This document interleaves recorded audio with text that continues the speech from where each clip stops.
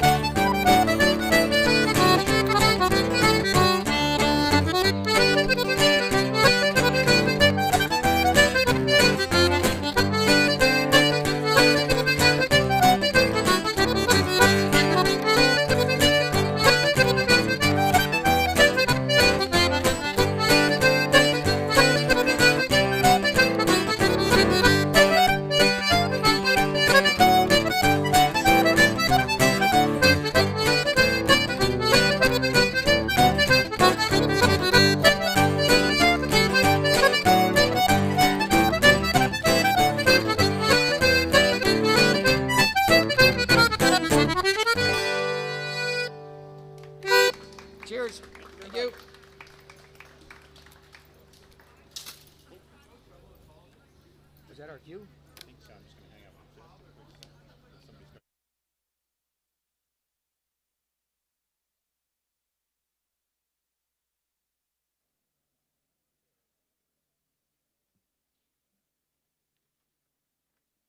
Good morning, everyone.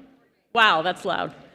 Welcome to Bloomsday 2022. Can I get a round of applause?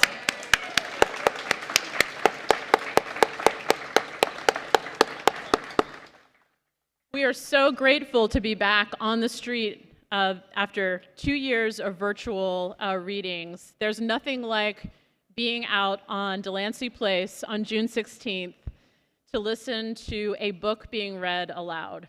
And I think we all could use a little bit of that right now. And I think that today is a great celebration of literature, of Irish literature, of the Rosenbach, and of Philadelphia. So thank you all for coming today. Before we get started, by the way, I'm Kelsey Bates. I'm the director of the Rosenbach. Thank you. I want to thank a few people before we get started. First of all, I want to thank Lenny Steiner, who is our Bloomsday chair. Lenny, thank you. I want to thank our musicians that you were just listening to, Darren Kelly and John McGillian.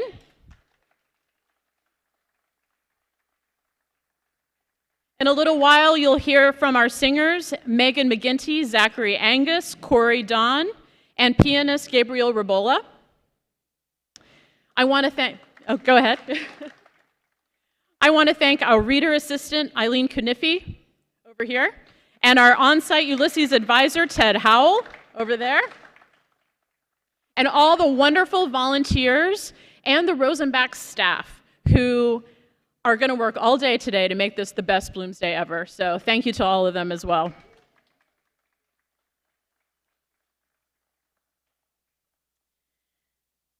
I'm going to introduce the first three readers now. We are going to bring back a tradition that we've had for a long time, which is Judy Guston, our curator and senior director of collections, is going to read from the Odyssey. And following her, we will launch right into Ulysses with two very special readers. We have Helena Nolan, who is the General Consul of Ireland, and Andrew Byrne, the Deputy Consul General of Ireland. And we're so excited to have them here. Let's give them a round of applause.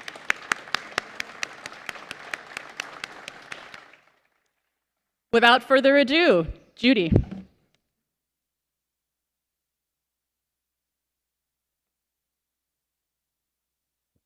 Thanks, Kelsey. I'm just going to lower this to my size here. In a minute, I'm going to read to you the Invocation of the Muse from the Odyssey, one of Joyce's primary inspirations for his epic novel, Ulysses. But I would like to invite you all sometime during the day to visit our 3-gallery exhibition called 18 Reasons to Read Ulysses. It's for everyone, those who have not read the novel, and particularly you, and those who are quite familiar with it. We have 191 artifacts up there, including everything from a selection of pages from Joyce's, the only complete manuscript of Joyce's Ulysses, which lives here with us at the Rosenbach, and also all the way up to contemporary art. So I hope you have the time today to go visit or come back another time and do so. We have curatorial walkthroughs at 1:45 and 3:20 that'll last about 20 minutes. So I hope some of you will join us for those walkthroughs with me and with my co-curator, Alex Ames. And now the Invocation of the Muse. Andromoi enape musa polutropon hos malapola planthe, epitroies hieron toliathrana perse. Polant anthroponiden astia kai noan egno, polodogen pantoi pathen algia hon katathumon, arnumenos hete psukein kai noston etiron. Alud hosataros erosato hiamenos per, auton gars veteraisen atas laliaisen olanto, nepioi, hoi katabus superionos aelioio estheon. Autar hotoisen aphelitonos demon amar. Ton hamothengatha a thugater dios, epe kai haman. Enth alaiman pantes, hosoi fugone ponolethron oikoie san, Limante perfugates edithalasan, tondion nostu kukremenon edignaikos, nymphe potni eruke calypso, diatheaon, in spacey glaphoroisi lila omenikos in enai. Alhotide etos elte per pomenon eni auton, tohoi epiclosanto theoi, acandene esai eis Ithacane, ud entha pefugmenos ean athlon kai meta oisi philoisi. The oi della irona pontes nos vi pose da onos, hodas sperces mena einen antitha oi odusei, paros hein gaian hikesthai. Tell me, Muse, of the man versatile and resourceful who wandered many a sea mile after he ransacked Troy's holy city. Many the men whose towns he observed, whose minds he discovered. Many the pains in his heart he suffered, traversing the seaway, fighting for his own life and a way back home for his comrades. Not even so did he save his companions as much as he wished to, for by their own mad recklessness they were brought to destruction, childish fools. They decided to eat up the cows of the High Lord Helios. He then took from the men their day of returning. Even for us, holy daughter of Zeus, start there to recount this. Then were the others, whoever escaped from the sheer destruction, all in their homes, since they had escaped from the war in the deep sea. Only the one still yearned to go home, still wanted his women. Queenly Calypso, a nymph and illustrious goddess, was holding him in her spacious cavern. She wanted to make him her husband. But when the year came round and the course of the seasons revolving, wherein the gods had spun as his destiny, making the journey homeward to Ithaca, once he was there, he did not escape trials, even among his own friends. All the gods took pity upon him, all but Poseidon, who hated with deep, unquenchable anger godlike Odysseus until he arrived at last in his country.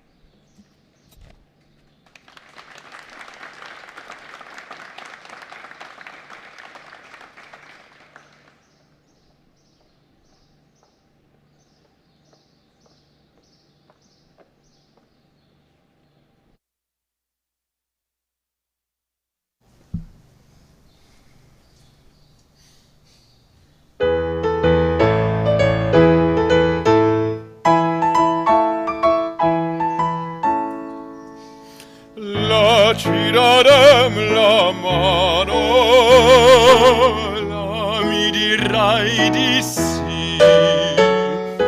Vieni, non è lontano, partiam ben mio da qui.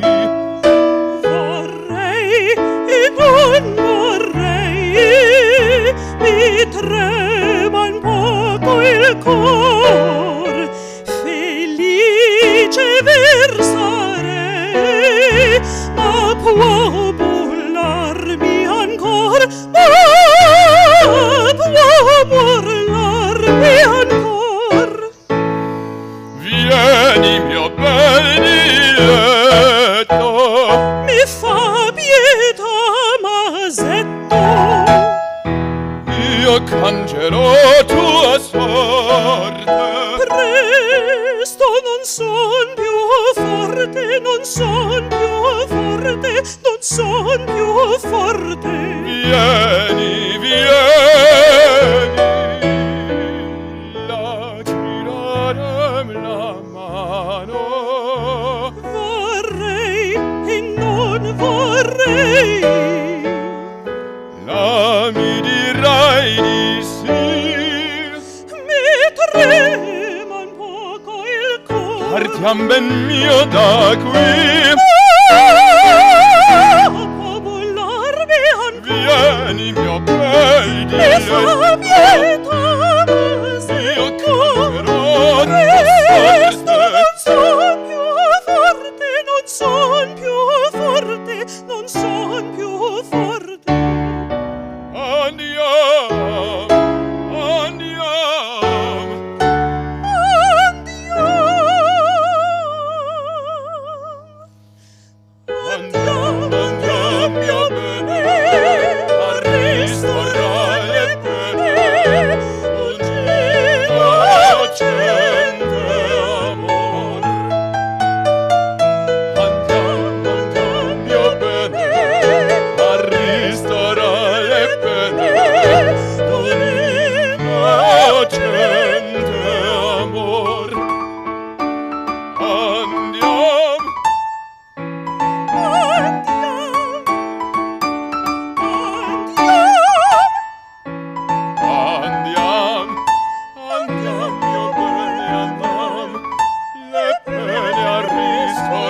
perdoni innocente amor.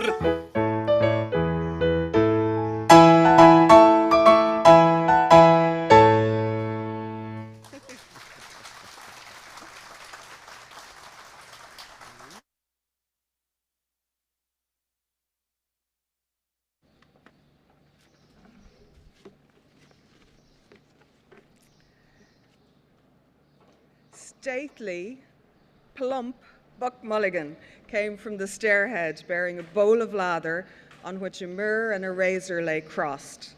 A yellow dressing gown, ungirdled, was sustained gently behind him on the mild morning air. He held the bowl aloft and intoned, "Introibo ad altare Dei." Halted, he peered down the dark, winding stairs and called out coarsely, "Come up, Kinch! Come up, you fearful Jesuit!" Solemnly, he came forward and mounted the round gun rest. He faced about and blessed gravely thrice the tower, the surrounding land, and the awakening mountains. Then, catching sight of Stephen Dedalus, he bent towards him and made rapid crosses in the air, gurgling in his throat and shaking his head. Stephen Dedalus, displeased and sleepy, leaned his arms on the top of the staircase and looked coldly at the shaking, gurgling face that blessed him, equine in its length, and at the light, untonsured hair, grained and hued like pale oak. Buck Mulligan peeped an instant under the mirror and then covered the bowl smartly. "Back to barracks," he said sternly. He added in a preacher's tone, "For this, O dearly beloved, is the genuine Christine, body and soul and blood and ouns. Slow music, please. Shut your eyes, gents. One moment. A little trouble about those white corpuscles. Silence all." He peered sideways up and gave a long, slow whistle of call, then paused a while in rapt attention, his even white teeth glistening here and there with gold points. Chrysostomus. Two strong, shrill whistles answered through the calm. "Thanks, old chap," he cried briskly. "That will do nicely. Switch off the current, will you?" He skipped off the gun rest and looked gravely at his watcher, gathering about his legs the loose folds of his gown. The plump, shadowed face and sullen oval jowl recalled a prelate, patron of the arts in Middle Ages. A pleasant smile broke quietly over his lips. "The mockery of it," he said gaily. "Your absurd name, an ancient Greek." He pointed his finger in friendly jest and went over to the parapet, laughing to himself. Stephen Dedalus stepped up, followed him wearily halfway, and sat down on the edge of the gun rest, watching him still as he propped his mirror on the parapet, dipped the brush in the bowl, and lathered cheeks and neck. Buck Mulligan's gay voice went on, "My name is absurd too, Malachi Mulligan, 2 dactyls, but it has a Hellenic ring, hasn't it? Tripping and sunny, like the Buck himself. Oh, we must go to Athens. Will you come if I can get the aunt to fork out 20 quid? He laid the brush aside and, laughing with delight, cried, "Will he come, the jejune Jesuit?" Ceasing, he began to shave with care. "Tell me, Mulligan," Stephen said quietly. "Yes, my love? How long is Haynes going to stay in this tower?" Buck Mulligan showed a shaven cheek over his right shoulder. "God, isn't he dreadful," he said frankly. "A ponderous Saxon. He thinks you're not a gentleman. God, these bloody English. Bursting with money and indigestion. Because he comes from Oxford. You know, Dedalus, you have the real Oxford manner. He can't make you out. Oh, my name for you is the best. Kinch, the knife blade." He shaved warily over his chin. "He was raving all night about a Black Panther," Stephen said. "Where's his gun case?" Oh, a woeful lunatic, Mulligan said. Were you in a funk? I was, Stephen said with energy and growing fear. Out here, in the dark, with a man I don't know, raving and moaning to himself about shooting a black panther? You saved men from drowning. I'm not a hero, however. If he stays on here, I'm off. Buck Mulligan frowned at the lather on his razor blade. He hopped down from his perch, began to search his trouser pockets hastily. "Ah, scutter," he cried thickly.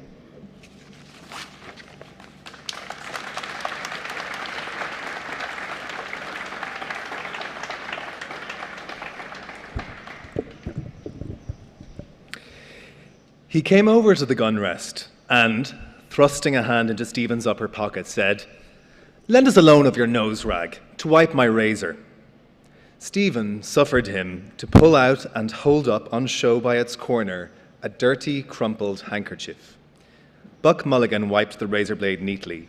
Then, gazing over the handkerchief, he said, "The bard's nose rag, a new art colour for our Irish poets, snot green. You can almost taste it, can't you?"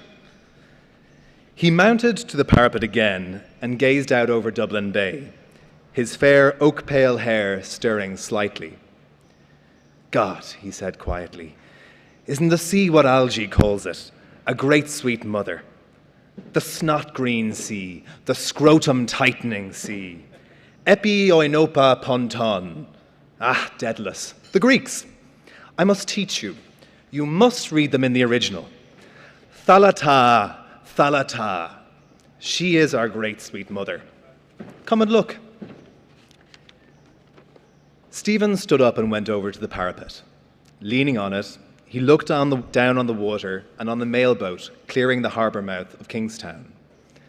"Our mighty mother," Buck Mulligan said. He turned abruptly, his grey searching eyes, from the sea to Stephen's face. "The aunt thinks you killed your mother," he said. "That's why she won't let me have anything to do with you." "Someone killed her," Stephen said gloomily. "You could have knelt down, damn it, Kinch, when your dying mother asked you," Buck Mulligan said. "I'm Hyperborean as much as you, but to think of your mother begging you with her last breath to kneel down and pray for her, and you refused. There is something sinister in you." He broke off and lathered again lightly his farther cheek. A tolerant smile curled his lips. "But a lovely mummer," he murmured to himself. "Kinch, the loveliest mummer of them all." He shaved evenly and with care, in silence, seriously. Stephen, an elbow rested on the jagged granite, leaned his palm against his brow and gazed at the fraying edge of his shiny black coat sleeve. Pain that was not yet the pain of love fretted his heart. Silently, in a dream, she had come to him after her death, her wasted body within its loose brown grave clothes giving off an odour of wax and rosewood. Her breath that had bent upon him, mute, reproachful, a faint odour of wetted ashes. Across the threadbare cuff edge, he saw the sea, hailed as a great sweet mother by the well-fed voice beside him. The ring of bay and skyline held a dull green mass of liquid. A bowl of white china had stood beside her deathbed, holding the green sluggish bile which she had torn up from her rotting liver by fits of loud groaning vomiting. Buck Mulligan wiped again the razor blade. "Ah, poor dog's body," he said in a kind voice. "I must give you a shirt and a few nose rags. How are the second-hand breeks?" "They fit well enough," Stephen answered. Buck Mulligan attacked the hollow beneath his underlip. "The mockery of it," he said contentedly. "Second leg they should be. God knows what poxy-bowsy left them off. I have a lovely pair with a hair stripe, grey. You'll look spiffing in them. I'm not joking, Kinch. You look damn well when you're dressed." "Thanks," Stephen said. "I can't wear them if they are grey." He can't wear them, Buck Mulligan told his face in the mirror, Etiquette is etiquette. He kills his mother, but he can't wear grey trousers.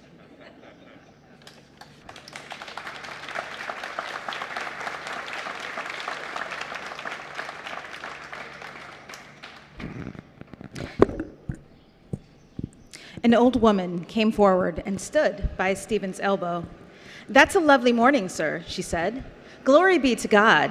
"To whom?" Mulligan said, glancing at her. "Ah, to be sure." Stephen reached back and took the milk jug from the locker. "The islanders," Mulligan said to Haynes casually, speaking frequently to the collector of prepuces. "How much, sir?" asked the old woman. "A quart," Stephen said. He watched her pour into the measure and thence into the jug rich white milk, not hers, old shrunken paps. She poured again a measureful and a tilly. Old in secret, she had pouring it out. She had entered from a morning world, maybe a messenger. She praised the goodness of the milk, pouring it out, crouching by a patient cow at daybreak in the lush field, a witch on her toadstool, her wrinkled fingers quick at the squirting dugs. They lowed about her when they knew dew silky cattle, silk of the kine and the poor old woman, names given to her in old times. A wandering crone, lowly form of an immortal serving her conqueror, and her gay upbraid, whether he could not tell, but scorned to beg her favor. "It is indeed, ma'am," Buck Mulligan said, pouring milk into their cups. "Taste it, sir," she said. "If we could live on good food like that," he said to her somewhat loudly, "we wouldn't have the country full of rotten teeth and rotten guts, living in bog swamp, eating cheap food and the streets paved with dust, horse dung, and consumptive spits." "Are you a medical student, sir?" the old woman asked. "I am, ma'am," Buck Mulligan answered. "Look at that now," she said.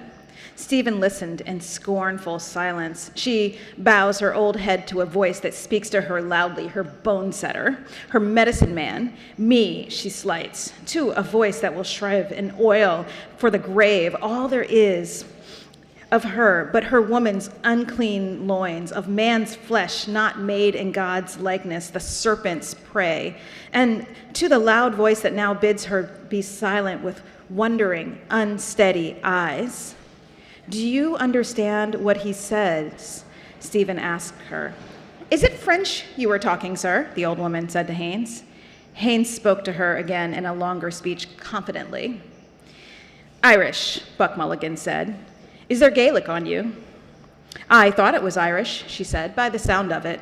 Are you from the West, sir?" "I am an Englishman," Haynes answered. "He's English," Buck Mulligan said, "and he thinks we ought to speak Irish in Ireland."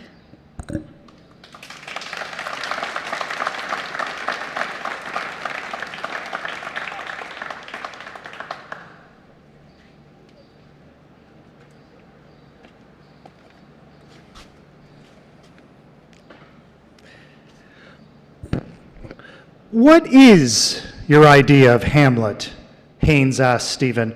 No, Buck Mulligan shouted in pain. "I'm not equal to Thomas Aquinas and the 55 reasons he has made out to prop it up. Wait till I have a few pints in me first." He turned to Stephen, saying as he pulled down neatly the peaks of his primrose waistcoat, "You couldn't manage it under 3 pints, Kinch, could you?" "It has waited so long," Stephen said listlessly. "It can wait longer."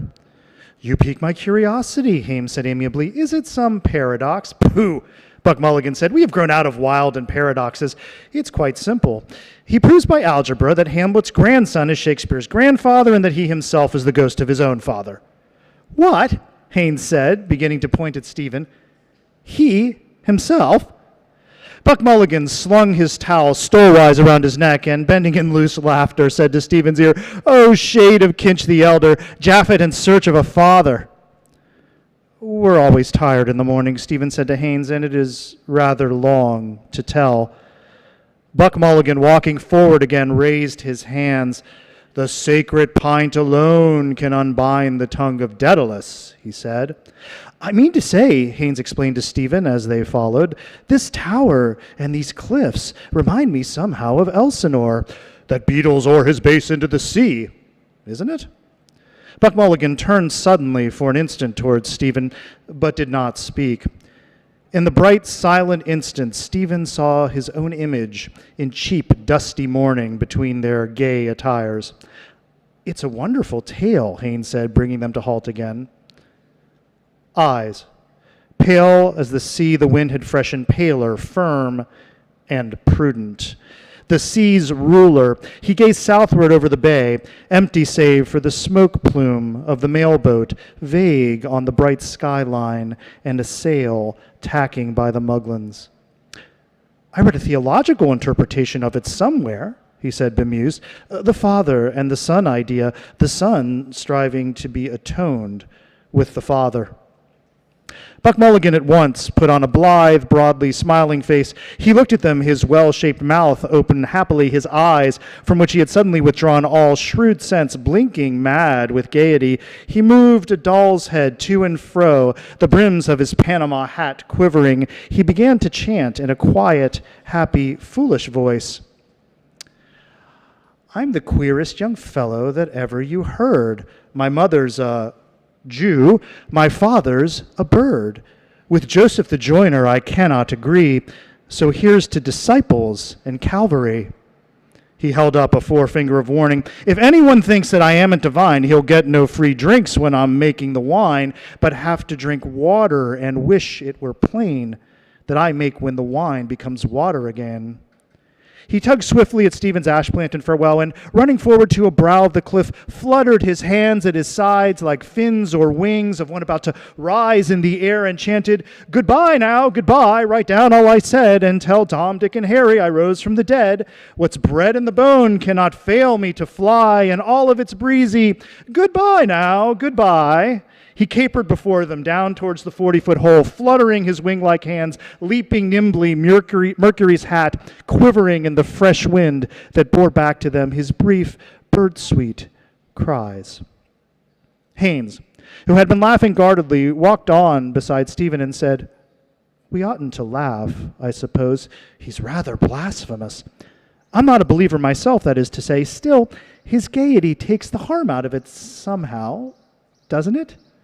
What did he call it? Joseph the joiner?" "The ballad of joking Jesus," Stephen answered. "Oh," Haynes said, "have you heard it before?" "3 times a day after meals," Stephen said dryly. "You're not a believer, are you?" Haynes said. "I mean, a believer in the narrow sense of the word, creation from nothing and miracles and a personal God." "There's only one sense of the word, it seems to me," Stephen said.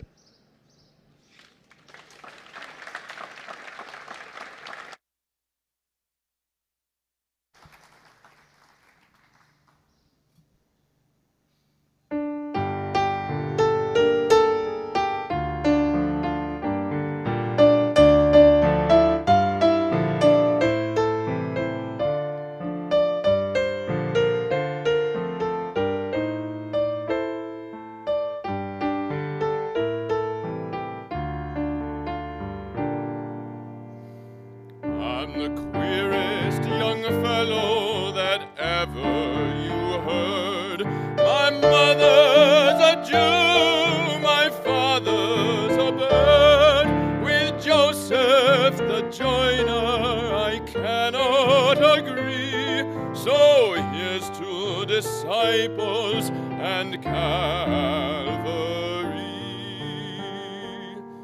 If anyone thinks that I ain't divine, he'll get no free drinks when I'm making the wine, but have to drink water and wish it were plain that I make when the wine becomes water again. Goodbye now, goodbye, write down all I said, and tell Tom, Dick, and Harry I rose from the dead. What's bred in the bone cannot withheld me to fly, and Olivet's breezy. Goodbye now, goodbye.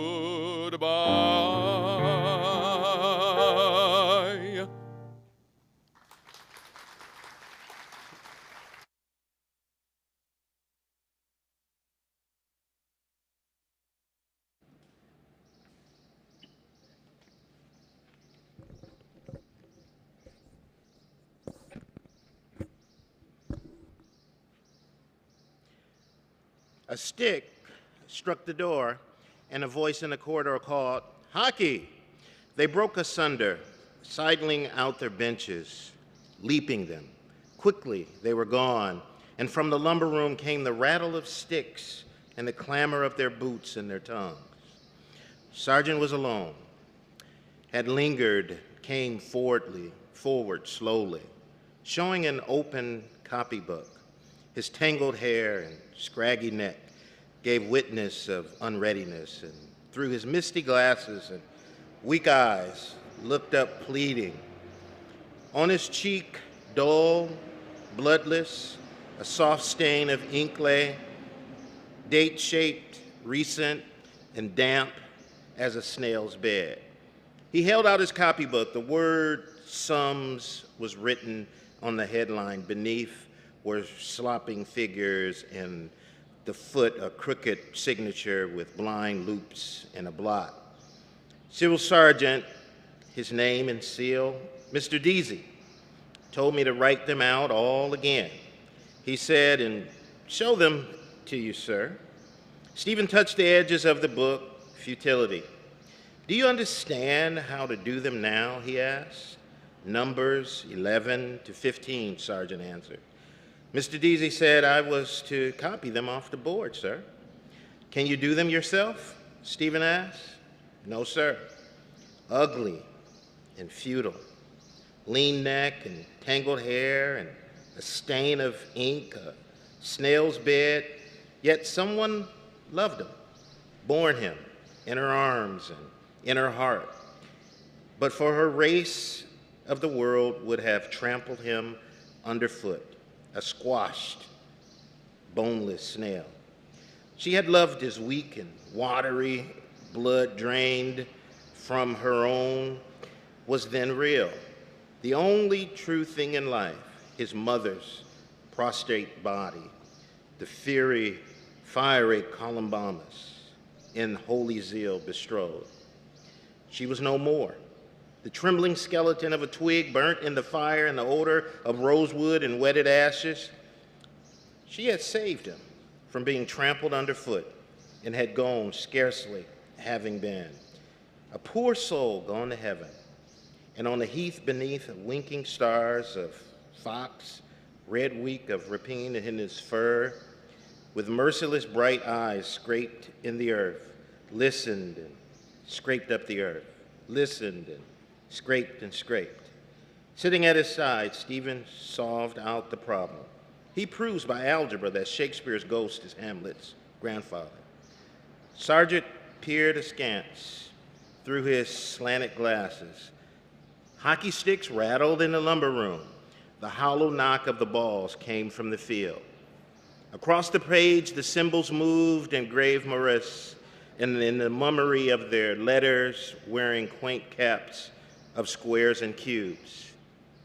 Give hands traverse, bow to partner, so imps of fancy of the moors. Gone too from the world, Avros and Moses, Maimonides, dark and movement, flashing in their mocking mirrors, the obscure soul of the world, a darkness shining in brightness, which brightness could not be comprehended. Do you understand now? Can you work the second for yourself? Yes, sir.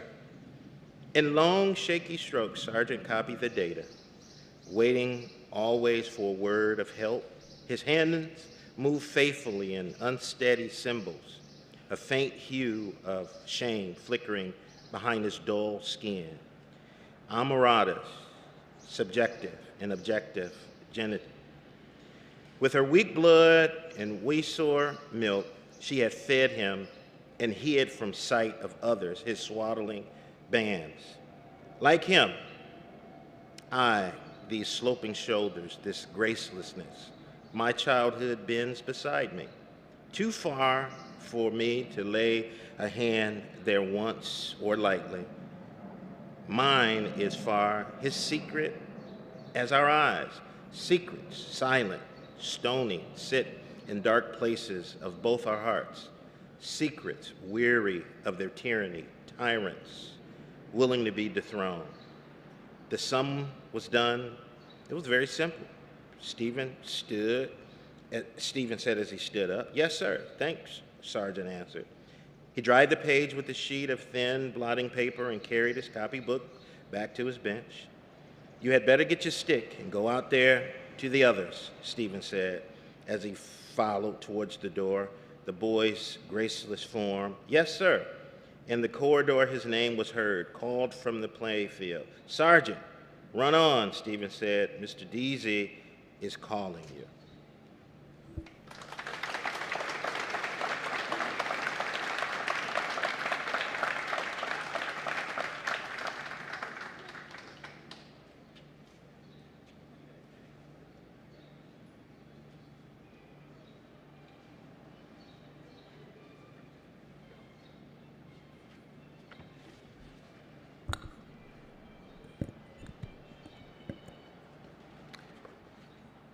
Stale, smoky air hung in the study with the smell of drab, abraded leather of its chairs. As on the first day he bargained with me here. As it was in the beginning is now. On the sideboard, the tray of Stuart coins, base treasure of a bog, and ever shall be. And snug in their spoon case of purple plush, faded the 12 apostles, having preached to all the Gentiles, world without end.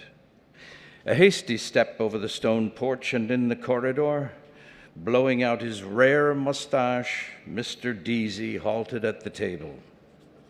"First, our little financial settlement," he said. He brought out of his coat a pocketbook bound by a leather thong.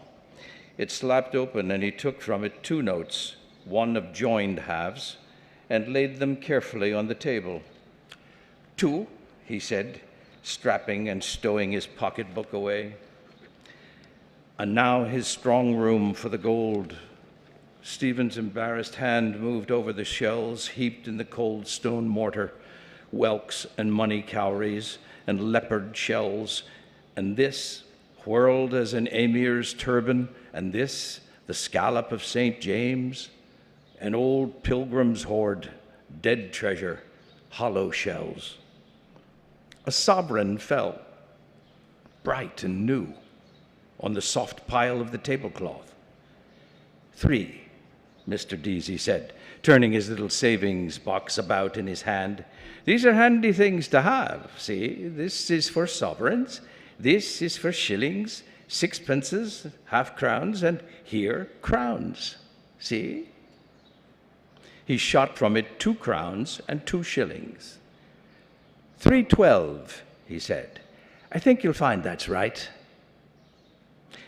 "Thank you, sir," said Stephen, gathering the money together with shy haste and putting it all in the pocket of his trousers. "No thanks at all," Mr. Deasy said. "You have earned it." Stephen's hand, free again, went back to the hollow shells, symbols too of beauty and of power. "A lump in my pocket, symbols soiled by greed and misery." "Don't carry it like that," Mr. Deasy said. "You'll pull it out somewhere and lose it. You just buy one of these machines. You'll find them very handy." "Answer something." "Mine would often be empty," Stephen said. "The same room and hour, the same wisdom, and I the same. 3 times now. 3 nooses round me here. Well, I can break them in this instant if I will." "Because you don't save," Mr. Deasy said, pointing his finger. "You don't know yet what money is. Money is power. When you have lived as long as I have, I know. If youth but knew. But what does Shakespeare say? Put but money in thy purse." "Iago," Stephen murmured. He lifted his gaze from the idle shells to the old man's stare. "He knew what money was," Mr. Deasy said. "He made money. A poet, yes, but an Englishman too. Do you know what is the pride of the English? Do you know what is the proudest word you will ever hear from an Englishman's mouth?" "The sea's ruler," His sea-cold eyes looked on the empty bay. It seems history is to blame, on me and my words, unhating. That on his empire, Stephen said, the sun never sets. Bah, Mr. Dees, he cried. That's not English. A French Celt said that. He tapped his savings box against his thumbnail. I will tell you, he said solemnly, what his proudest boast is. I paid me way. Good man, good man. I paid my way. I never borrowed a shilling in my life. Can you feel that? I owe nothing. Can you? Mulligan, £9, 3 pairs of socks, 1 pair brogues, ties. Curran, 10 guineas. McCann, 1 guinea. Fred Ryan, 2 shillings. Temple, 2 lunches. Russell, 1 guinea. Constance, 10 shillings. Bob Reynolds, half a guinea. Kohler, 3 guineas. Mrs. McKernan, 5 weeks board. The lump I have is useless. For the moment, no, Stephen answered. Mr. Deasy laughed with rich delight, putting back his savings box. I knew you couldn't, he said joyously, but one day you must feel it. We are a generous people, but we must also be just. I feared those big words, Stephen said, which make us so unhappy.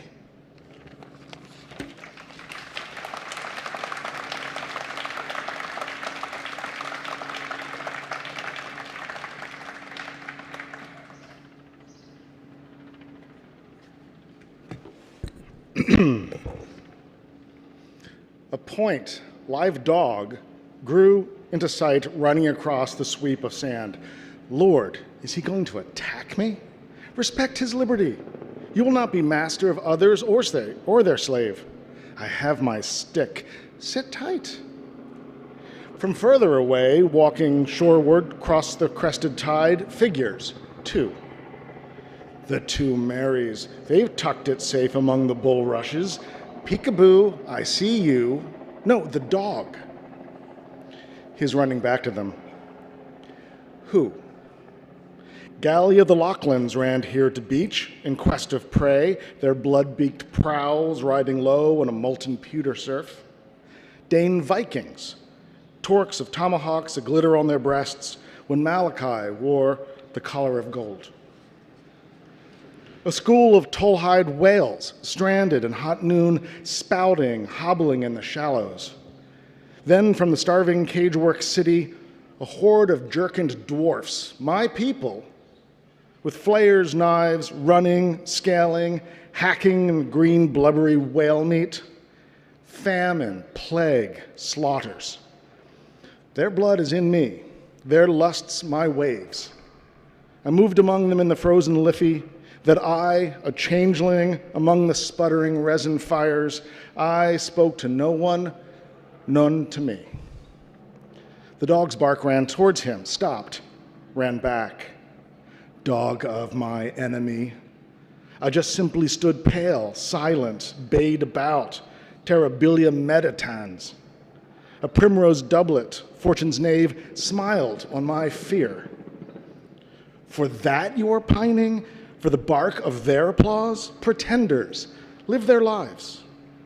The Bruce's brother, Thomas Fitzgerald, Silken Knight, Perkin Warbeck, false scion in breeches of silk of white rose ivory, wonder of a day, and Limbert Simnel with a tale of nans and sutlers, a scullion crowned, all kings' sons. Paradise of pretenders then and now. He saved men from drowning, and you shake at a cur's yelping? But the courtiers who mocked Guido in Orsan Michel, they were in their own house of, we don't want your medieval abstruosities. Would you do what he did? A boat would be near, a lifebuoy, naturalic, put there for you. Would you or would you not? The man that was drowned 9 days ago off Maiden Rock. They're waiting for him now. The truth, spit it out. I would want to. I would try. I am not a strong swimmer. Water, cold, soft. When I put my face into it in a basin and Kim glows, can't see, who's behind me? Out, quickly, quickly. Do you see the tide flowing quickly in on all sides, sheeting the lows of sand quickly, shell, cocoa-colored? If I had land under my feet, I want his life still to be his, mine to be mine. A drowning man. His human eyes scream out of the horror of his death. With him, together, down, I could not save her. Waters, bitter death, lost.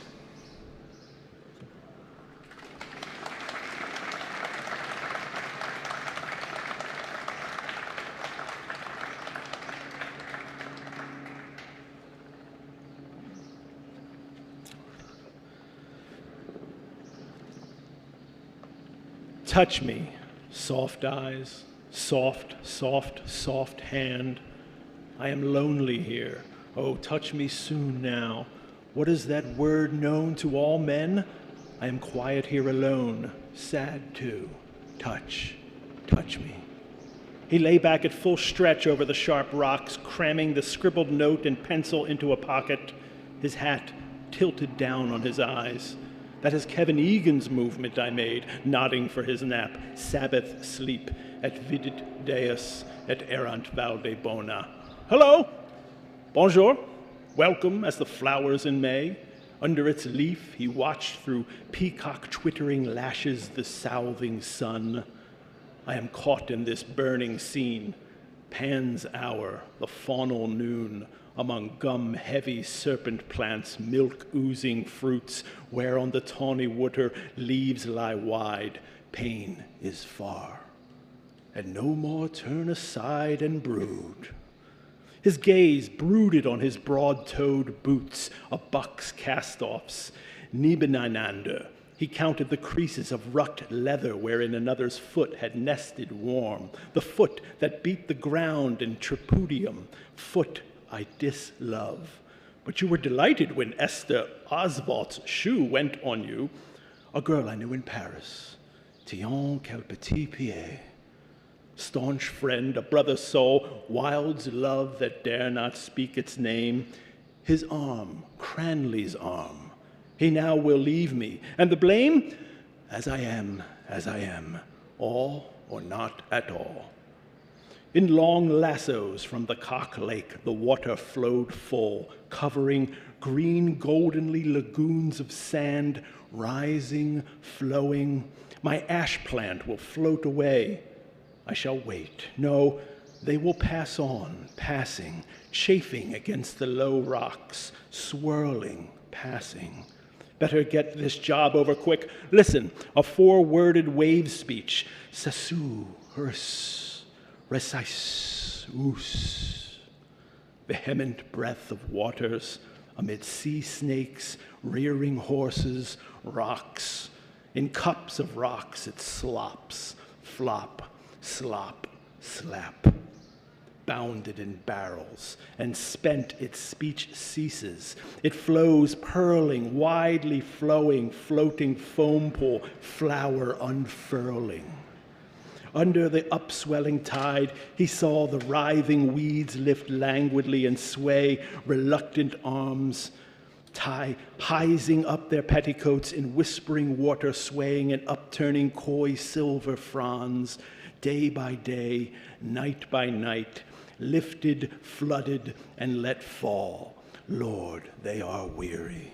And whispered, too, they sigh. St. Ambrose heard it, sighs of leaves and waves, waiting, awaiting the fullness of their times.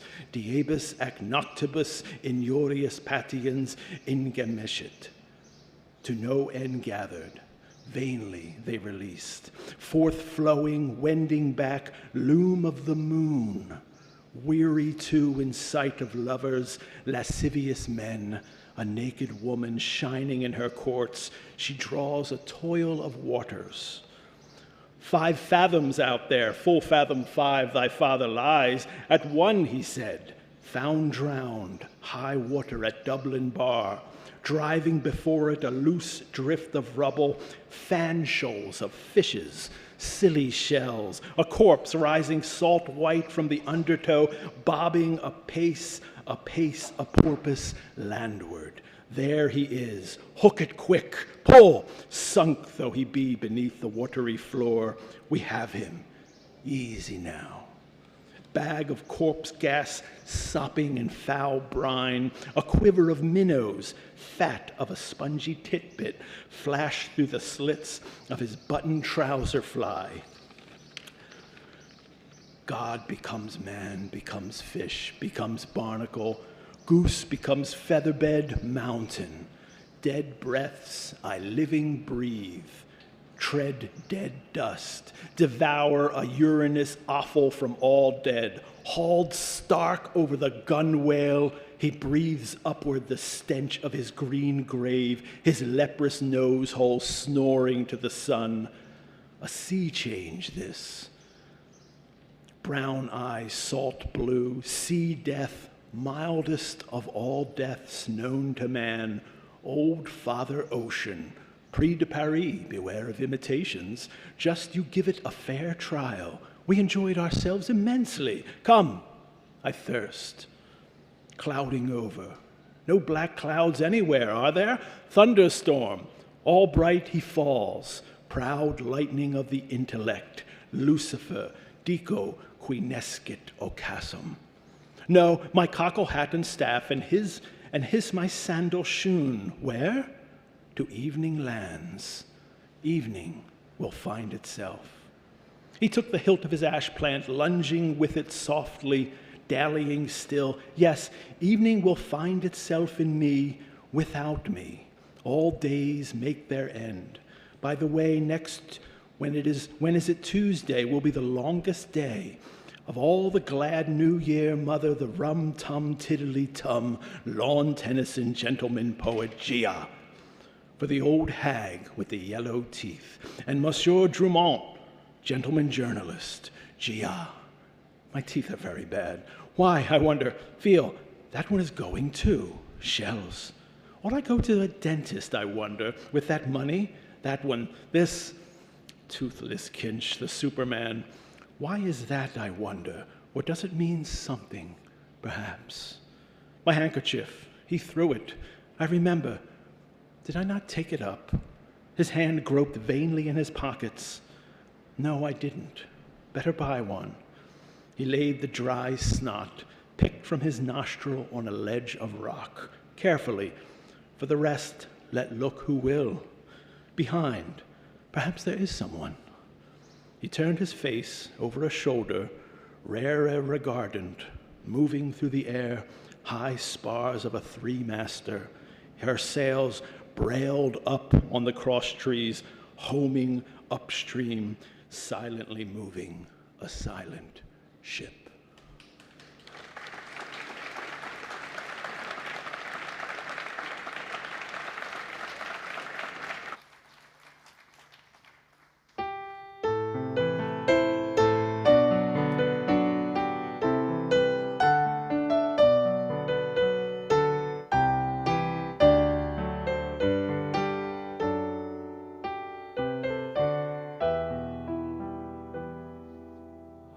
And oh,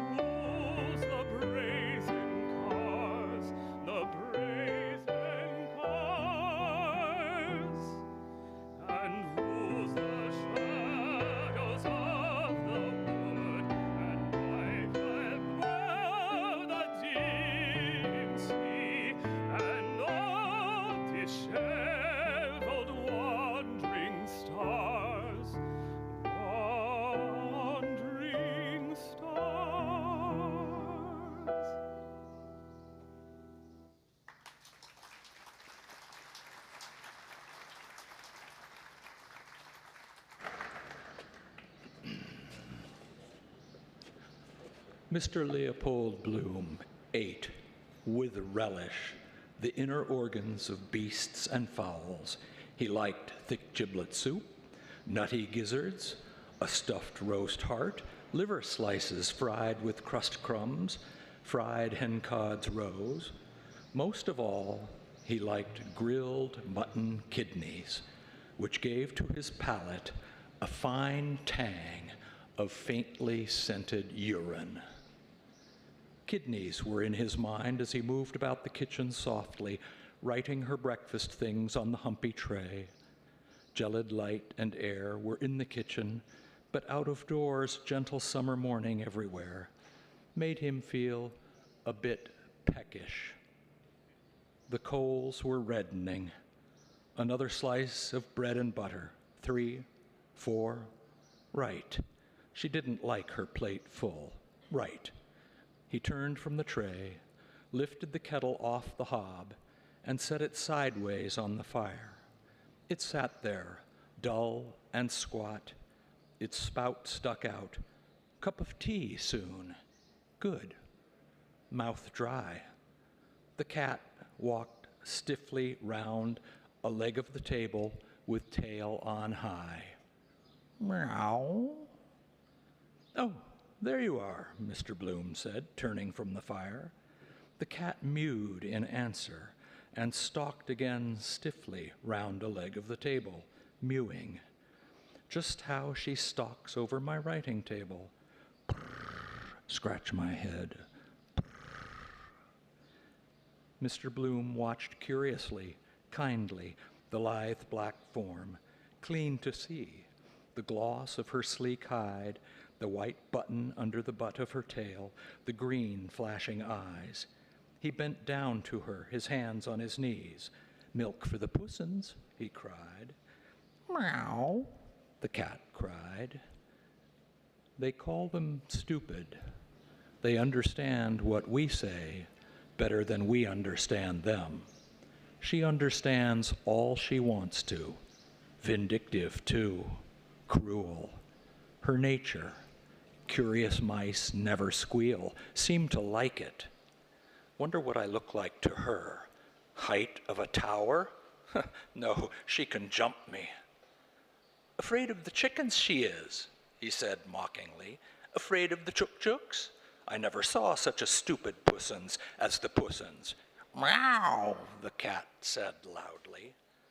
She blinked up out of her avid shame-closing eyes, mewing plaintively and long, showing him her milk-white teeth. He watched the dark eye slits narrowing with greed till her eyes were green stones. Then he went to the dresser, took the jug Hanlon's milkman had just filled for him, poured warm bubbled milk on a saucer, and set it slowly on the floor. Grrr, she cried, running to lap. He watched the bristles shining wirily in the weak light as she tipped 3 times and licked lightly. Wonder, is it true if you clip them they can't mouse after? Why? They shine in the dark, perhaps, the tips. Or kind of feelers in the dark, perhaps. He listened to her licking lap. Ham and eggs. No good eggs with this drouth. Want pure fresh water. Thursday. Not a good day either for a mutton kidney at Buckley's, fried with butter, a shake of pepper. Better a pork kidney at Lugash's. While the kettle is boiling, she lapped slower, then licking the saucer clean. Why are their tongues so rough? To lap better, all porous holes. Nothing she can eat? He glanced round him. No. On quietly creaky boots, he went up the staircase to the hall, paused by the bedroom door. She might like something tasty. Thin bread and butter she likes in the morning. Still, perhaps, once in a way. He said softly in the bare hall, I'm going round the corner, be back in a minute. And when he had heard his voice say it, he added, You don't want anything for breakfast? A sleepy, soft grunt answered, No, she didn't want anything. He heard then a warm, heavy sigh, softer, as she turned over and the loose brass quoits of the bedstead jingled. Must get those settled, really. Pity, all the way from Gibraltar. Forgotten any little Spanish she knew. Wonder what her father gave for it. Old style. Ah, yes, of course. Bought it at the governor's auction. Got a short knock, hard as nails at a bargain, old Tweedy. Yes, sir, at Plevna that was. I rose from the ranks, sir, and I'm proud of it. Still, he had brains enough to make that corner in stamps. Now that was far-seeing.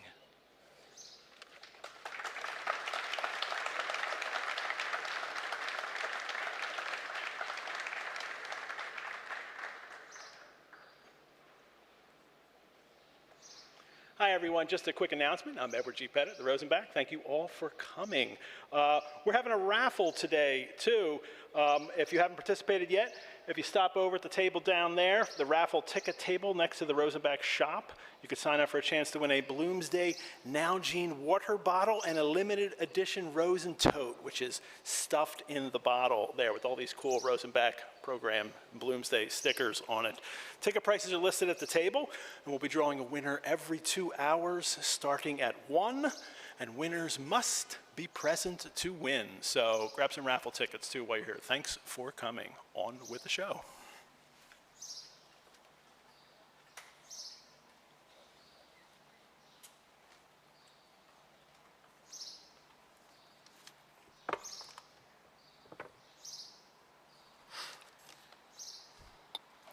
Two letters and a card lay on the hall floor.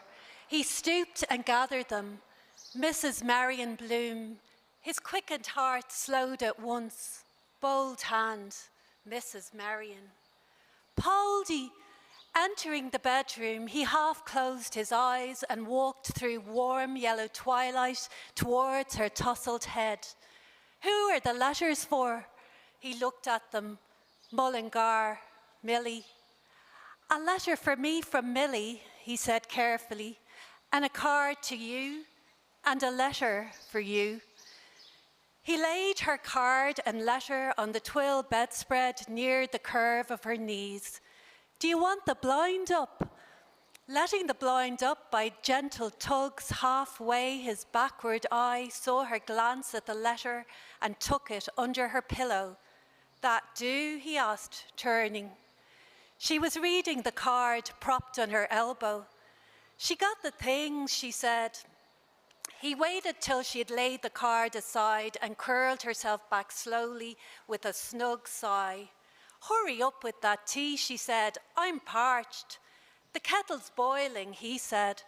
But he delayed to clear the chair, her striped petticoat, toss-soiled linen, and lifted all in an armful onto the foot of the bed. As he went down the kitchen stairs, she called again, Poldy. What? Scald the teapot. On the boil, sure enough, a plume of steam from the spout. He scalded and rinsed out the teapot and put in 4 full spoons of tea, tilting the kettle then to let the water flow in. Having set it to draw, he took off the kettle, crushed the pan flat on the live coals, and watched the lump of butter slide and melt. While he unwrapped the kidney, the cat mewed hungrily against him. Give her too much meat, she won't mouse. Say they won't eat pork, kosher.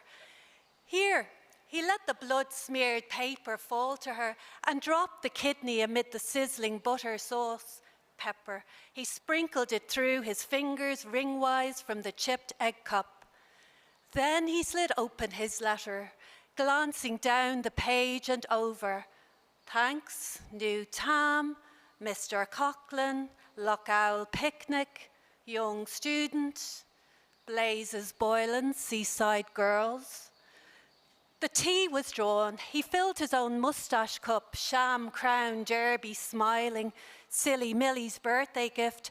Only 5 she was then. No, wait, 4. I gave her the ambroid necklace she broke, putting pieces of folded brown paper in the letterbox for her. He smiled, pouring, Oh, Millie Bloom, you are my darling. You are my looking glass from night to morning. I'd rather have you without a farthing than Katie Keogh with her ass and garden. Poor old Professor Goodwin, dreadful old case. Still he was a courteous old chap, old-fashioned way he used to bow Molly off the platform. And the little mirror in his silk hat, the night Molly brought it into the parlour. Oh, look what I found in Professor Goodwin's hat. All we laughed. Sex breaking out even then, pert little piece she was. He prodded a fork into the kidney and slapped it over, then fitted the teapot on the tray. Its hump bumped as he took it up. Everything on it, bread and butter, sugar, spoon, her cream. Yes, he carried it upstairs, his thumb hooked in the teapot handle. Nudging the door open with his knee, he carried the tray in and set it on the chair by the bedhead. What a time you were, she said. She set the brasses jingling as she raised herself briskly, an elbow on the pillow. He looked calmly down on her bulk and between her large, soft bubs, sloping within her nightdress like a she-goat's udder. The warmth of her couched body rose on the air, mingling with the fragrance of the tea she poured. Thank you.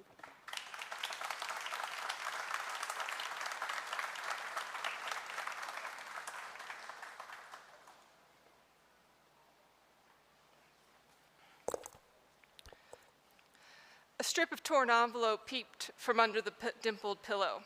In the act of going, he stayed to straighten the bedspread. Who was the letter from? He asked, bold hand. Marion. Oh, Boylan, she said. He's bringing the program. What are you singing?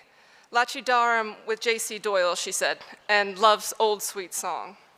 Her full lips, drinking, smiled. Rather stale smell that incense leaves next day, like foul flower water. Would you like the window open a little? She doubled a slice of bread into her mouth, asking, what time is the funeral? 11, I think, he answered. I didn't see the paper.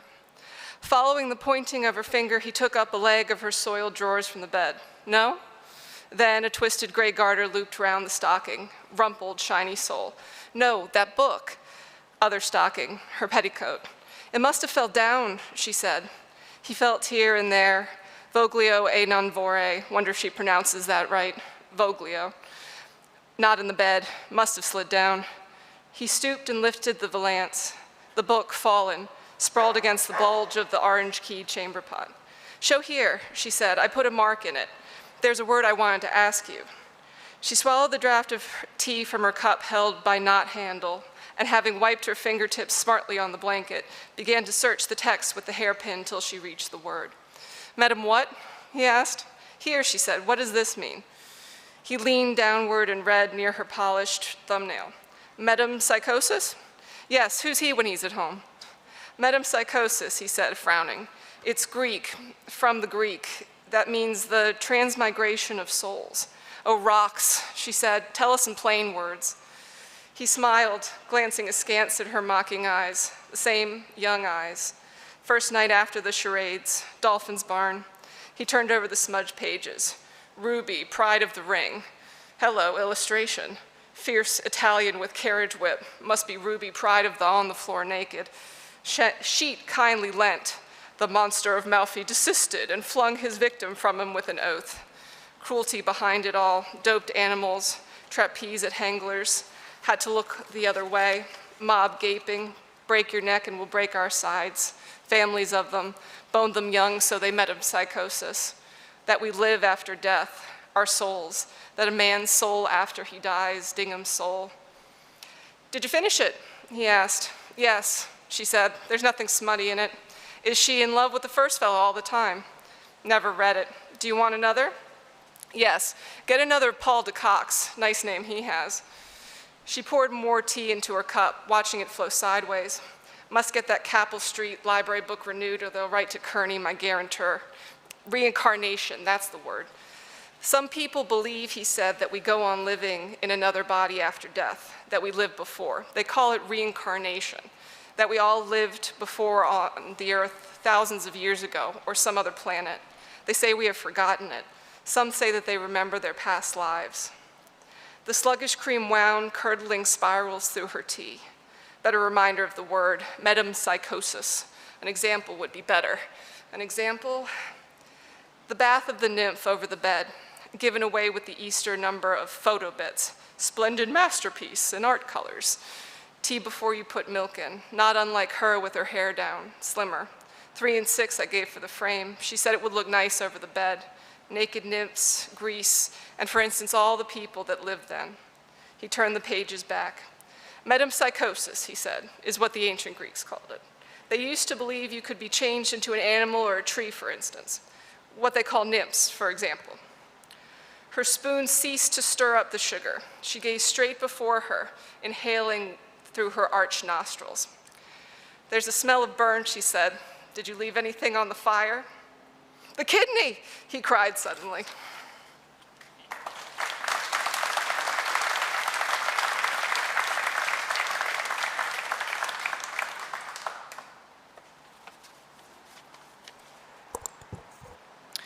He fitted the book roughly into his inner pocket and, stubbing his toes against the broken commode, hurried out towards the smell, stepping hastily down the stairs with a flurried stork's legs. Pungent smoke shot up in an angry jet from the side of the pan. By prodding a prong of the fork under the kidney, he detached it and turned it, turtle, on its back. Only a little burnt. He tossed it off the pan onto a plate and let the scanty brown gravy trickle over it. Cup of tea now. He sat down, cut and buttered a slice of the loaf. He shore away the burnt flesh and flung it to the cat. Then he put a forkful in his mouth, chewing with discernment the toothsome, pliant meat. Done to a turn, a mouthful of tea. Then he cut away dies of bread, sopped one in the gravy and put it in his mouth. What was that about some young student and a picnic? He creased out the letter at his side, reading it slowly as he chewed, sopping up another die of bread in the gravy and raising it to his mouth. Dearest Palpy, thanks ever so much for the lovely birthday present. It suits me splendid. Everyone says I'm quite the belle in my new time. I've got Mommy's lovely box of creams and I'm writing. They are lovely. I'm getting on swimming in the photo business now. Mr. Colgan took one of me, and Mrs. will send one developed. We did a great biz yesterday. Fair day and all the beef and the heels were in. We're going over to Loch Owl on Monday with a few friends to make a scrap picnic. Give my love to Mummy and to yourself a big kiss and thanks. I hear them at the piano downstairs. There's going to be a concert at Granville Arms on Saturday. There's a young student comes here some evenings named Bannon. His cousins or something are big swells and he sings Boylan's. I was on the pop of writing Blaze's Boylan's, song about the seaside girls. Tell him Silly Millie sends my best respects. I must close now with my fondest love. Your fond daughter, Millie. P.S. Excuse bad writing, I'm in a hurry. Bye-bye, M. 15 yesterday. Curious, 15th of the month, too. Her birthday's away from home. Separation. Remember the summer morning she was born, running to knock up Miss Thornton in Denzel Street. Jolly old woman. Lots of babies she must have helped into the world. She knew from the first poor little Rudy wouldn't live. Well, God is good, sir. She knew it once. He would be 11 now if he had lived. His vacant face stared pityingly at the postscript. Excuse bad writing. Harry. Piano downstairs. Coming out of her shell. Row with her in the XL Cafe about the bracelet. Wouldn't eat her cakes or speak or look. Sauce box. He sopped up the other dies of bread in the gravy and ate piece after piece of kidney. 12 and 6 a week. Not much. Still, she might do worse. Music hall stage, young student. He drank a draught of cooler tea to wash down his meal, and he read the letter again, twice. Oh well, she knows how to mind herself, but if not, no, nothing has happened. Of course it might. Wait in any case until it does. Wild piece of goods, her slim legs running up the staircase. Destiny. Ripening now. Vain, very.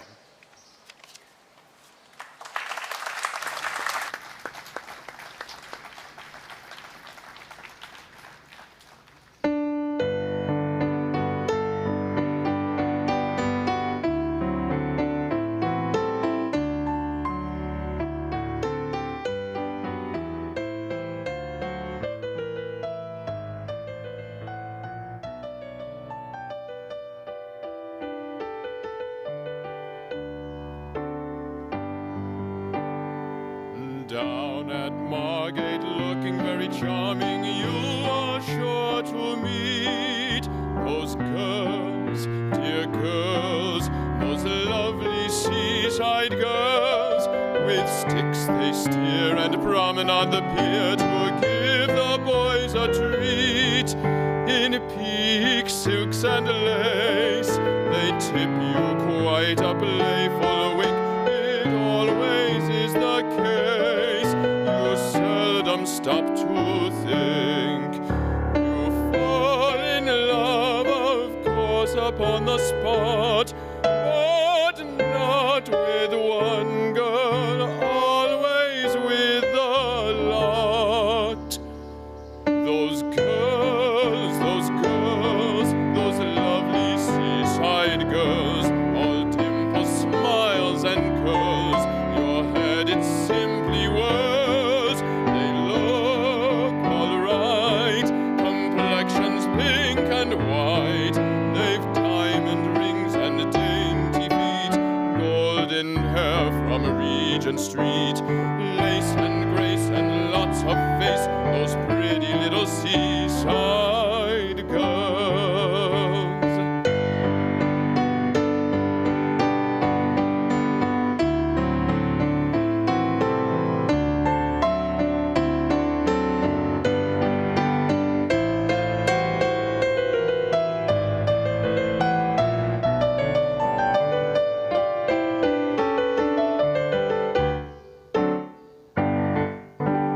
Down at Margate, looking very charming, you are sure to meet those girls, dear girls, those lovely seaside girls.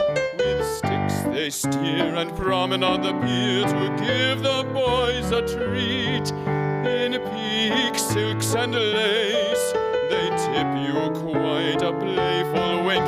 It always seems the case, you seldom stop to think. You fall in love, of course, upon the spot, but not with one girl, always with the lot. Those girls, those lovely seaside girls, all dimples, smiles, and curls. Your head, it simply whirls. They look all right, complexions pink and white. They've diamond rings and dainty feet, golden hair from Regent Street, lace and grace and lots of face. Those pretty little seaside girls.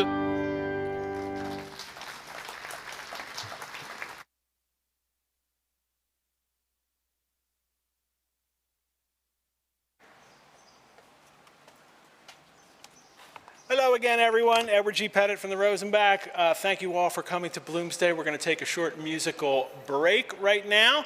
Just a reminder that we have the raffle going on. You can buy your raffle tickets over at the table there to win a Bloomsday Nalgene water bottle and a limited edition Rosentote. And the food and drink vendors. Attic Brewing is open for business down here. Federal Donuts is down there. And the Bake and Bacon food truck is here. I think you might find me at the bacon truck, so can't have too much bacon. Thank you all for coming, and enjoy the music.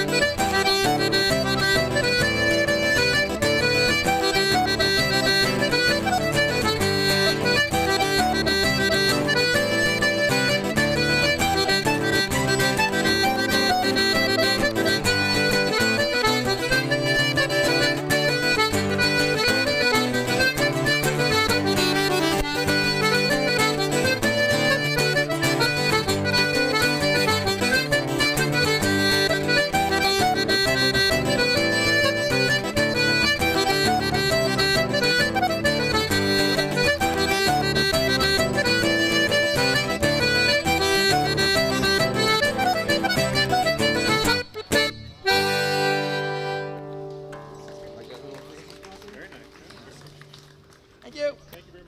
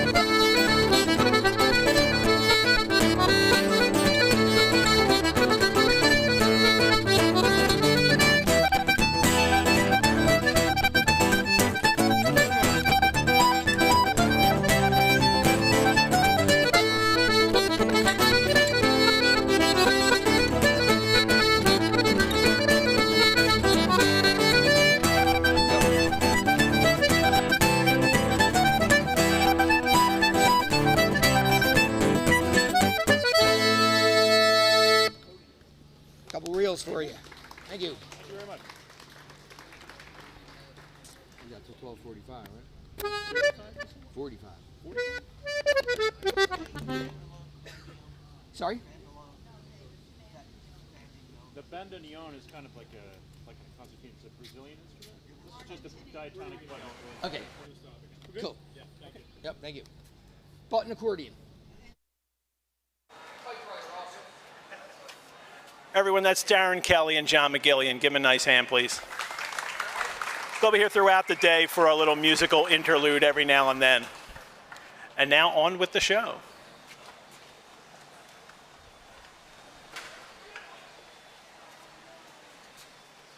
A flower.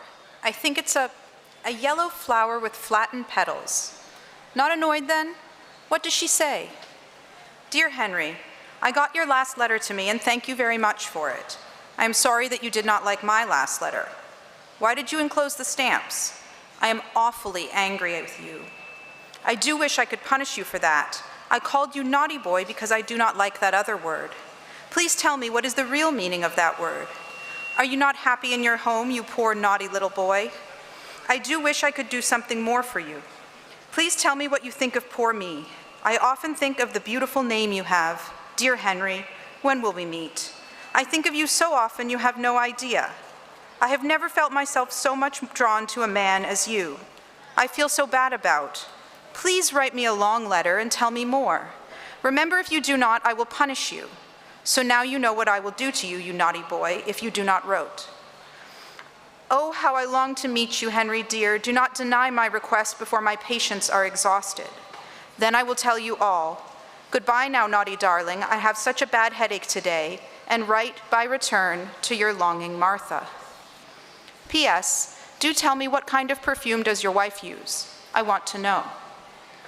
He tore the flower gravely from its pinhold, smelt its almost no smell, and placed it in his heart pocket. Language of flowers. They like it because no one can hear, or a poison bouquet to strike him down. Then, walking slowly forward, he read the letter again, murmuring here and there a word. Angry tulips with you, darling man-flower, punish your cactus if you don't, please forget me not. How I long violets to dear roses when we soon anemone meet all naughty nightstock wife Martha's perfume. Having read it all, he took it from the newspaper and put it back in his side pocket. Weak joy opened his lips. Changed since the first letter. Wonder did she wrote it herself. Doing the indignant, a girl of good family like me, respectable character. Could meet one Sunday after the rosary. Thank you, not having any. Usual love scrimmage. Then running round corners, bad as a row with Molly. Cigar has a cooling effect. Narcotic. Go further next time. Naughty boy, punish, afraid of words, of course. Brutal, why not? Try it anyhow, a bit at a time. Fingering still the letter in his pocket, he drew the pin out of it. Common pin, eh? He threw it on the road. Out of her clothes somewhere, pinned together. Queer the number of pins they always have. No roses without thorns.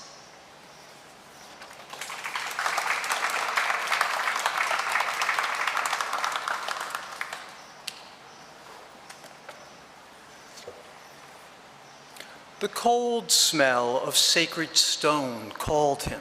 He trod the worn steps, pushed the swing door, and entered softly by the rear. Something going on, some sodality. Pity's so empty. Nice, discreet place to be next some girl. Who is that, my neighbor? Jammed by the hour to slow music. That woman at midnight mass. Seventh heaven. Women knelt in the benches with crimson halters round their necks, heads bowed. A batch knelt at the altar rails. The priest went along by them, murmuring, holding the thing in his hands.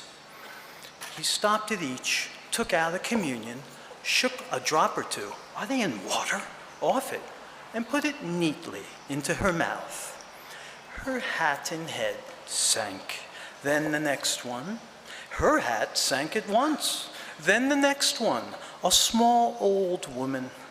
The priest bent down to put it into her mouth, murmuring all the time, Latin, the next one. Shut your eyes and open your mouth. What? Corpus, body, corpse. Good idea, the Latin.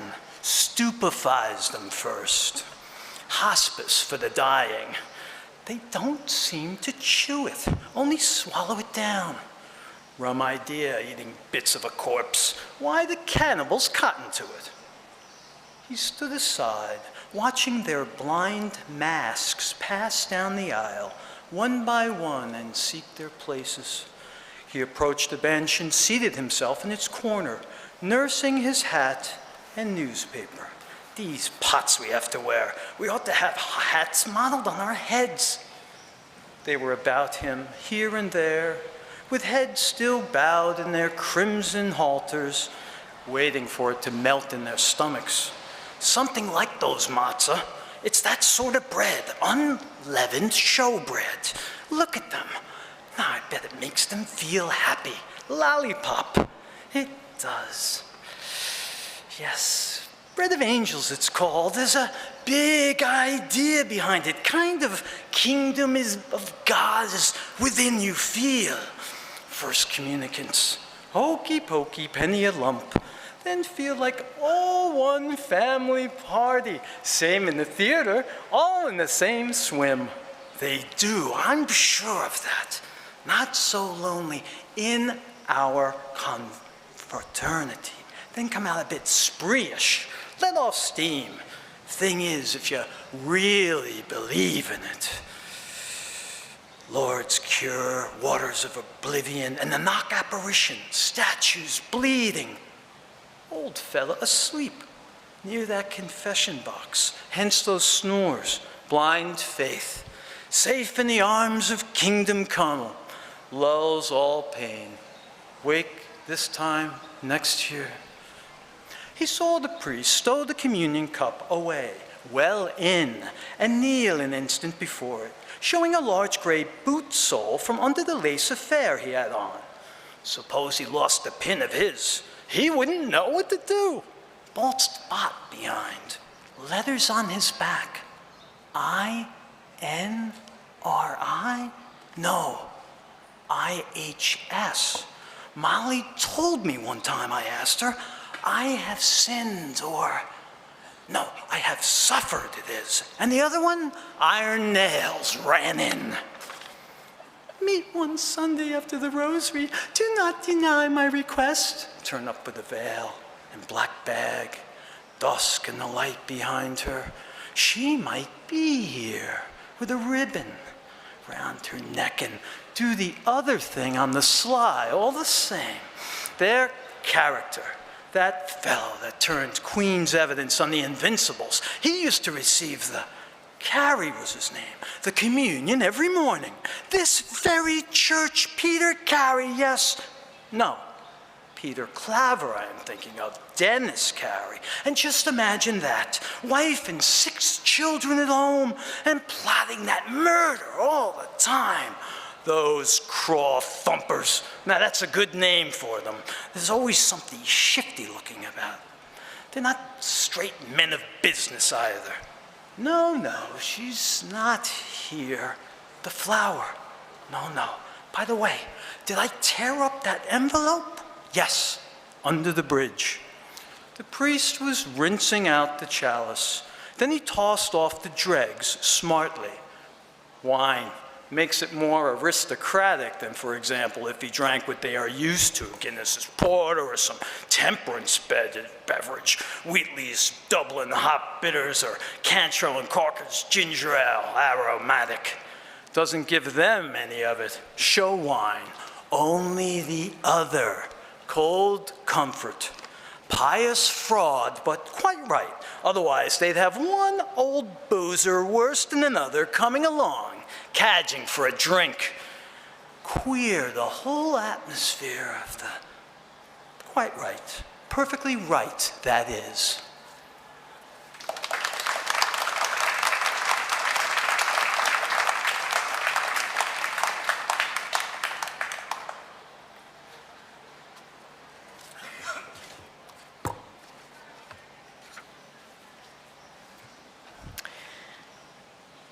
He walked cheerfully toward the Mosque of the Baths.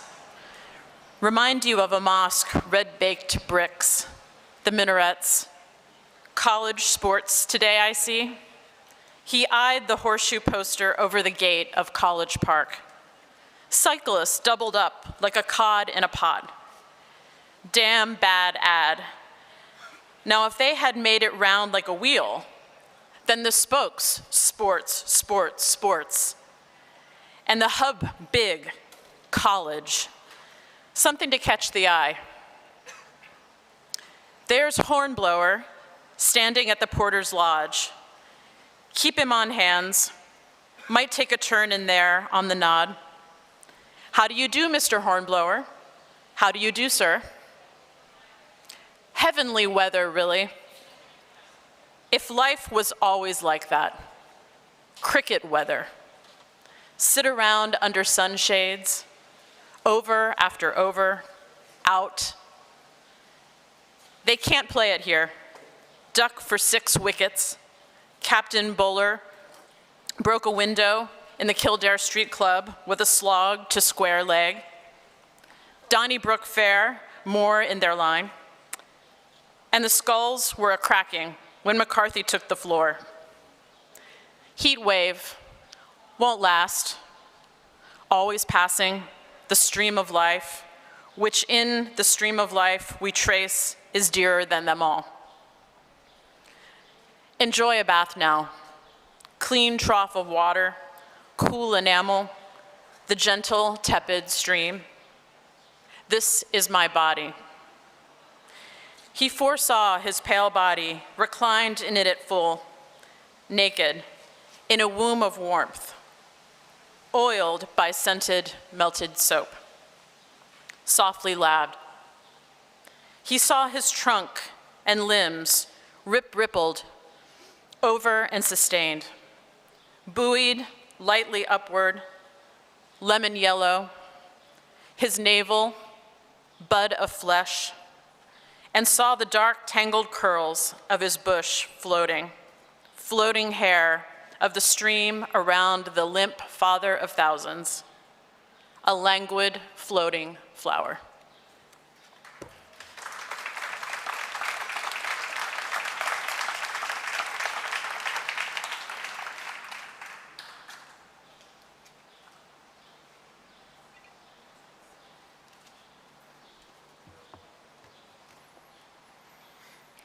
All watched a while through their windows, caps and hats lifted by passers. Respect. The carriage swerved from the tram track to the smoother road past Watery Lane. Mr. Bloom, at gaze, saw a lithe young man, clad in mourning, a wide hat. "There's a friend of yours gone by, Daedalus," he said.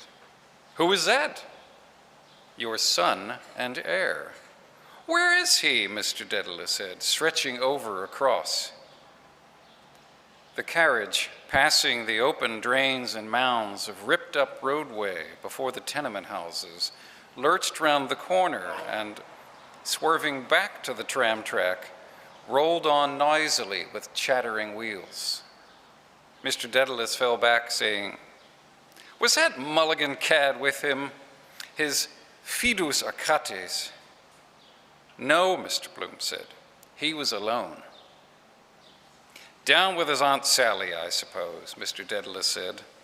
"The Goulding faction, the drunken little cost-drawer, and Chrissy, Papa's little lump of dung, the wise child that knows her own father." Mr. Bloom smiled joylessly on Ringsend Road. Wallace Brothers, the Bottle Works, Dodder Bridge. Richie Goulding and the legal bag. Goulding, Collis, and Ward, he calls the firm. His jokes are getting a bit damp. Great card he was, waltzing in Stamer Street with Ignatius Gallagher on a Sunday morning, the landlady's 2 hats pinned on his head, out on the rampage all night. Beginning to tell on him now, that backache of his, I fear. Wife ironing his back. Thinks he'll cure it with pills. All breadcrumbs they are. About 600% profit. He's in with a low-down crowd, Mr. Daedalus snarled. That Mulligan is a contaminated, bloody, double-dyed ruffian by all accounts. His name stinks all over Dublin. But with the help of God and his blessed mother, I'll make it my business to write a letter one of those days to his mother or his aunt or whatever she is that will open her eye as wide as a gate. I'll tickle his catastrophe, believe you me. He cried above the clatter of the wheels. I won't have her bastard of a nephew ruin my son, a counter-jumper's son, selling tapes in my cousin, Peter Paul McSweeney's. Not likely. He ceased. Mr. Bloom glanced from his angry mustache to Mr. Power's mild face, and Martin Cunningham's eyes and beard, gravely shaking. Noisy, self-willed man, full of his son. He's right. Something to hand on. If Rudy had lived, see him grow up, hear his voice in the house, walking beside Molly in an Eton suit. My son, me in his eyes. Strange feeling it would be. From me, just a chance. Must have been that morning in Raymond Terrace. She was at the window, watching the two dogs at it by the wall of the Cease to Do Evil, and the sergeant grinning up. She had that cream gown on with the rips she never stitched. Give us a touch, Poldy. God, I'm dying for it. How life begins. Got big then. Had to refuse the Greystones concert. My son inside her. I could have helped him on in life. I could. Make him independent. Learn German, too. Are we late? Mr. Power asked. 10 minutes, Martin Cunningham said, looking at his watch. Molly, Millie, same thing, watered down. Her tomboy oath. Oh, jumping Jupiter, ye gods and little fishes. Still, she's a dear girl. Soon be a woman. Mullingar, dearest Popley, young student. Yes, yes, a woman too. Life, life.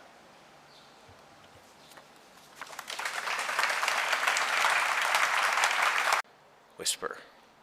The boy by the gravehead held his wreath with both hands, staring quietly at the black open space.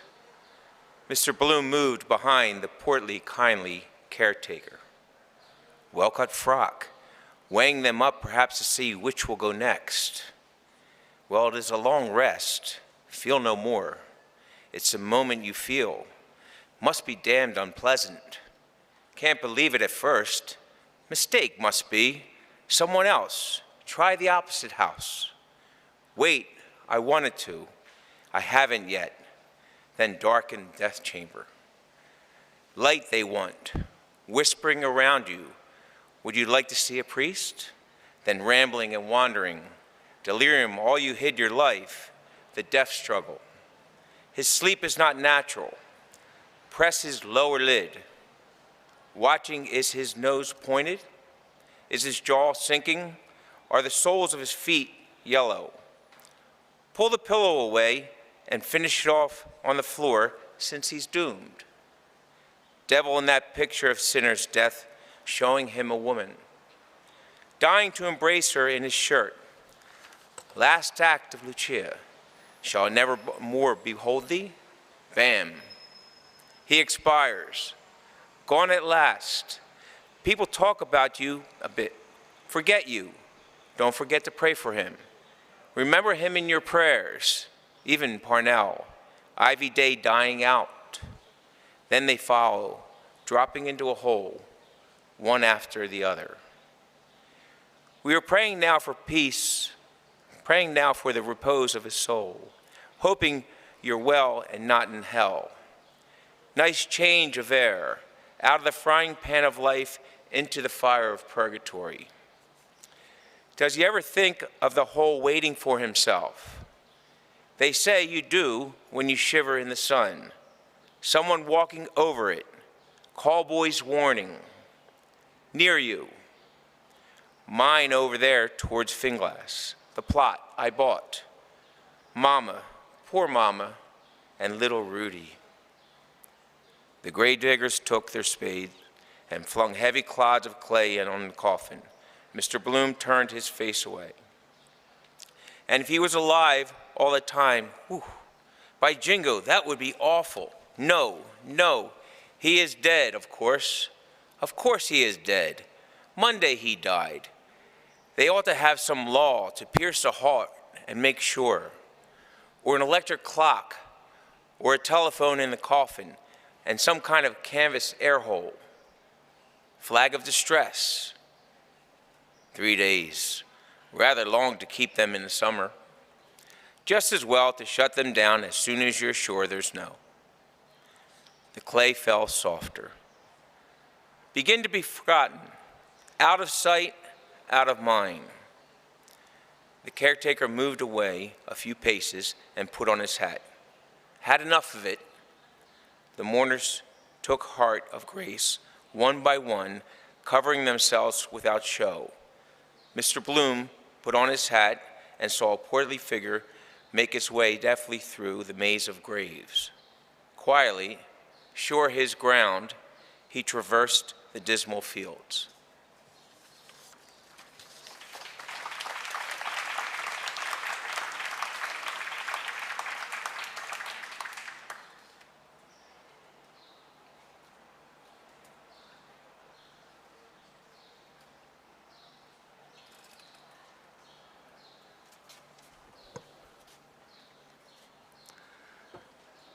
How many, all these here, once walked round Dublin, faithful departed. As you are now, so once were we. Besides, how could you remember everybody? Eyes, walk, voice. Well, the voice, yes. Gramophone. Have a gramophone in every grave or keep it in the house. After dinner on a Sunday. Put on poor old great-grandfather. Crack. Hello, hello, hello. Am awfully glad, crack, awfully glad to see you again. Hello, hello, am off. Remind you of the voice, like a photograph reminds you of the face.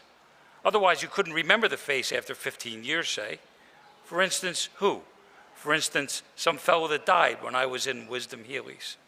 Psst, a rattle of pebbles. Wait, stop. He looked down intently into a stone crypt. Some animal. Wait. There he goes. An obese gray rat toddled along the side of the crypt, moving the pebbles. An old stager, great-grandfather, he knows the ropes.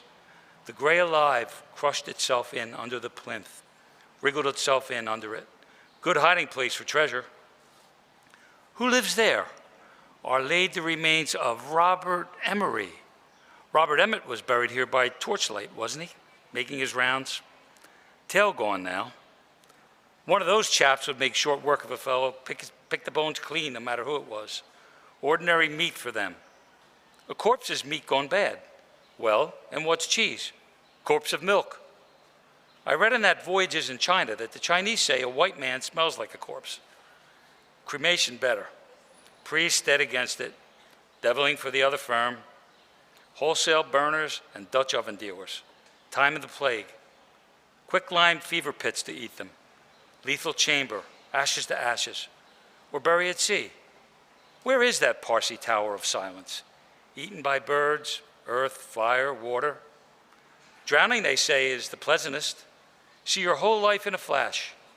But being brought back to life, no. Can't bury in the air, however, out of a flying machine. Wonder, does the news go about whenever a fresh one is let down? Underground communication. We learned that from them. Wouldn't be surprised. Regular square feed for them. Flies come before he's well dead. Got wind of Dingham. They wouldn't care about the smell of it.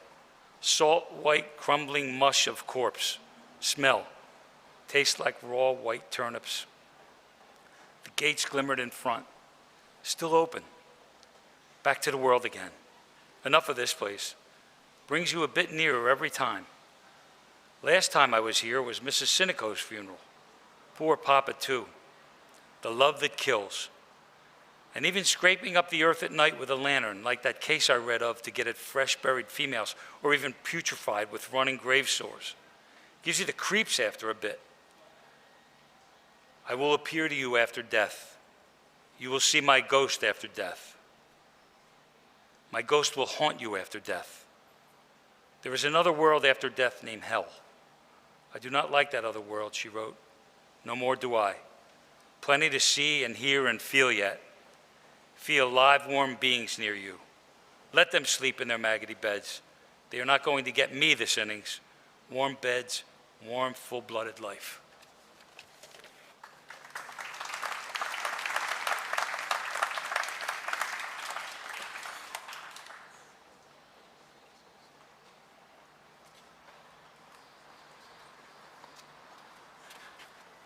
All right, everyone, get ready.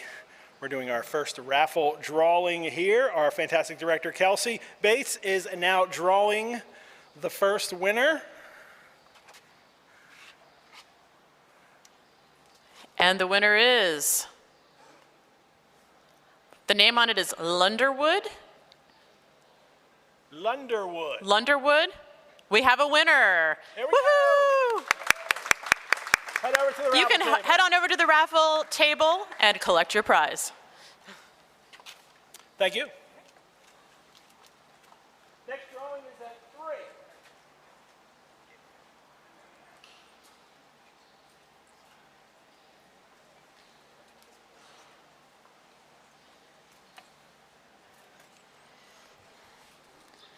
He offered a cigarette to the professor and took one himself. Lenehan promptly struck a match for them and lit their cigarettes in turn. J.J. O'Malloy opened his case again and offered it. "Thank ye, voos," Lenehan said, helping himself. The editor came from the inner office. A straw hat awry on his brow, he declaimed in song, pointing sternly at Professor McHugh. "'Twas rank and fame that tempted thee, 'twas empire charmed thy heart." The professor grinned, locking his long lips. "Hey, you bloody old Roman Empire," Miles Crawford said. He took a cigarette from the open case. Lenehan, lighting it for him with quick grace, said, "Silence, for me brand new riddle." "Imperium Romanum," J.J. O'Malloy said gently. "It sounds nobler than British or Brixton. The word reminds one somehow of a fat in the fire." Miles Crawford blew his first puff violently toward the ceiling. "That's it," he said. "We are the fat. You and I are the fat in the fire. We haven't got the chance of a snowball in hell." "Wait a moment," Professor McHugh said, raising two quiet claws. "We mustn't be led away by words, by sounds of words. We think of Rome imperial, imperious, imperative." He extended elocutionary arms from frayed, stained shirt cuffs, pausing. "What was their civilization? Vast, I allow, but vile. Cloacae source. The Jews in the wilderness and on the mountaintop said, 'It is meet to be here. Let us build an altar to Jehovah.' The Roman, like the Englishman who follows in his footsteps, brought every new shore on which he set his foot. On our shore, he never set it.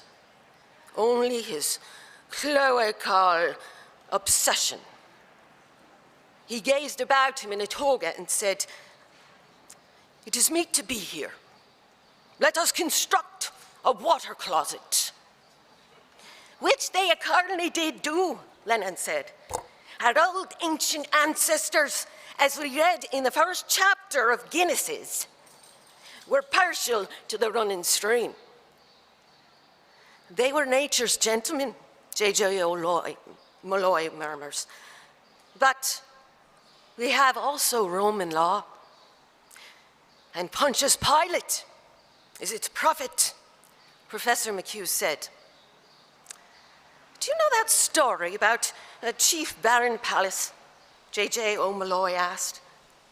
It was at the Royal University dinner. Everything was going swimmingly. First, my riddle, Lenehan said. Are you ready?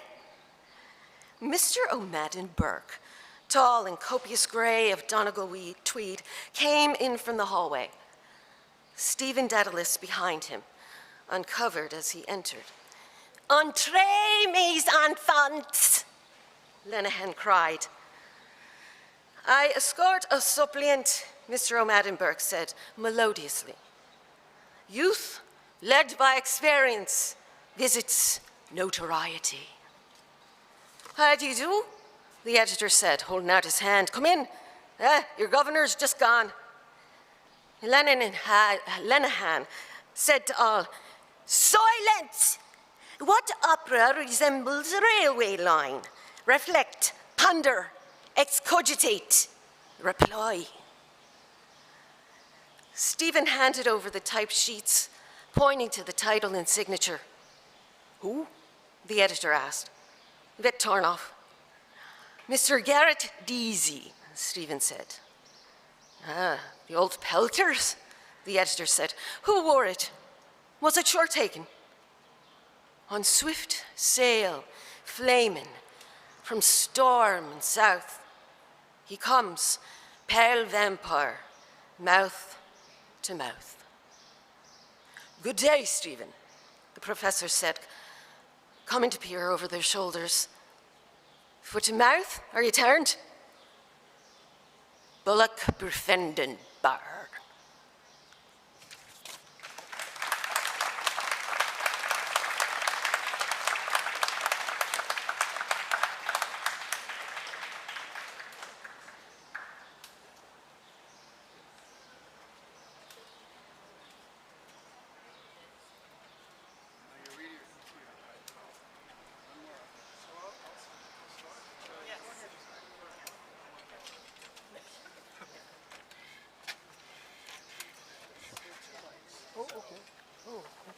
So, should I speak with?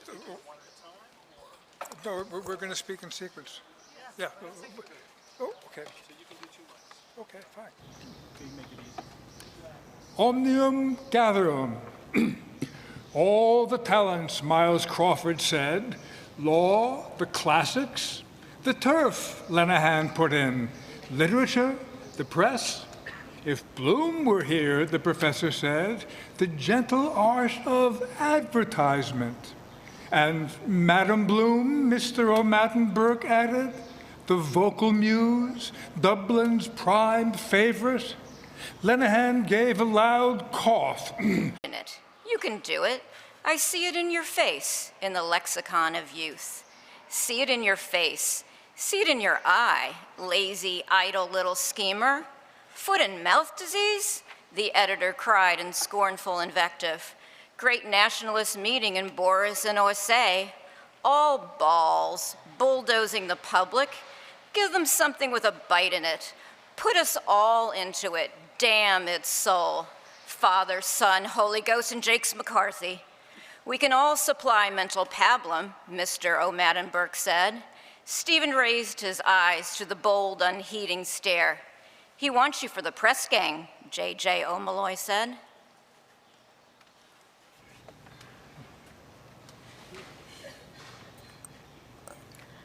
The great Gallagher. You can do it, Miles Crawford repeated, clenching his hand in emphasis. Wait a minute. We'll paralyze Europe, as Ignatius Gallagher used to say when he was on the Shawgram, doing billiard marking in the Clarence. Gallagher, that was a pressman for you. That was a pen. You know how he made his mark? I'll tell you. That was the smartest piece of journalism ever known. That was 81, 6th of May. One of the Invincibles, Murder in the Phoenix Park, before you were born, I suppose. I'll show you. He pushed past them to the files. Look at here, he said, turning. The New York World cabled for a special. Remember that time? Professor McHugh nodded. New York World, the editor said, excitedly pushing back his straw hat. Where it took place. Tim Kelly, or Kavanaugh, I mean, Joe Brady and the rest of them. Where Skin the Goat drove the car, whole route, see? Skin the Goat, Mr. Maddenberg said. Fitzharris. He has that cabman shelter, they say, down there at Butt Bridge, Holohan told me. You know Holohan? Hop and carry one, is it? Miles Crawford said.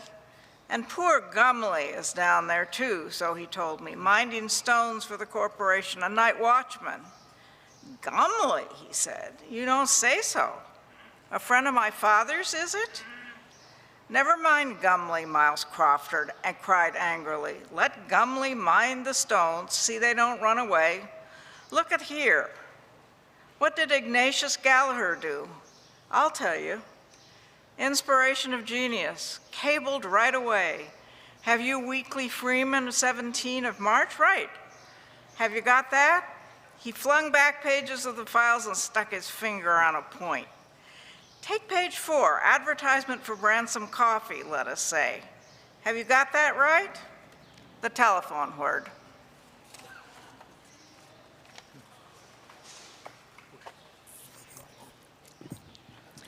A distant voice. I'll answer it, the professor said, going. B is Parkgate, good.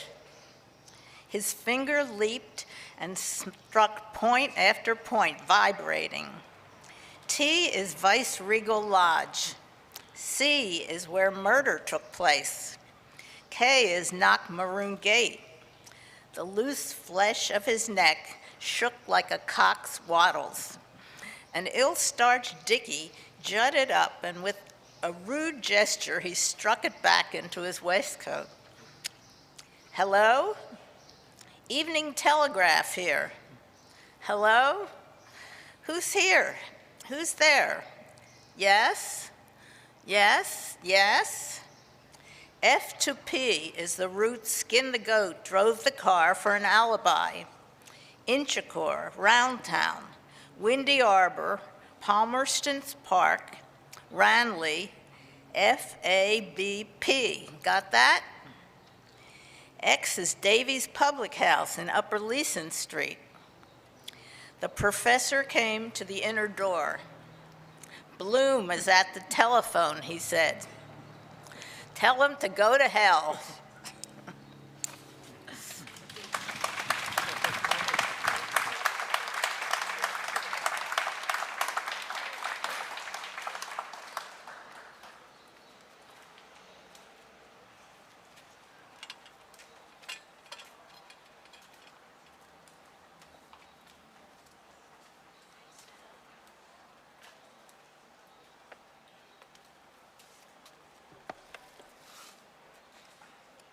His heart astir, he pushed in the door of the Burton restaurant. Stink gripped his trembling breath. Pungent meat juice, slush of greens, see the animals feed. Men, men, men, perched on high stools by the bar, hats shoved back, at the tables calling for more bread, no charge, swilling, wolfing gobfuls of sloppy food, their eyes bulging, wiping wetted mustaches. A pallid, suet-faced young man polished his tumbler, knife, fork, and spoon with his napkin, new set of microbes. A man with an infant's sauce-stained napkin tucked around him shoveled gurgling soup down his gullet. A man spitting back on his plate, half-masticated gristle, gums, no teeth to chew it, chomp, chop from the grill, bolting to get it over. Sad boozer's eyes, bitten off more than he can chew. Am I like that? See ourselves as others see us. Hungry man is an angry man, working tooth and jaw. Don't, oh, a bone. That last pagan king of Ireland, Cormac in the school poem, choked himself at Sletty, southward of the Boyne. I wonder what he was eating. Something galoptious. St. Patrick converted him to Christianity. Couldn't swallow it all, however. Roast beef and cabbage, one stew. smells of men, spat on sawdust, Swedish, warmish cigarette smoke, reek of plug, spilt beer, men's beery piss, the stale of ferment. His gorge rose. Couldn't eat a morsel here. Fellow sharpening knife and fork to eat all before him. Old chap picking his toodles. Slight spasm, full, chewing the cud. Before and after, grace after meals. Look on this picture then, on that, scoffing up stew gravy with sopping sippets of bread. Lick it off the plate, man, get out of this. He gazed round the stooled and tabled eaters, tightening the wings of his nose. 2 stouts here, 1 corned and cabbage. That fellow ramming a knifeful of cabbage down as if his life depended on it. Good stroke. Give me the fidgets to look. Safer to eat from his 3 hands, tearing it limb from limb, second nature to him, born with a silver knife in his mouth. That's witty, I think. Oh, no, silver means born rich, born with a knife, but then the illusion is lost. An ill-girt server gathered sticky, clattering plates. Rock, the head bailiff, standing at the bar, blew the foamy crown from his tankard. Well up, it splashed yellow near his boot. A diner, knife and fork upright, elbows on table, ready for a second helping, stared towards the food lift across his stained square of newspaper. Other chap telling him something with his mouth full, sympathetic listener, table talk. I munched the Unster bunk on Monday. Ha, did you, Faith? Mr. Bloom raised 2 fingers doubtfully to his lips. His eyes said, not here, don't see him. Out, I hate dirty eaters. He backed toward the door. Get a light snack in Davy Burns. Stopgap, keep me going. Had a good breakfast. Roast and mash here, pint of stout. Every fellow on his own, tooth and nail. Gulp, grub, gulp, gob stuff. He came out into clearer air and turned back towards Grafton Street. Eat or be eaten, kill, kill. Suppose the communal kitchen, years to come perhaps, all trotting down with porringers and Tommy cans to be filled, devour contents on the street. John Howard Parnell example, the provost of Trinity, every mother's son. Don't talk of your provosts and provost of Trinity, women and children, cabmen, priests, parsons, field marshals, archbishops. From Aylesbury Road, Clyde Road, artisans' dwellings, North Dublin Union, Lord Mayor in his gingerbread coach, old Queen in a bath chair. My plate's empty. After you with our incorporated drinking cup, like Sir Philip Crampton's fountain. Rub off the microbes with your handkerchief. Next chap rubs on new batch with his. Father O'Flynn would make hares of them all. Have rows all the same, all for number 1. Children fighting for the scrapings of the pot. Want a soup pot as big as the Phoenix Park, harpooning flitches and hindquarters out of it. Hate people all around you. City Arms Hotel, table d'hote, she called it. Soup, joint, and sweet. Never know whose thoughts you're chewing. Then who'd wash up all the plates and fork? Might be all feeding on tabloids that time. Teeth getting worse and worse. After all, there's a lot in that vegetarian, fine flavor of things from the earth. Garlic, of course it stinks after. Italian organ grinders, crisp of onions, mushrooms, truffles. Pain to the animal, too. Pluck and draw fowl. Wretched brutes there at the cattle market, waiting for the Polacks to split their skulls open. Moo, poor trembling calves. Meh. Staggering bob, bubble and squeak, butcher's buckets, wobbly lights. Give us that brisket off the hook, plop. Raw head and bloody bones, flayed glass-eyed sheep hung from their haunches, sheep snouts, bloody papered, sniveling nose jam on sawdust, top and lashers going out. Don't maul them pieces, young one. Hot, fresh blood they prescribe for decline, blood always needed, insidious. Lick it up, smoking hot, thick, sugary, famished ghosts.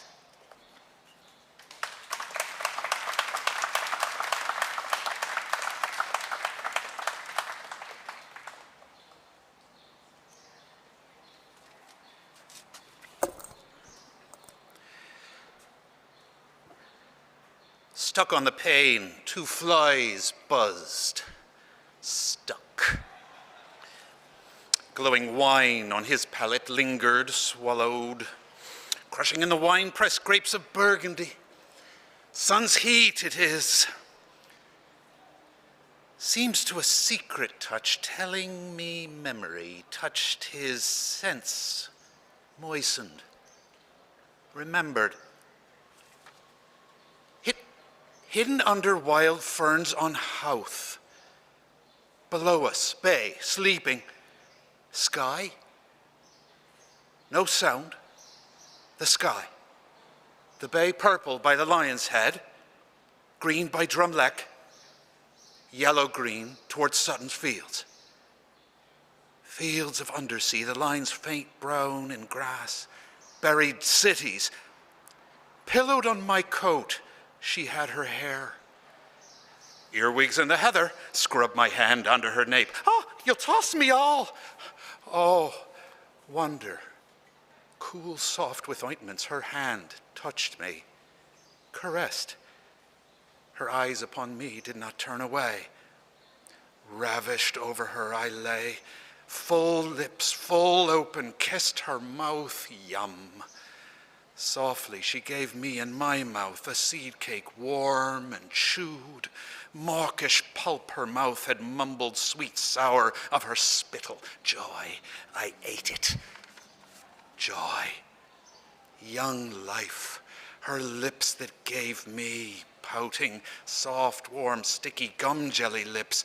Flowers her eyes were, take me, willing eyes. Pebbles fell. She lay still. A goat. No one. High on Ben Howth, rhododendrons, a nanny goat walking sure-footed, dropping currants. Screened under ferns, she laughed, warm-folded. Wildly I lay on her, kissed her, eyes, her lips, her stretched neck beating, woman's breasts full in her blouse of nun's veiling, fat nipples upright, hot I tongued her, she kissed me, I was kissed, all yielding she tossed my hair, kissed, she kissed me. Me. And me now. Stuck. The flies buzzed. His downcast eyes followed the silent veining of the oaken slab. Beauty, it curves. Curves are beauty. Shapely goddesses. Venus, Juno. Curves the world admires, can see them. Library, museum. Standing in the round hall, naked goddesses. Aids to digestion, they don't care what man looks. All to see, never speaking. Oh, I mean to say, to fellas like Flynn.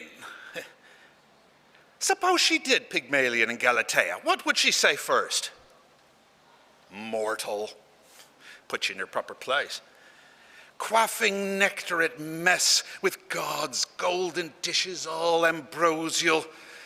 Not like a tanner lunch we have, boiled mutton, carrots and turnips, bottle of Alsop.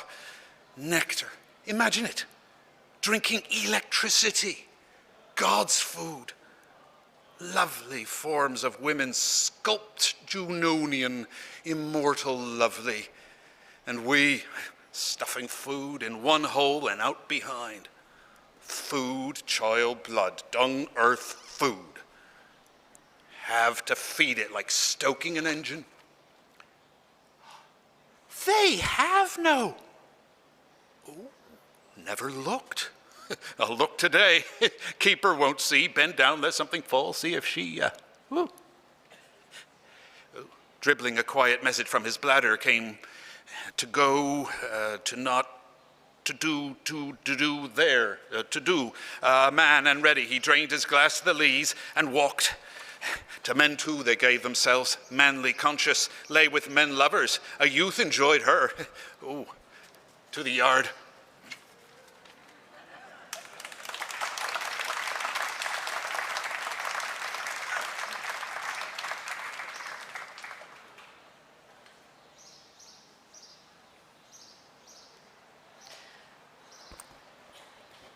Urbane, to comfort them, the Quaker librarian purred, "And we have we not, those priceless pages of Wilhelm Meister, a great poet on a great brother poet, a hesitating soul taking arms against a sea of troubles, torn by conflicting doubts, as one sees in real life. He came a step a syncopace forward on neat leather creaking, and a step backward a syncopace on the solemn floor. A noiseless attendant setting open the door but slightly made him a noiseless beck. "Directly," said he, creaking to go, albeit lingering. The beautiful, ineffectual dreamer who comes to grief against hard facts. One always feels that Goethe's judgments are so true, true in the larger analysis. Twice creakingly analysis, he corantoed off. Bald, most zealous by the door, he gave his large ear all to the attendant's words, heard them, and was gone. 2 left. Monsieur de la Police, Stephen sneered, was alive 15 minutes before his death. "Have you found those 6 brave medicals," John Eglinton asked with elder's gall, "to write Paradise Lost at your dictation? The sorrows of Satan, he calls it. Smile, smile, Cranley's smile." First he tickled her, then he patted her, then he passed the female catheter, for he was a medical, jolly old I feel you would need one more for Hamlet. 7 is dear to the mystic mind, the 7 shining 7, W.B. calls them. Glitter-eyed, his rufous skull close to his green-capped desk lamp sought the face, bearded amid dark greener shadow, and Olav, holy-eyed. He laughed low, a Caesar's laugh of Trinity, unanswered. Orchestral Satan, weeping many a rude, tears such as angels weep, ed eglia vea del cul fato trombetta. Oh, he holds my follies hostage. Cranley's 11 true Wicklow men to free their sireland, gap-toothed Kathleen, her 4 beautiful green fields, the stranger in her house. And one more to hail him, Ave, Rabbi, the Tenahali 12. In the shadow of the glen he cooees for them. My soul's youth I gave him, night by night. Godspeed, good hunting. Mulligan has my telegram. Folly, persist. Our young Irish bards, John Eglinton censured, have yet to create a figure which the world will set beside Saxon Shakespeare's Hamlet, though I admire him, as old Ben did, on this side of idolatry. All these questions are purely academic, Russell oracled out of his shadow.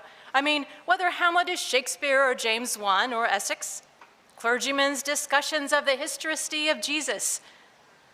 Art has to reveal to us ideas, formless spiritual essences. The supreme question about a work of art is out of how deep a life does it spring? The painting of Gustave Moreau is the painting of ideas. The deepest poetry of Shelley, the words of Hamlet, bring our minds into contact with the eternal wisdom, Plato's world of ideas. All the rest is a speculation of schoolboys for schoolboys. A.E. has been telling some Yankee interviewer, "Wall tarnation strike me." The schoolmen were schoolboys first, Stephen said super politely. Aristotle was once Plato's schoolboy. And has remained so, one should hope, John Eglinton sedately said. One can see him, a model schoolboy with his diploma under his arm. He laughed again at the now smiling, bearded face. Formless spiritual, Father, Word, and Holy Breath. All Father, the heavenly man. Hiesos Christos, magician of the beautiful. The Logos who suffers in us at every moment. This verily is that. I am the fire upon the altar. I am the sacrificial butter. Dunlop, judge, the noblest Roman of them all. A.E. Arval, the name ineffable, in heaven height. KH, their master, whose identity is no secret to adepts. Brothers of the Great White Lodge, always watching to see if they can help. The Christ with the bride's sister, moisture of light, born of an ensouled virgin, repentant Sophia, departed to the plain of booty. The life esoteric is not for ordinary person. OP must work off bad karma first. Mrs. Cooper Oakley once glimpsed our very illustrious sister HPB's elemental. Oh, fie, out on it. Fui twofold. You noughtn't to look, missus, so you noughtn't when a lady's a showing of her elemental. Mr. Best entered, tall, young, mild, light. He bore in his hand with grace a notebook, new, large, clean, bright.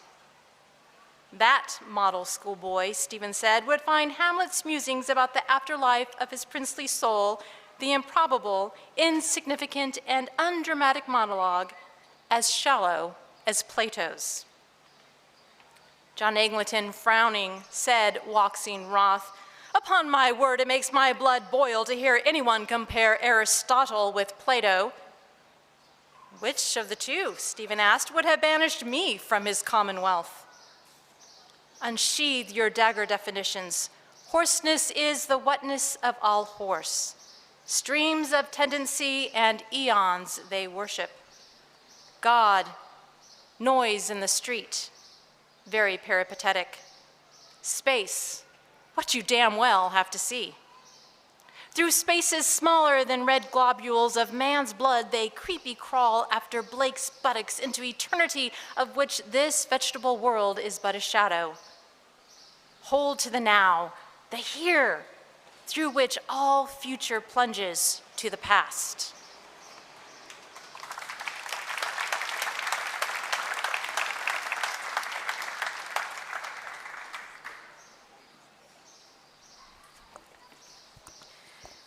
He will have it that Hamlet is a ghost story, John Eglinton said for Mr. Best's behoof. Like the fat boy in Pickwick, he wants to make our flesh creep. List, list, oh, list. My flesh hears him, creeping hears. If thou didst ever... What is a ghost, Stephen said with tingling energy? One who has faded into impalpability through death, through absence, through change of manners. Elizabethan London lay as far from Stratford as corrupt Paris lies from virgin Dublin. Who is the ghost from Limbo Patrum, returning to the world that has forgotten him? Who is King Hamlet? John Eglinton lifted his spare body, leaning back to judge. Lifted. It is this hour of a day in mid-June, Stephen said, begging with a swift glance their hearing. The flag is up on the playhouse by the bankside. The bear Sackerson growls in the pit near it, Paris Garden. Canvas climbers who sailed with Drake chew their sausages among the groundlings. Local color. Work in all you know, make them accomplices. Shakespeare has left the Huguenot's house in Silver Street and walks by the Swan Mews along the riverbank. But he does not stay to feed the pen, chivying her game of signets towards the rushes. The Swan of Avon has other thoughts. Composition of place. Ignatius Loyola, make haste to help me. The play begins. A player comes on under the shadow made up in the cast-off mail of a court buck, a well-set man with a bass voice. It is the ghost, the king, a king and no king. And the player is Shakespeare, who has studied Hamlet all the years of his life, which were not vanity, in order to play the part of the specter. He speaks the words to Burbage, the young player who stands before him beyond the rack of cerecloth, calling him by a name, Hamlet, I am thy father's spirit, bidding him list. To a son he speaks, the son of his soul, the prince, young Hamlet, and to the son of his body, Hamnet Shakespeare, who has died in Stratford, that his namesake may live forever. Is it possible that that player Shakespeare, a ghost by absence, and in the vesture of buried Denmark, a ghost by death, speaking his own words to his own son's name, Had Hamlet Shakespeare lived, he would have been Prince Hamlet's twin. Is it possible, I want to know, or probable, that he did not draw or foresee the logical conclusion of those premises? You are the dispossessed son. I am the murdered father. Your mother is the guilty queen, Anne Shakespeare, born Hathaway. But this prying into the family life of a great man, Russell began impatiently. Art thou there, Truepenny? Interesting only to the parish clerk. I mean, we have the plays. I mean, when we read the poetry of King Lear, what is it to us how the poet lived? As for living, our servants can do that for us, Villiers de L'Isle has said. Peeping and prying into green-room gossip of the day, the poet's drinking, the poet's debts. We have King Lear, and it is immortal.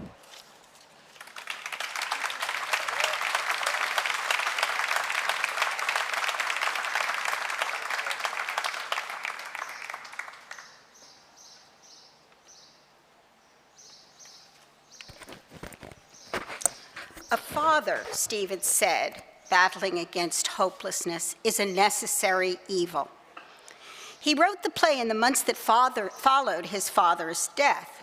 If you hold that he, a graying man with 2 marriageable daughters, with 35 years of life, nel mezzo del cammin di nostra vita, with 50 of experience, is the beardless undergraduate from Wittenberg, then you must hold that his 70-year-old mother is the lustful queen. No, the corpse of John Shakespeare does not walk the night. From hour to hour, it rots and rots. He rests, disarmed of fatherhood, having devised that mystical estate upon his son. Boccaccio's Calandrino was the first and last man who felt himself with child. Fatherhood, in the sense of conscious begetting, is unknown to man. It is a mystical estate, an apostolic succession, from only begetter to only begotten. On that mystery, and not on the Madonna, which the cunning Italian intellect flung to the mob of Europe, the church is founded, and founded irremovably, because founded, like the world, macro and microcosm, upon the void, upon incertitude, upon unlikelihood. Amor matris, subjective and objective genitive, may be the only true thing in life. Paternity may be a legal fiction. Who is the father of any son, that any son should love him, or he any son? What the hell are you driving at? I know, shut up, blast you, I have reasons. Amplius, adhunc, iterum, postia. Are you condemned to do this?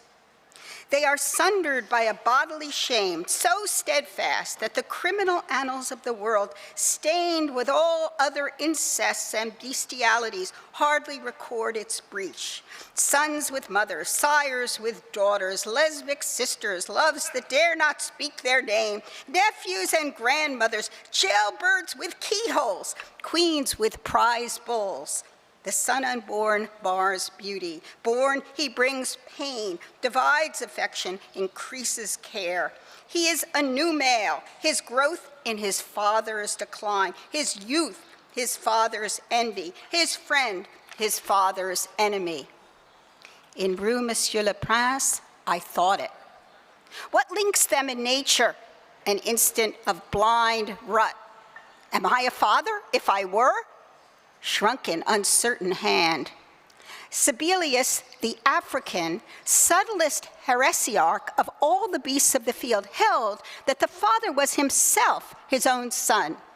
The bulldog of Aquin, with whom no word shall be impossible, refutes him. Well, if the father who has not a son be not a father, can the son who has not a father be a son?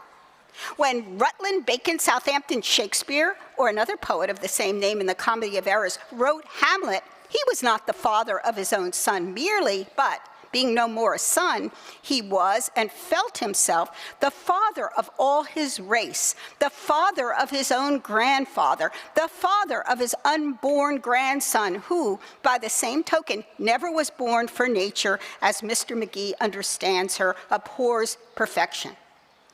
Eglinton eyes, quick with pleasure, looked up shy brightly, gladly glancing a merry Puritan through the twisted eglantine. Flatter, rarely, but flatter. Himself, his own father, son Mulligan told himself, wait, I am big with child. I have an unborn child in my brain. Pallas Athena, a play, the play's the thing. Let me parturiate. He clasped his paunch brow with both birth-aiding hands. As for his family, Stephen said, his mother's name lives in the forest of Ard. Her death brought from him the scene with Volumnia in Coriolanus. His boy son's death is the death scene of young Arthur in King John. Hamlet, the Black Prince, is Hamnet Shakespeare.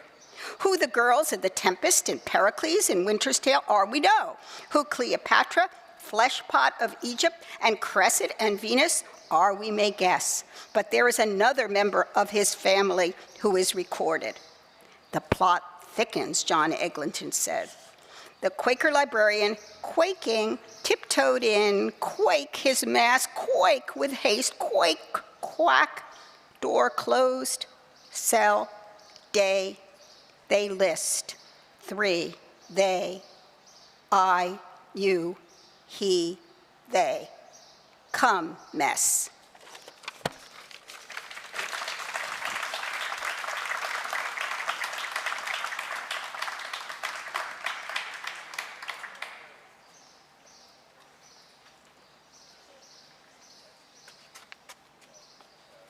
Why? Stephen answered himself, because the theme of the false, or the usurping, or the adulterous brother, or all three in one, is to Shakespeare what the poor are not, always with him. The note of banishment, banishment from the heart, banishment from home, sounds uninterruptedly from the two gentlemen of Verona, onward until Prospero breaks his staff, buries it certain fathoms in the earth, and drowns his book. It doubles itself in the middle of his life, reflects itself in another, repeats itself, protasis, epistasis, catastasis, catastrophe. It repeats itself again when he is near the grave, when his married daughter Susan, chip off the old block, is accused of adultery. But it was the original sin that darkened his understanding, weakened his will, and left in him a strong inclination to evil. The words are those of my lords bishops of Mineth. An original sin, and like original sin, committed by another, in whose sin he too has sinned. It is between the lines of his last written words. It is petrified on his tombstone, under which her 4 bones are not to be laid. Age has not withered it. Beauty and peace have not done it away. It is in infinite variety. Everywhere in the world he is created, in Much Ado About Nothing, twice in As You Like It, in The Tempest, in Hamlet, in Measure for Measure, and in all the other plays which I have not read. He laughed to free his mind from his mind's bondage. John Eglinton summed up, "The truth is midway," he affirmed. "He is the ghost and the prince. He is all in all." "He is," Stephen said. "The boy of Act 1 is the mature man of Act 5, all in all. In Cymbeline, in Othello, he is bawd and cuckold. He acts and is acted on. Lover of an ideal or a perversion, like Jose, he kills the real Carmen. His unremitting intellect is the horn-mad Iasco, ceaselessly willing that the Moor in him shall suffer." "Cuckoo, cuckoo," Cuck Mulligan clucked lewdly. "O word of fear, dark dome received, reverbed. And what a character is Iago!" Undaunted, John Eglinton exclaimed. "When all is said, du ma fils, or is it du ma père, is right after God, Shakespeare has created the most.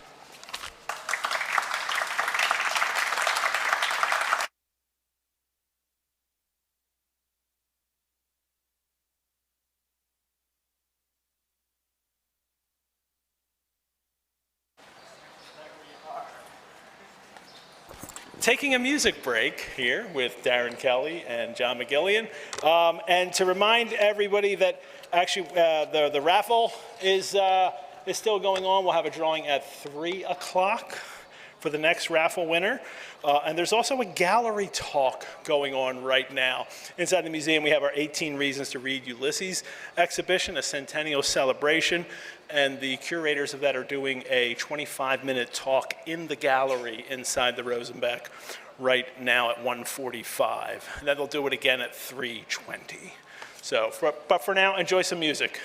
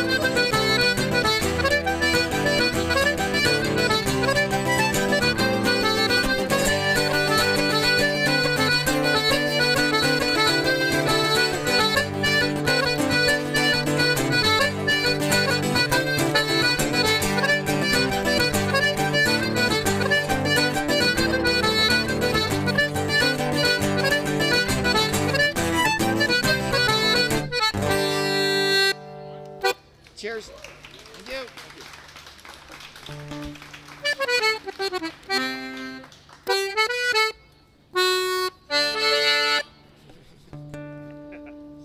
by request.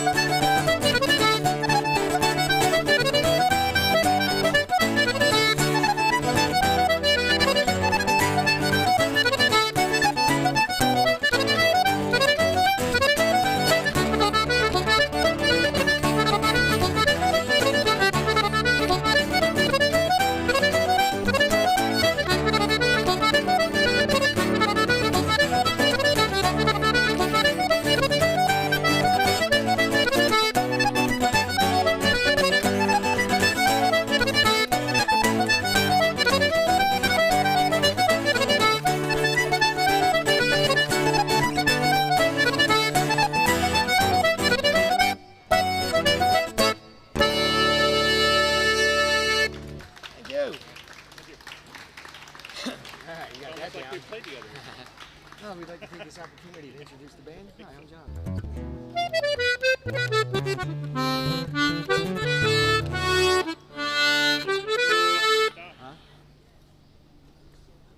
Not if you are. We're at your disposal. Normally, what's his name comes Ed. around? Ed. He normally starts it off, right, or ends the break. I think so. And he said, Did Ed tell you to go?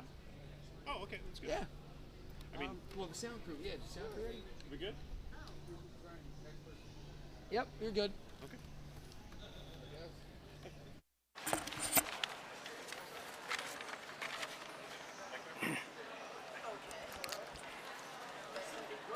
The Superior, the Very Reverend John Conroy, S.J., reset his smooth watch in his interior pocket as he came down the presbytery steps. 5 to 3, just nice time to walk to Artane. What was that boy's name again? Dignum, yes, very dignum et justum est. Brother Swan was the person to see. Mr. Cunningham's letter, yes, oblige him if possible. Good practical Catholic, useful at mission times. A one-legged sailor, swinging himself onward by lazy jerks of his crutches, growled some notes. He jerked short before the convent of the Sisters of Charity and held out a peaked cap for alms towards the Very Reverend John Conroy, S.J. Father Conroy blessed him in the sun, for his purse held, he knew, 1 silver crown. Father Conroy crossed to Mountjoy Square. He thought, but not for long, of soldiers and sailors whose legs had been shot off by cannonballs, ending their days in some pauper ward, and of Cardinal Wolsey's words, "If I had served my God as I have served my King, he would not have abandoned me in my old days." He walked by the tree shade of sunny winking leaves, and towards him came the wife of Mr. David Sheehy, MP. "Very well indeed, Father. And you, Father?" Father Conroy was wonderfully well indeed. He would go to Buxton, probably, for the waters. And her boys, were they getting on well at Belvedere? Was that so? Father Conroy was very glad indeed to hear that. And Mr. Sheehy himself, still in London, the house was still sitting, to be sure it was. Beautiful weather it was, delightful indeed. Yes, it was very probable that Father Bernard Vaughan would come again to preach. Oh yes, a very great success. A wonderful man, really. Father Conroy was very glad to see the wife of Mr. David Sheehy, MP, looking so well, and he begged to be remembered to Mr. David Sheehy, MP. Yes, he would certainly call. "Good afternoon, Mrs. Sheehy." Father Conroy doffed his silk hat and smiled as he took leave at the jet beads of her mantilla, ink shining in the sun, and smiled yet again in going. He had cleansed his teeth, he knew, with areca nut paste. Father Conroy walked, and walking smiled, for he thought on Father Bernard Vaughan's droll eyes and cockney voice. "Pilot, why don't you hold back that howling mob?" A zealous man, however, really he was, and really did great good in his way, beyond a doubt.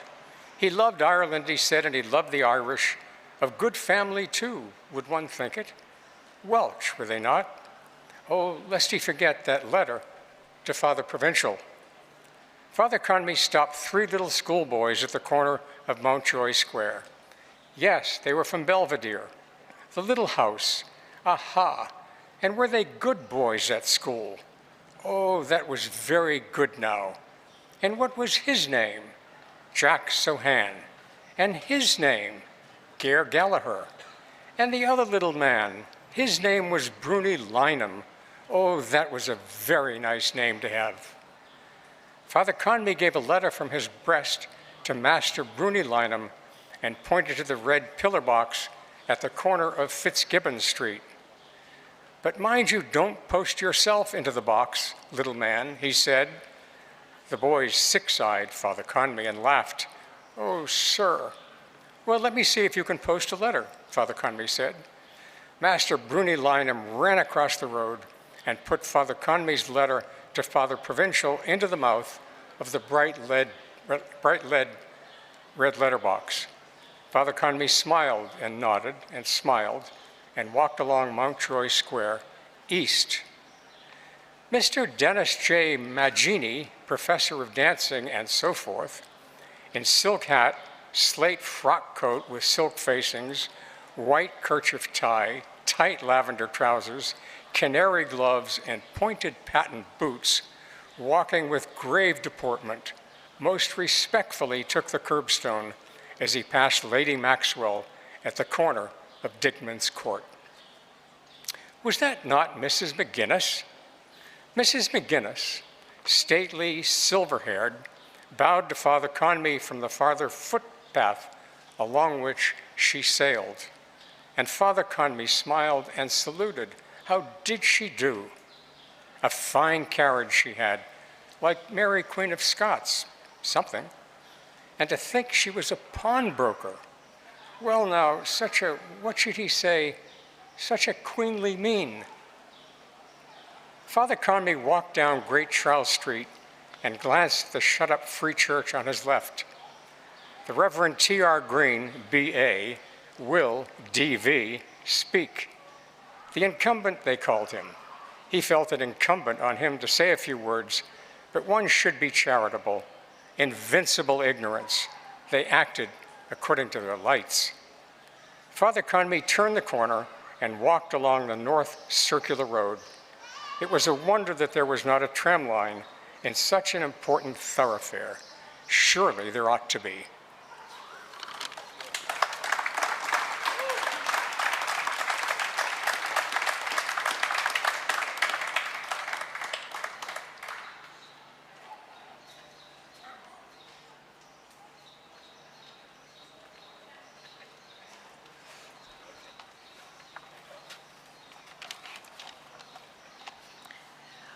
The blonde girl in Thornton's bedded the wicker basket with rustling fiber. Blazes Boylan handed her the bottle, swathed in pink tissue paper and a small jar. Put these in first, will you? He said. Yes, sir, the blonde girl said, and the fruit on the top. That'll do.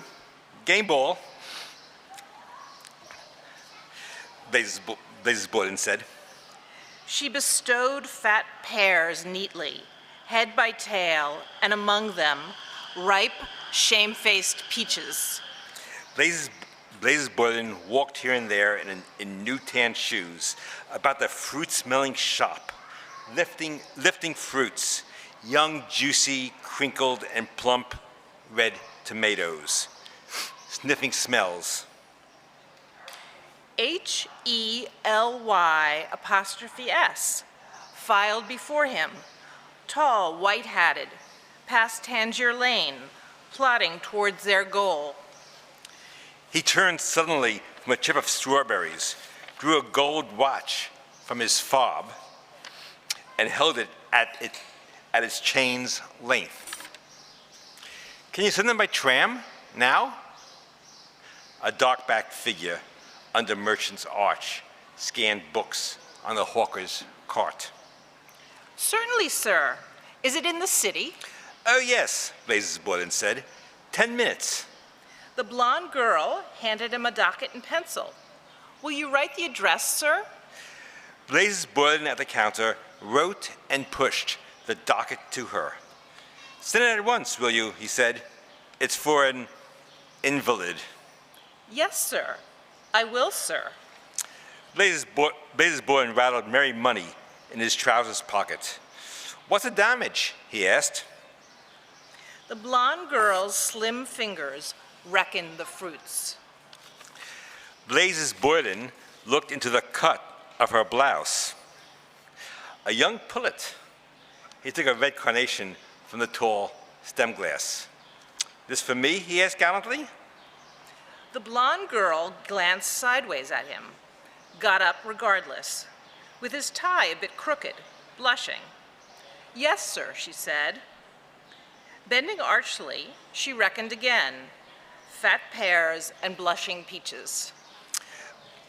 Blazes Boylan looked in her blouse with more favor, the stalk of the red flower between his smiling lips. May I say a word to your telephone, Missy? He asked roguishly.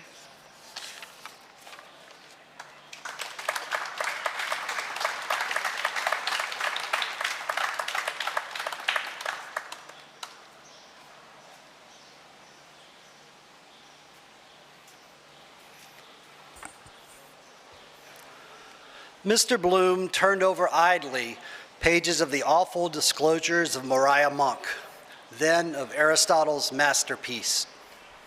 Crooked botched print, plates, infants cuddled in a ball and blood-red wombs like livers of slaughtered cows. Lots of them like that at this moment all over the world, all butting with their skulls to get out of it. Child born every minute somewhere. Mrs. Purifoy. He laid both books aside and glanced at the third, Tales of the Ghetto by Leopold von Sacher-Masoch. That I had, he said, pushing it by. The shopman let 2 volumes fall on the counter. Them are 2 good ones, he said. Onions of his breath came across the counter out of his ruined mouth. He bent to make a bundle of the other books, hugged them against his unbuttoned waistcoat, and bore them off behind the dingy curtain. On O'Connell Bridge, many persons observed the grave deportment and gay apparel of Mr. Dennis J. McGeaney, professor of dancing, etc. Mr. Bloom, alone, looked at the titles. Fair Tyrants by James Lovebirch. Know the kind that is? Had it? Yes. He opened it. Thought so. A woman's voice behind the dingy curtain. Listen, the man. No, she wouldn't like that much. Got her hit once.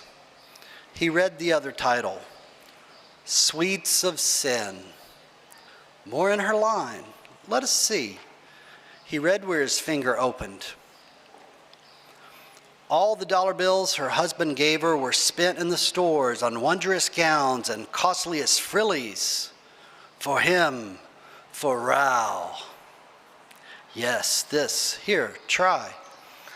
Her mouth glued on his in a luscious, voluptuous kiss, while his hands felt for the opulent curves inside her dishabille.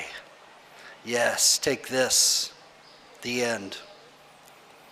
You were late, he spoke hoarsely, eyeing her with a suspicious glare.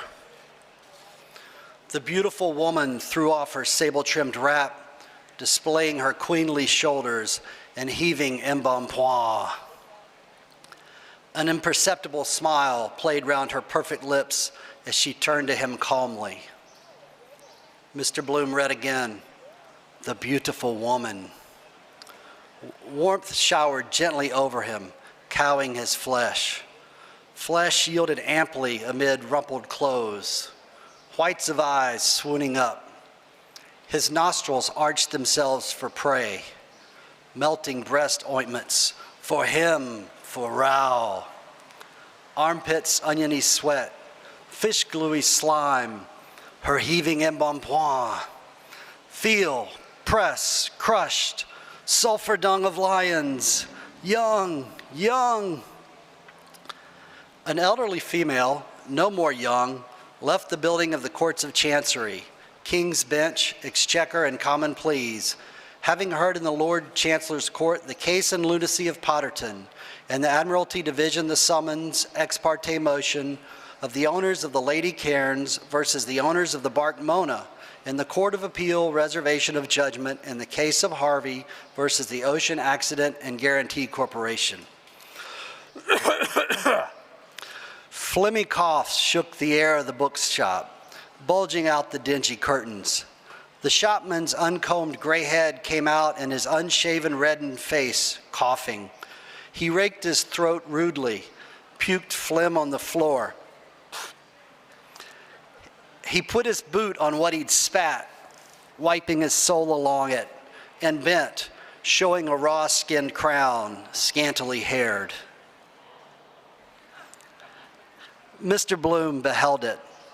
Mastering his troubled breath, he said, "I'll take this one." The shopman lifted eyes bleared with old rheum. "Sweets of Sin," he said, tapping on it. "That's a good 'un."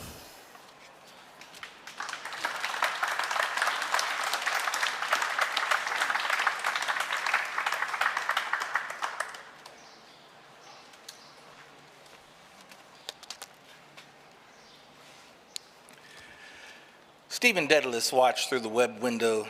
The lapidary's fingers proved the time-dulled chain. Dust webbed the window and the show trays. Dust darkened the toiling fingers with their vulture nails. Dust slept on dull coils of bronze and silver, lozenges of cinnabar on rubies, leprous and wine-dark stones. Born all in the dark, wormy earth, cold specks of fire, evil, light shining in the darkness, where fallen archangels flung the stars of their brows, muddy swine snouts, hands, root and root, gripe and rest them. She dances in a foul gloom, where gum bums with garlic. A sailorman, rust-bearded, sips from a beaker rum and eyes her, a long and sea-fed silent rut. She dances, capers, wagging her sowish haunches and her hips, on her gross belly, flapping a ruby egg. Old Russell, with a smeared chamois rag, burnished again his gem, turned it and held it at point of his Moses' beard.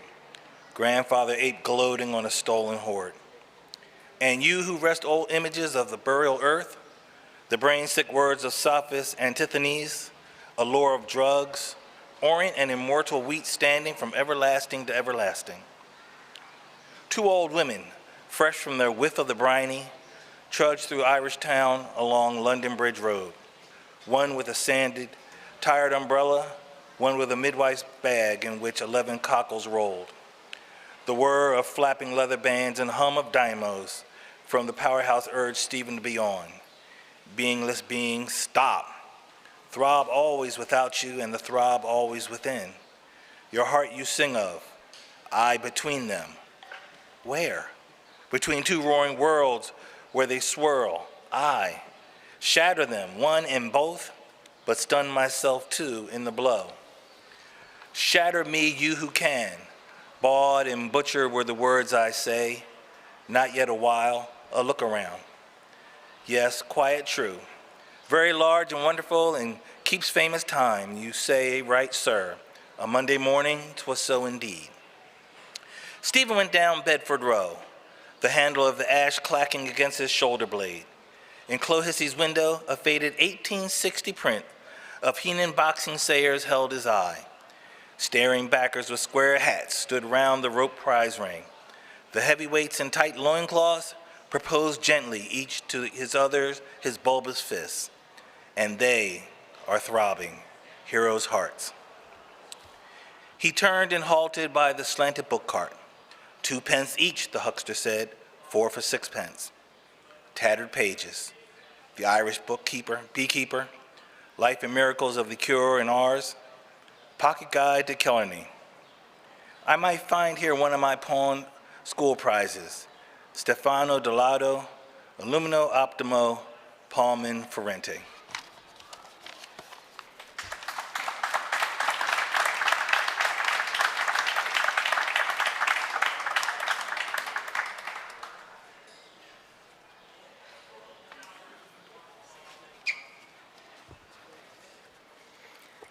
William Humble, Earl of Dudley, and Lady Dudley, accompanied by Lieutenant Colonel Heseltine, drove out after luncheon from the Viceregal Lodge. In the following carriage were the Honorable Mrs. Paget, Miss de Courcy, and the Honorable Gerald Ward, ADC, in attendance. The cavalcade passed out by the lower gate of Phoenix Park, saluted by obsequious policemen, and proceeded past Kingsbridge along the northern quays. The Viceroy was most cordially greeted on his way through the metropolis. At Bloody Bridge, Mr. Thomas Kernan, beyond the river, greeted him vainly from afar. Between Queens and Whitworth bridges, Lord Dudley's viceregal carriages passed and were unsaluted by Mr. Dudley White, B.L., M.A., who stood on Aaron Quay outside Mrs. M.E. White's, the pawnbroker's, at the corner of Aaron Street West, stroking his nose with his forefinger, undecided whether he should arrive at Phibsborough more quickly by a triple change of tram, or by hailing a car, or on foot through Smithfield, Constitution Hill, and Broadstone Terminus. In the porch of Four Courts, Richie Golding, with the cost bag of Golding, Collis, and Ward, saw him with surprise. past Richmond Bridge at the doorstep of the office of Reuben J. Dodd, solicitor, agent for the Patriotic Insurance Company, an elderly female about to enter changed her plan and, retracing her steps by King's windows, smiled credulously on the representative of His Majesty. From its sluice in Wood Quay Wall under Tom Devon's office, Pottle River hung out in fealty, a tongue of liquid sewage. Above the crossblind of the Ormond Hotel, gold by bronze, Miss Kennedy's head by Miss Douce's head, watched and admired. On Ormond Quay, Mr. Simon Dedalus, steering his way from the greenhouse for the sub-sheriff's office, stood still in mid-street and brought his hat low. His Excellency graciously returned Mr. Dedalus's greeting. From Cahill's Corner, the Reverend U.C. Love, M.A., made obeisance unperceived, mindful of Lord's deputies whose hands benignant had held of yore rich advalsons. On Grattan Bridge, Lenehan and McCoy, taking leave of each other, watched the carriages go by. Passing by Roger Green's office and Dollard's big red printing house, Gertie McDowell, carrying the Catesby's Cork lino letters for her father who was laid up, knew by the style it was the Lord and Lady Lieutenant, but she couldn't see what Her Excellency had on because the tram and Springs' big yellow furniture van had to stop in front of her on account of it being the Lord Lieutenant. Beyond Lundy Foots, from the shaded door of Kavanaugh's wine rooms, John Wise Nolan smiled with unseen coldness towards the Lord Lieutenant General and General Governor of Ireland. The Right Honorable William Humble, Earl of Dudley, G.C.V.O., passed Mickey Anderson's all-times ticking watches and Henry and James's wax, smart-suited, fresh-cheeked models, the gentleman Henry Dernier Cri James. Over against Dame Gate, Tom Rochford and Nosy Flynn watched the approach of the cavalcade. Tom Rochford, seeing the eyes of Lady Dudley fixed on him, took his thumbs quickly out of the pockets of his claret waistcoat and doffed his cap to her.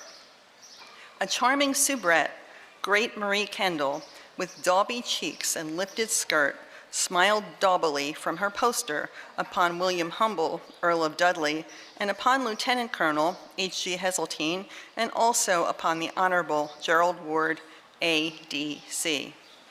From the window of DBC, Buck Mulligan gaily and Haynes gravely gazed down on the viceregal equipage over the shoulders of eager guests, whose mass of forms darkened the chessboard whereon John Howard Parnell looked intently.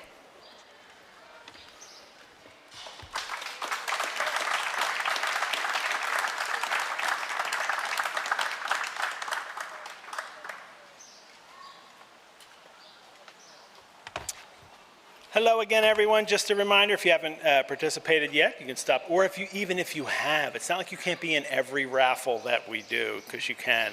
The raffle ticket table is up here, right next to the Rosenbach shop. You can sign up for a chance to win this Bloomsday commemorative Nalgene water bottle, and there's also a limited edition Rosen tote inside it.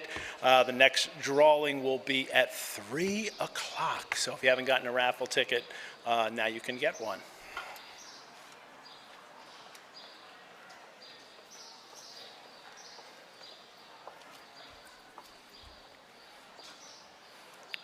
In Founds Street, Dilly Dedalus, straining her sight upward from Chandel's first French primer, saw sunshades spanned and wheel spokes spinning in the glare. John Henry Minton, filling the doorway of commercial buildings, stared from wine big oyster eyes, holding a fat gold hunter watch not looked at in his fat left hand, not feeling it. Where the foreleg of King Billy's horse pawed the air, Mrs. Bring plucked her hastening husband back from under the hooves of the outriders. She shouted in his ears the tidings. Understanding, he shifted his tomes to his left breast and saluted the second carriage. The Honorable Gerald Ward, ADC, agreeably surprised, made haste to reply. At Ponsonby's corner, a jaded white flagon H halted, and 4 tall-hatted white flagons halted behind him, ELY''S, while outriders pranced past and carriages. Opposite, Pigot's music warerooms, Mr. Dennis J. McGinney, professor of dancing and company, gaily appareled, gravely walked, outpassed by a viceroy, and unobserved. By the provost's wall came jauntily Blazes Boylan, stepping in tan shoes and socks with sky blue clocks to the refrain of "My Girl's a Yorkshire Girl." Blazes Boylan presented to the leader's sky blue frontlets and high action a sky blue tie, a wide-brimmed straw hat with a rakish angle, and a suit of indigo serge. His hands in his jacket pockets forgot to salute, but his eyes and the red flower between. But he offered the 3 ladies the bold admiration of his eyes and the red flower between his lips. As they drove along Nassau Street, His Excellency drew the attention of his bowing consort to the program of music, which was being discoursed in College Park. Unseen brazen Highland laddies blared and drum-thrummed after the cortege. But though she's a factory lass and wears no fancy clothes, bada-boom, yet I've a sort of a young Yorkshire relish for my little Yorkshire rose, bada-boom. Thither of the wall, the quarter-mile flat handicaptors, M.C. Green, H. Shrift, T.M. Patey, C. Scaife, J.B. Jeffs, G.N. Morphy, F. Stevenson, C. Adderley, and W.C. Huggard started in pursuit. Striding past Finn's Hotel, Cashel, Boyle, O'Connor, Fitzmaurice, Tisdale, Farrell stared through a fierce eyeglass across the carriages at the head of Mr. M.E. Solomons in the window of the Austro-Hungarian vice-consulate. Deep in Leinster Street by Trinity's postern, a loyal king's man, hornblower, touched his tally-ho cap. As the glossy horses pranced by Marion Square, Master Patrick Aloysius Digham, waiting, saw salutes being given to the gent with a topper and raised also his new black cap with fingers greased by pork steak paper. His collar too sprang up. The Viceroy, on his way to inaugurate the Mirror's Bazaar in aid of funds for Mercer's Hospital, drove with his following towards Lower Mount Street. He passed a blind stripling opposite Broadbins. In Lower Mount Street, a pedestrian in a brown Macintosh eating dry bread passed swiftly and unscathed across the Viceroy's path. At the Royal Canal Bridge from his hoarding, Mr. Eugene Stratton, his blub lips a grin, bade all comers, "Welcome to Pembroke Township." At Haddington Road corner, 2 sanded women halted themselves, an umbrella and a bag in which 11 cockles rolled, to view with wonder the Lord Mayor and his Lady Mayoress without his golden chain. On Northumberland and Lansdowne Road, His Excellency acknowledged punctually salutes from rare male walkers, the salute of 2 small schoolboys at the garden gate of the house, said to have been admired by the late Queen when visiting the Irish capital with her husband, the Prince Consort, in 1849, and the salute of Almadano Artefani's sturdy trousers, swallowed by a closing door.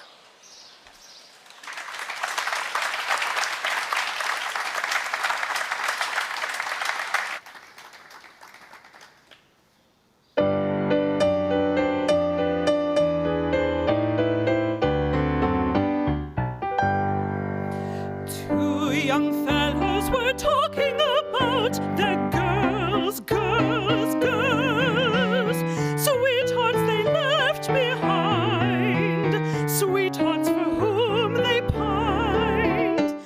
One said, "My little shy little lass has a whistle trim and small, gray are her eyes so bright, but best of all, my girl's a Yorkshire girl,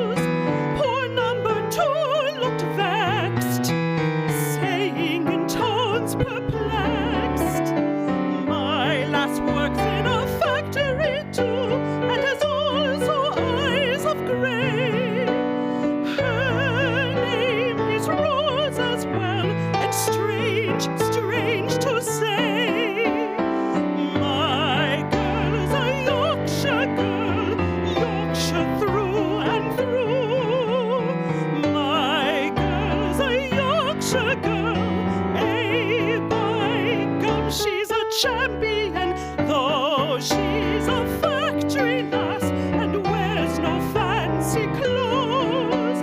I've a sort of a Yorkshire relish for my little Yorkshire rose.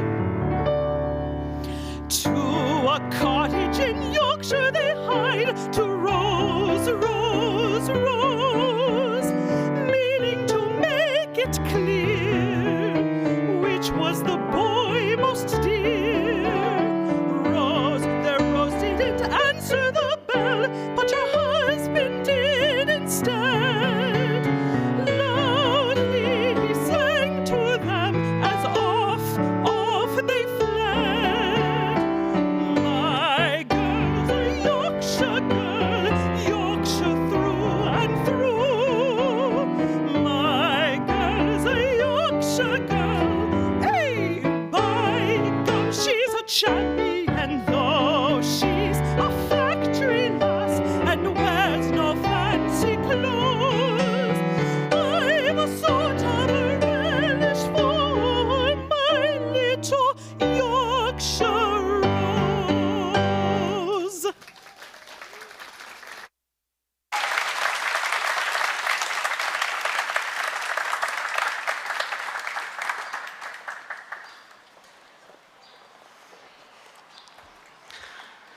Bronze by Gold, Miss Douce's Head by Miss Kennedy's Head, over the cross blind of the Ormond bar heard the vice-regal hoofs go by, ringing steel. Is that her? Asked Miss Kennedy. Miss Douce said yes, sitting with his ex, Pearl Grey and O'Donnell. Exquisite contrast, Miss Kennedy said. When all agog, Miss Douce said eagerly, look at that fellow in the tall silk. Who? Where? Gold asked more eagerly.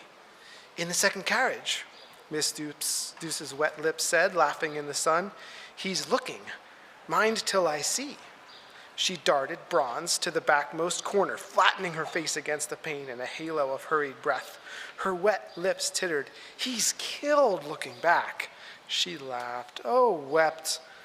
Aren't men frightful idiots? With sadness, Miss Kennedy sauntered sadly from bright light, twining a loose hair behind an ear. Sauntering sadly, gold no more, she twisted, twined a hair. Sadly she twined and sauntering gold hair behind a curving ear. It's them that has the fine times. Sadly then she said, a man. Blue Who went by Moulang's pipes, bearing his breast the sweets of sin, by wine's antiques, in memory bearing sweet sinful worlds, by Carol's dusky battered plate, for Raoul. The boots to them in the bar, them barmaids came. For them, unheeding him, he banged on the counter his tray of chattering china, and there's your teas, he said. Miss Kennedy, with manners, transposed the tea tray down to an upturned lithia crate, safe from eyes, low. What is it? Loud Boots unmannerly asked. Find out, Miss Douce retorted, leaving her spying point. Your beau, is it? A haughty Bronze replied, I'll complain to Mrs. Demassy on you if I hear any more of your impertinent insolence. Boots' snout sniffed rudely as he retreated, as she threatened, as he had come. Bloom. On her flower, frowning Miss Douce said, most aggravating that young brat is. If he doesn't conduct himself, I'll wring his ear for him a yard long. Ladylike in exquisite contrast. Take no notice, Miss Kennedy rejoined. She poured in a teacup tea, then back in the teapot tea. They cowered under their reef of counter, waiting on footstools, crates upturned, waiting for their teas to draw. They pawed their blouses, both of black satin, 2 and 9 a yard, waiting for their teas to draw, and 2 and 7. Yes, bronze from a near, by gold from afar, heard steel from a near, hoofs ring from afar, and heard steel hoofs ring hoof ring steel. Am I awfully sunburnt? Miss Bronze unbloused her neck. No, said Miss Kennedy, it gets brown after. Did you try the borax with the cherry laurel water? Miss Douce half stood to see her skin askance in the bar mirror, gilded lettered where Hock and Claret glasses shimmered, and in their midst a shell. "And leave it to my hands," she said. "Try it with the glycerin," Miss Kennedy advised. Bidding her neck and hands adieu, Miss Douce, "Those things only bring out a rash," replied, reseated. "I asked that old fogey in Boyd's for something for my skin." Miss Kennedy, pouring now a full-drawn tea, grimaced and prayed, "Oh, don't remind me of him for mercy's sake." "But wait till I tell you," Miss Douce entreated. Sweet tea, Miss Kennedy, having poured with milk, plugged both two ears with little fingers. "No, don't," she cried. "I won't listen," she cried.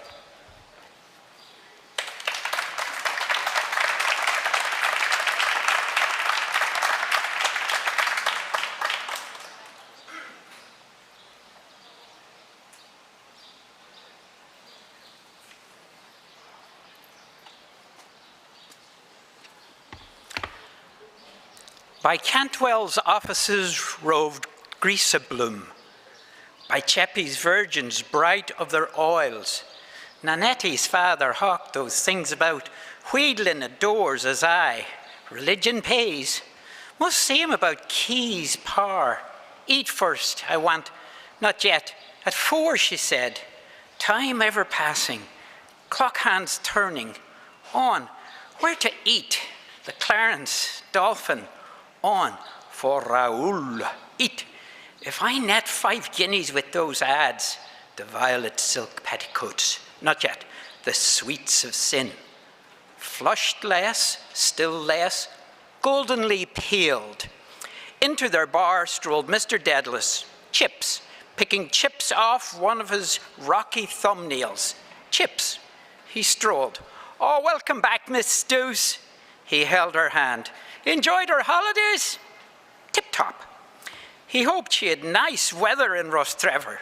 Gorgeous, she said. Look at the holy show I am, lying out on the strand all day.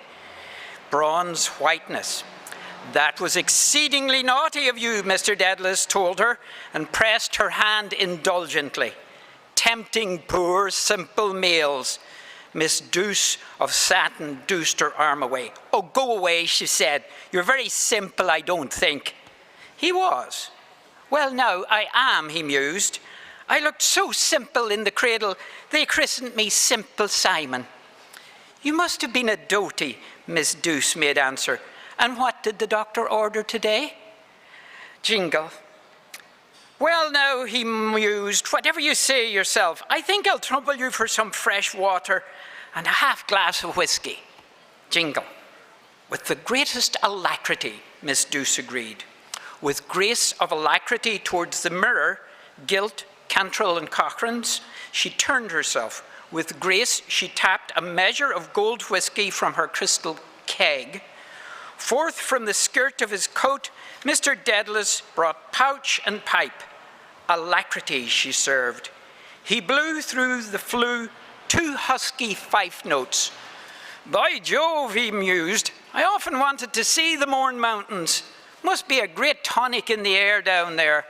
But along threatening comes at last, they say. Yes, yes, yes. He fingered shreds of hair, her maiden hair, her mermaids into the bowl. Chips, shreds, musing, mute. None not said nothing. Yes. Gaily Miss Douce polished a tumbler, trilling, Oh, I, Dolores, Queen of the Eastern Seas. Was Mr. Lidwell in today? In came Lenehan. Round him peered Lenehan. Mr. Bloom reached Essex Bridge. Yes, Mr. Bloom crossed Bridge of Yessex. To Martha, I must write. Buy paper, dailies. Girl there, civil. Bloom, old Bloom, blue Bloom is on the rye.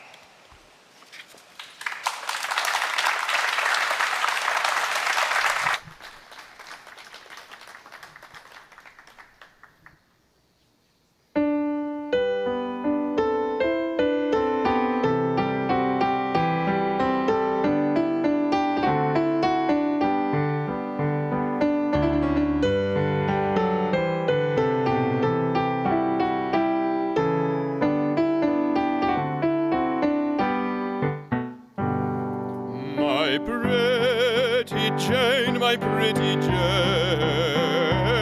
ah, never, never look so shy.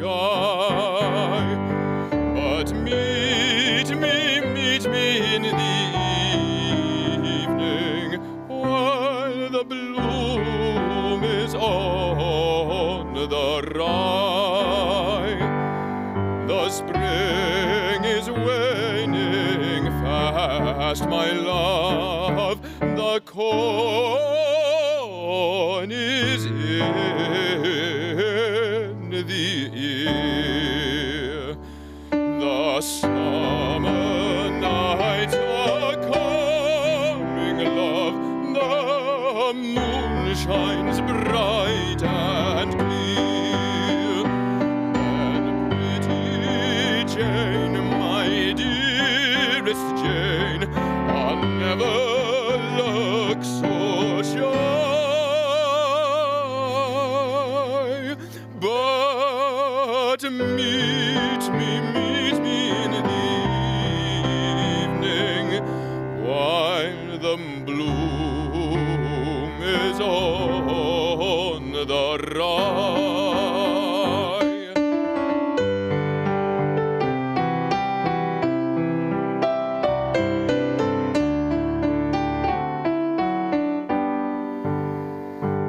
But name the day, the wedding day, and I will buy the ring. The lads and maids in favors white, and village bells, the village bells shall ring. The spring is waning fast, my love, the corn is in the ear. The summer nights are coming, love, the moon shines bright and clear. Then pretty Jane, my dearest Jane, I'll never look so shy.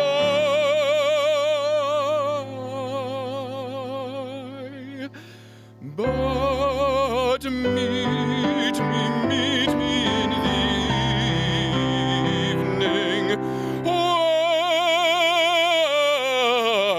the bloom is on the rye.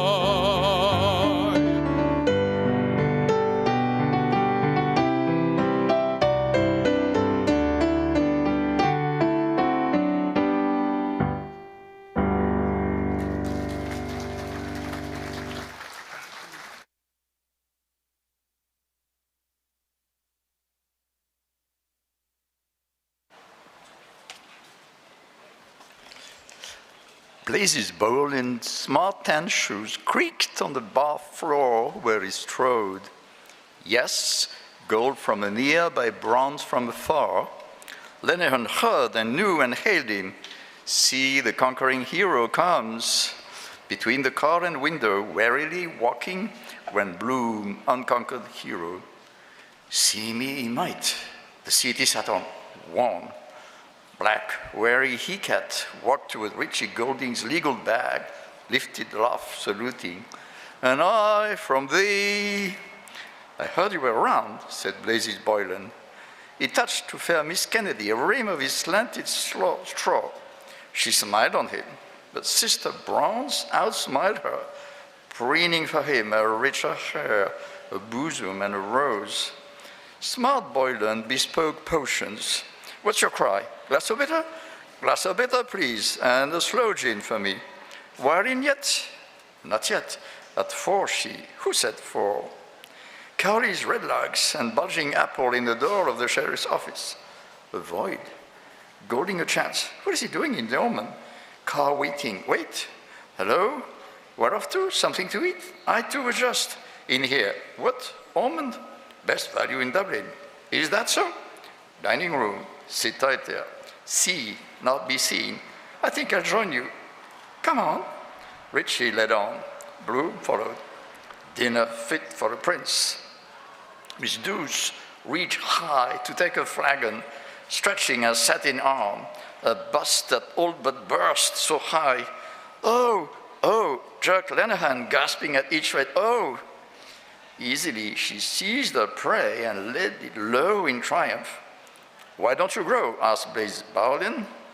She bronze, dealing from an oblique jar thick syrupy liquor for his lips, looked as it flowed, flower in his coat, who gave him, and syrup with a voice, fine goods in small parcels. That is to say, she. Neatly, she poured, slow, syrupy, slow. Here's fortune, Blaise said. He pitched a broad coin down, coin rang. Hold on, said Lennon, till fortune, he wished, lifting his bubble ale. Sceptre will win in the canter, he said. I plunge a bit, said Boylan, winking and drinking. Not on my own, you know. Fancy of a friend of mine. Lenehan still drank and grinned at his tilted ale and at Mrs. Douce's lips that all but hum, not shut, the ocean's song her lips had trilled for. I, Dolores, the eastern seas. Clock whirred. Miss Kennedy passed their way. Flower, wonder who gave, bearing away tea tray. Clock clacked. Miss Douce took Boylan's coin, struck boldly the cash register. It clanged. Clock clacked. Fair one of Egypt, teased and sorted in the till, and hummed and handed coins in change. Looked to the west, a clack, for me. What time is that? Asked Boylan. 4 o'clock. Lenehan, small eyes a hunger on a humming, Buster humming, tugged Blaise's Boylan's elbow sleeve. Let's hear the time, he said. The bag of golden collie sword led Bloom by rye bloom flowered tables. Aimless, he chose with agitated aim, Paul Pat attending a table near the door. Be near at 4. Has he forgotten? Perhaps a trick. Not come. Whet appetite. I couldn't do. Wait, wait. Pat, waiter, waited. Sparkling, bronze, azure-eyed, blazure, sky blues, bow and eyes. Go on, pressed Lenehan. There's no one. He never heard. To Flora's lips did high. High, a note pealed in the treble clear. Bronze Douce, communing with a rose that sank and rose, sold Blaise's Boylan's flower and eyes. Please, please, he pleaded over returning phrases of avowal. I could not leave thee. After wits, Miss Luce promised coyly. No, now, urged Lenehan. Sonnez la cloche. Oh, do. There's no one. She looked. Quick. Miss Ken out of earshot. Sudden bent. Two kindling faces watch her bend. Quavering, the cord straight from the air, found it again, lost cord, and lost and found it, faltering. Go on, do, sonnez. Bending, she nipped the peak of skirt above her knee, delayed, taunted them still, bending, suspending with willful eyes. Sonnez, smack. She said, free sudden in a rebound, a nipped elastic garter, smack warm against a smackable, a woman's warm hose thigh. La cloche, cried gleeful Lenehan, trained by owner. No sawdust there. She smiled, smirk, supercilious, wept. Aunt man, but lightwood gliding, mild, she smiled on Boylan. You're the essence of vulgarity, she in gliding said.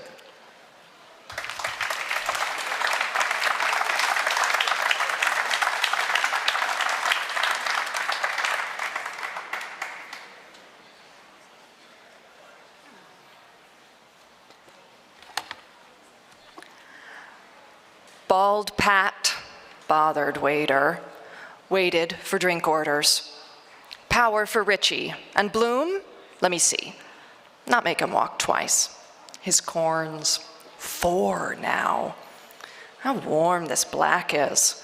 coarse nerves a bit, refracts, is it? Heat. Let me see. Cider, yes, bottle of cider. What's that? Mr. Daedalus said. I was only vamping, man. Come on, Ben Dollard called. Be gone, dull care. Come, Bob. He ambled Dollard, bulky slops before them. Hold that fellow with the... Hold him now. Into the saloon. He plumped him Dollard on the stool. His gouty paws plumped chords. Plumped, stopped abrupt. Bald Pat in the doorway met tealess gold returning. Bothered, he wanted power and cider. Bronze by the window watched, bronze from afar. Jingle-a-tinkle jaunted. Bloom heard a jing, a little sound. He's off. Light sob of breath, Bloom sighed on the silent blue-hued flowers. Jingling, he's gone. Jingle here. Love and war, Ben, Mr. Daedalus said. God be with old times. Miss Douce's brave eyes, unregarded, turned from the cross-blind, smitten by sunlight. Gone. Pensive, who knows? Smitten, the smiting light. She lowered the drop blind with a sliding cord. She drew down pensive. Why did he go so quick when I... About her bronze. Over the bar where Bald stood by Sister Gold, inexquisite contrast. Contrast, inexquisite, non-exquisite. Slow, cool, dim, sea green, sliding depth of shadow. Oh, Daniil. Poor old Goodwin was the pianist that night, Father Cowley reminded them. There was a slight difference of opinion between himself and the Collard Grand. There was. A symposium all on his own, Mr. Daedalus said. The devil wouldn't stop him. He was a crotchety old fellow in the primary stage of drink. God, do you remember? Ben Bulky Dollard said, turning from the punished keyboard. And by japers, I had no wedding garment. They laughed, all three. He had no wed. All trio laughed, no wedding garment. Our friend Bloom turned in handy that night, Mr. Daedalus said. Where's my pipe, by the way? He wandered back to the bar to the lost cord pipe. Bald Pat carried 2 diners' drinks, Richie and Poldy. And Father Cowley laughed again. I saved the situation, Ben, I think. You did, averred Ben Dollard. I remember those tight trousers, too. That was a brilliant idea, Bob. Father Cowley blushed to his brilliant purpley lobes. He saved the situ. Tight trow, brilliant-eyed. I knew he was on the rocks, he said. The wife was playing the piano in the Coffee Palace on Saturdays for a very trifling consideration. And who was it gave me the wheeze she was doing the other business? Do you remember? We all had to search Hollis Street to find them till the chap in Keogh's gave us the number. Remember? Ben remembered, his broad visage wondering. By God, she had some luxurious opera cloaks and things there. Mr. Daedalus wandered back, pipe in hand. Merrion Square style. Ball dresses, by God, and court dresses. He wouldn't take any money either. What? And God's quantity of cocked hats and boleros and trunk hose. What? Aye, Mr. Daedalus nodded. Mrs. Marion Bloom has left off clothes of all descriptions.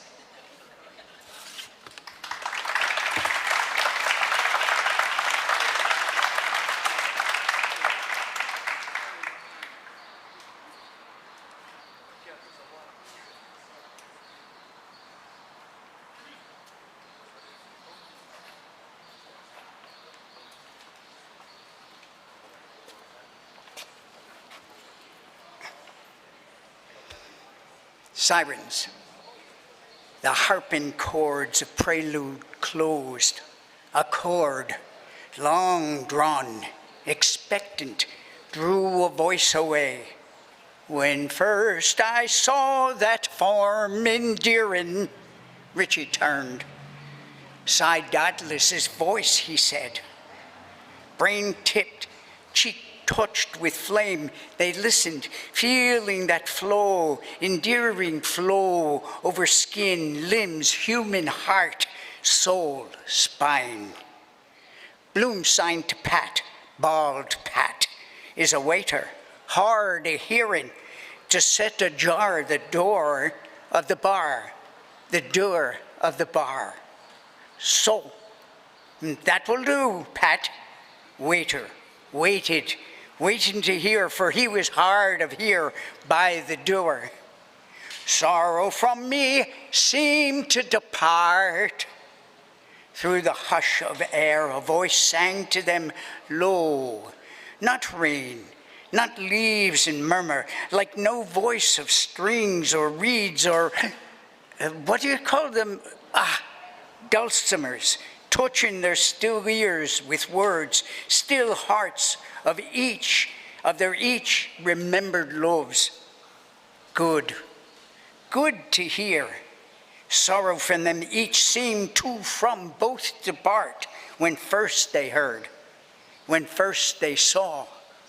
Lost richie-pouty, mercy of beauty, heard from a person wouldn't expect it in the least, her first merciful, love, soft, oft-loved word. Love, that is singing, love's old sweet song. Bloom unwound slowly the elastic band of his packet. Love's old sweet sonnet legaud. Bloom wound a skein round his 4 fork fingers, stretched it, relaxed, and wound it round his troubled, doubled fourfold. In octave gave them fast. Full hope of light and all delighted. Tenors get women by the score, increase their flow, throw flower at his feet. When will we meet? My head, it simply jingle, all delighted. Yeah, he can't sing for the tall hats. Your head, it simply swirls, perfume for him. What perfume does your wolf? I want to know. Jing, stop, knock. Last look in the mirror before she always answers the door.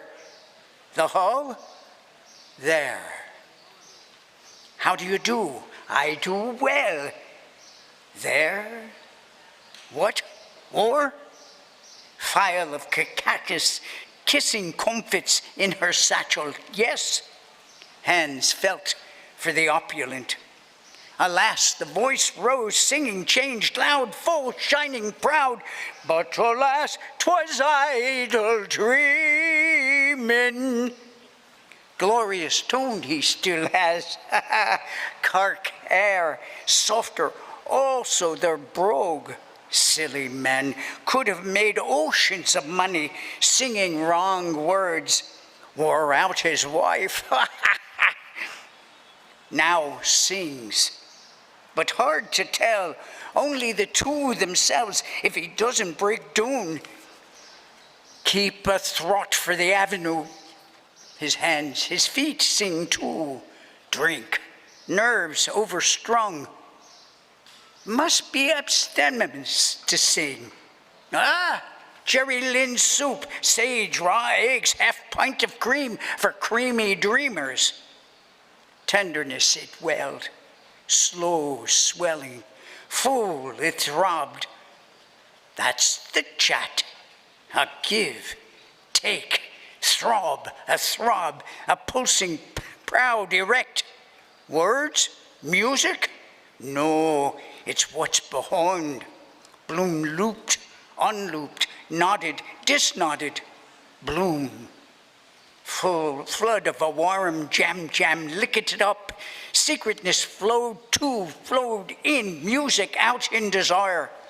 Dark to lick, flow invading her. Tipping her, tapping her, tapping her, topping her. Top pours to dilate, dilating. Top, the joy, the feel, the warm, the top. To pour o'er the sluices, pouring, pushes, flood, gush, flow, joy gush, top throb, now. The language of love. Ray of hope is beaming, Lydia for Lidwell, squeak scarcely here, so Lady Loke, the muse, unsqueaked a ray of hope. Martha, it is. Coincidence. Just going to write Lionel's song, yeah? Lovely name you have. Can't write, except my little praise. Play on her heartstrings, her purse strings too. She's I called you naughty by. Still the name, Martha. How strange today.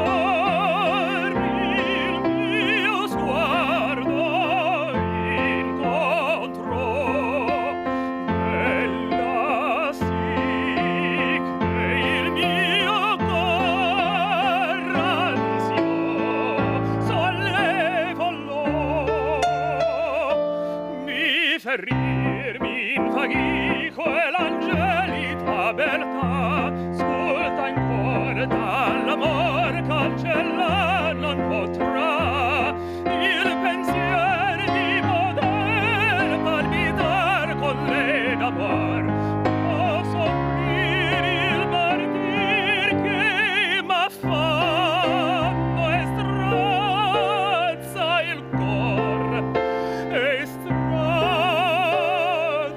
il cor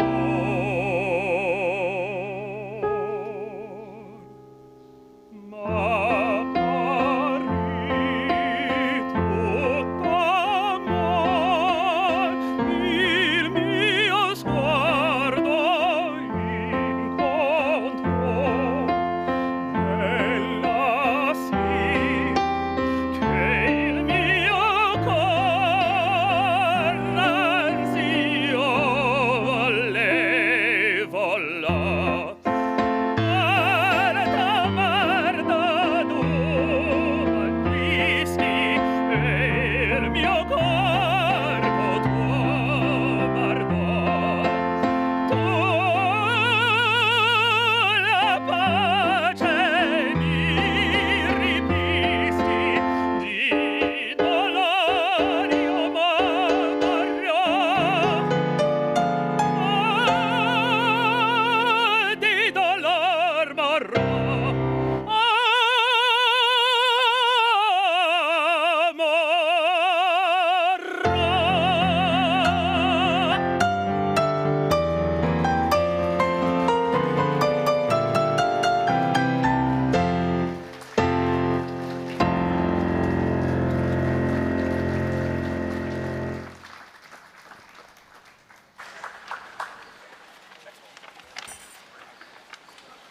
The voice of Lionel returned, weaker, but unwearied. It sang again to Richie Poldy. Lydia Lidwell also sang to Pat, open mouth, ear, waiting to wait. How first he saw the form, that form endearing. How sorrow seemed to part. How look, form, word charmed him. Gould, Lidwell won Pat Bloom's heart. Wish I could see his face, though. Explain better why the barber and Dragos always looked my face when I spoke his face in the glass. Still, he read better here than in the bar, though. Farther, each graceful look. First night, when I first saw her at Matt Dillon's in Terranure, yellow, black lace she wore, musical chairs, we two, the last. Fate after her, fate, round and round slow, quick round we two, all looked, halt, down she sat, all ousted looked, lips laughing, yellow knees, charmed my eye. Singing, waiting, she sang. I turned her music, full voice of perfume, of what perfume does your lilac trees. Bosom I saw, both full, throat warbling. First I saw, she thanked me. Why did she me? Fate, Spanishy eyes. Under a pear tree, alone, patio this hour in old Madrid, one side in shadow, Dolores, she, Dolores, at me, Lauren, alluring, Martha, Martha, quitting all languor, Lionel cried in grief, in cry of passionate dominant to love, to return with deepening yet with rising chords of harmony, in cry of Lionel loneliness that she should know must Martha feel, for only her he waited. Where? Here, there, try, there, here, all, try where? Somewhere. Come, thou lost one, come, thou dear one. Alone, one love, one hope, one comfort, me, Martha. Just note return. Come! It soared, a bird, it held its flight of swift, pure cries, soar, silver orb. It leaped serene, speeding, sustained to come, didn't spin it out too long, long breath, he breath, long life, soaring high, high, resplendent, a flame crowned high, in the effulgent, symbolistic high of the ethereal bosom, high of the high, vast irradiation, everywhere, all soaring, all around, about the all, the endlessness, ness, to me, Syoplode, consumed, come, well sung, all clapped, she ought to come, to me, to him, to her, you too, me, us.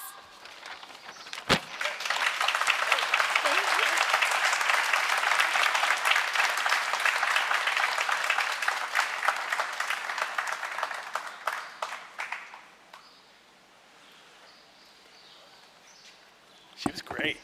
I love a spirited reading. All righty, we're going to do a raffle drawing here. If you haven't participated yet, you can stop by the ticket table over there because there'll be 2 more drawings at 5 and at 7.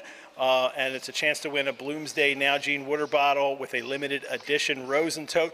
And choosing the name this time is Lenny Steiner. Lenny is the Rosenbach Bloomsday chair, has been for many years. This event is so great. And for one of the reasons it is so great is because of Lenny. So big round of applause for Lenny Steiner, please. We'll see if, did you enter this raffle, Lenny? You're going to draw your own name? No, let's not do that. So there you go. I'm going to do the next. All righty, you draw the name and you can announce the winner. And the winner is D. Lopresti. Yay! There you go. Head over to the Congrats. Head over to the table to collect your prizes. All righty, next drawing will be at 5. Thank you.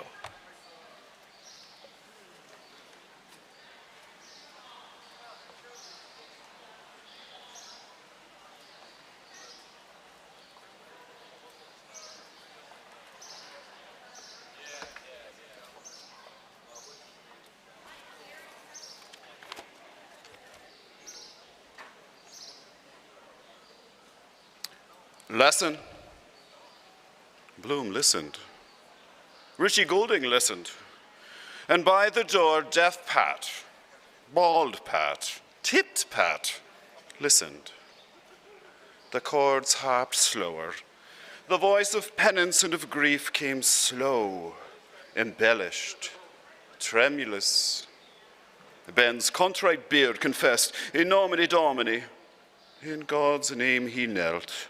He beat his hand upon his breast, confessing mea culpa. Latin again. That holds them like birdlime. Priest with the communion corpus for those women. Chap in the mortuary, coffin or coffee. Corpus nomini. Wonder where that rat is by now. Scrape. Tap. They listened. Tankards and Miss Kennedy, George Lidwell, eyelid well expressed, full busted sat in cairn and sea. The sighing voice of sorrow sang his sins. Since Easter, he had cursed 3 times. You bitch's bast. And once at mass time he had gone to play. Once by the churchyard he had passed, and his mother's rest he had not prayed.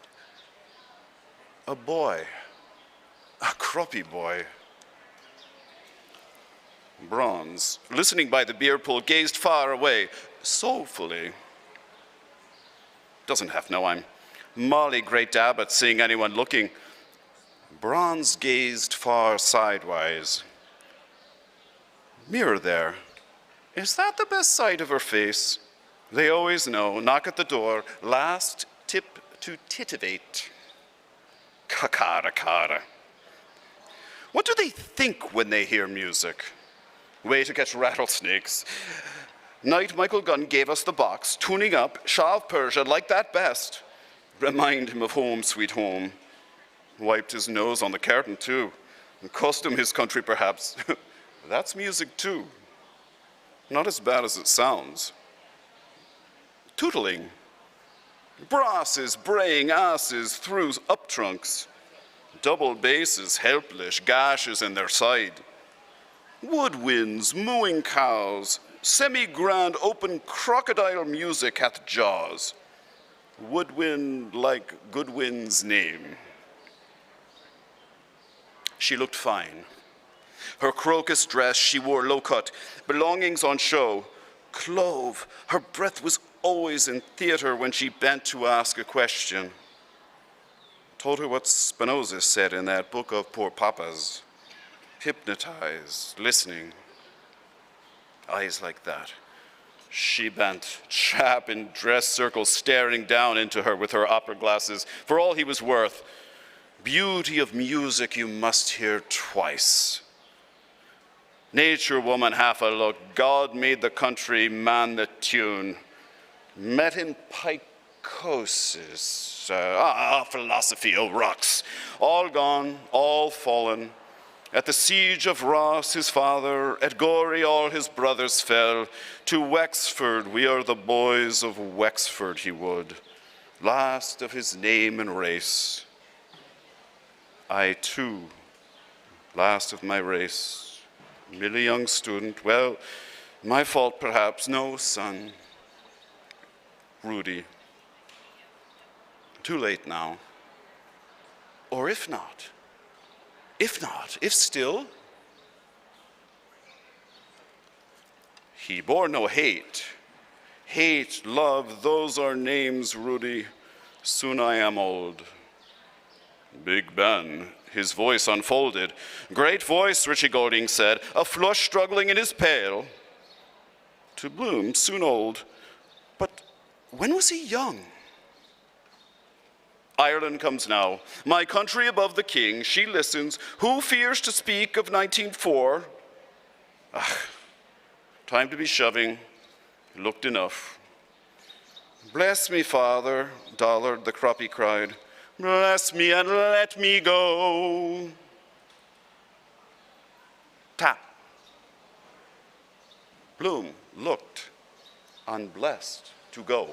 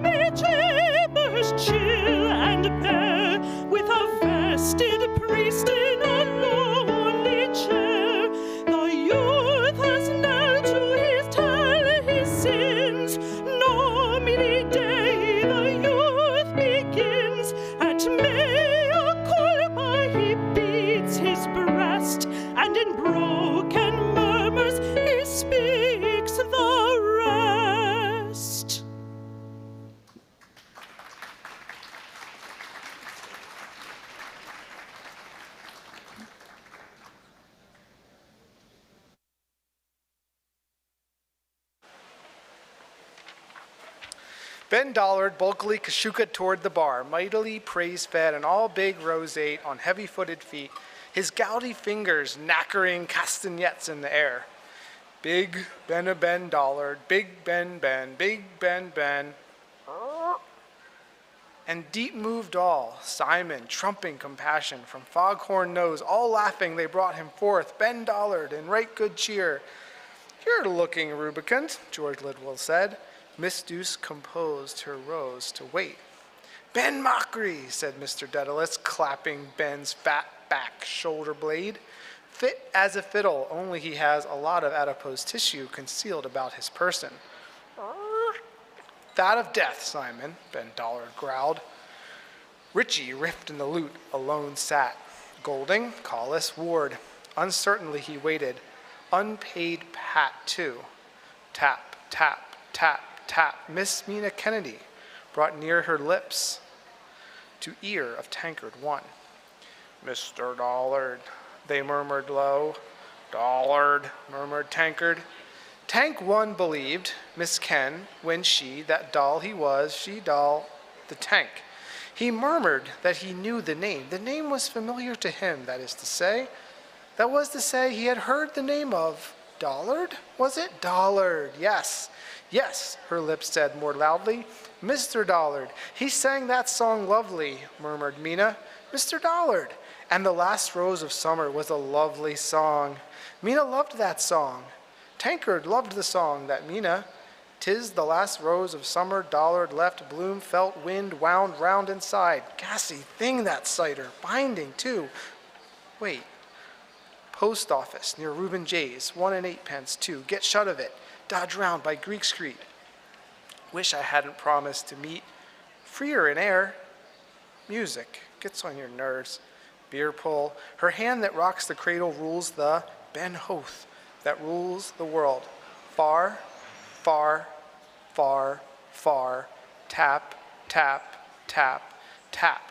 Up the key went Lionel Leopold. Naughty Henry with letter for Matty, with sweets of sin, with frillies for Raoul, with met him pike hoses went Poldy on. Tap blind walked tapping by the tap, the curbstone tapping, tap by tap. Cowley, he stuns himself with it, kind of drunkenness.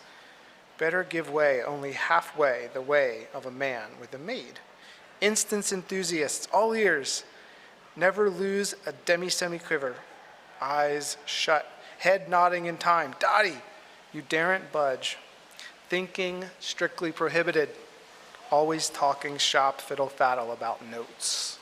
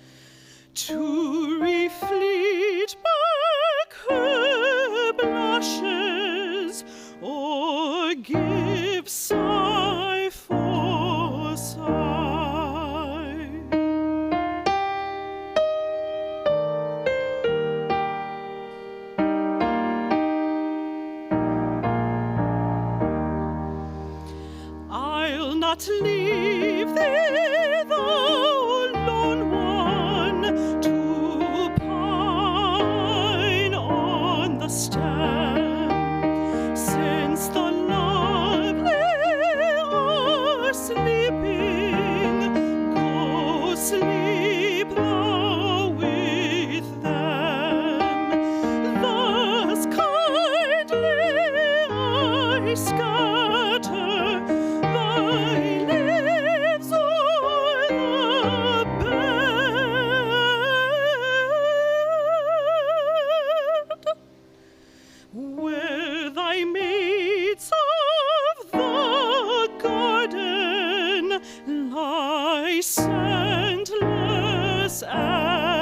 dead.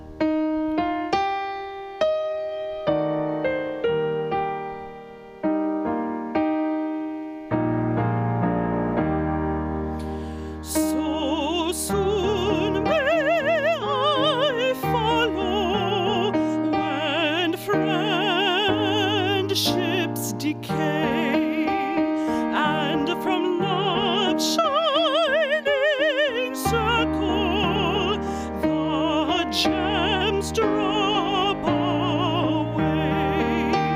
When true hearts lie withered and fond ones are flown.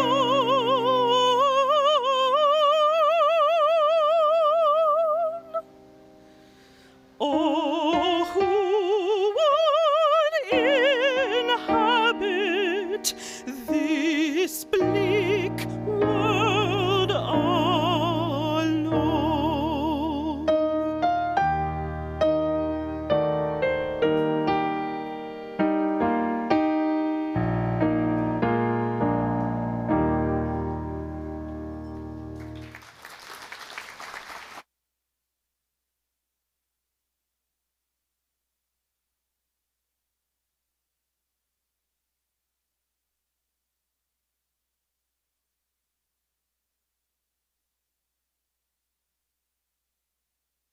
A stripling blind with a tapping came tap, tap, tapping by Daly's window, where a mermaid, all hair, all streaming, but he couldn't see, blew whiffs of a mermaid, blind couldn't, mermaid, coolest whiff of all. Instruments, a blade of grass, shell of her hands, then blow. Even comb and tissue paper can knock a tune out of it. Molly in her shift in Lombard Street West, hair down. I suppose each kind of trade made its own, don't you see? Hunter with a horn, haw. Have you the cloche sonne la? Shepherd his pipe, pwee, little plee. Policeman, a whistle, locks and keys sweep. 4 o'clock's all well, sleep. All is lost now. Drum, pompity, wait, I know. Town crier, bumbleliff, long john, waken the dead, palm, dignum, poor little nomine domine, palm. It is music. I mean, of course it's all palm, palm, palm. Very much what they call da capo. Still you can hear as we march along, palm. I must really... Now, if I did that at a banquet, just a question of custom, Shah of Persia, breathe a prayer, drop a tear.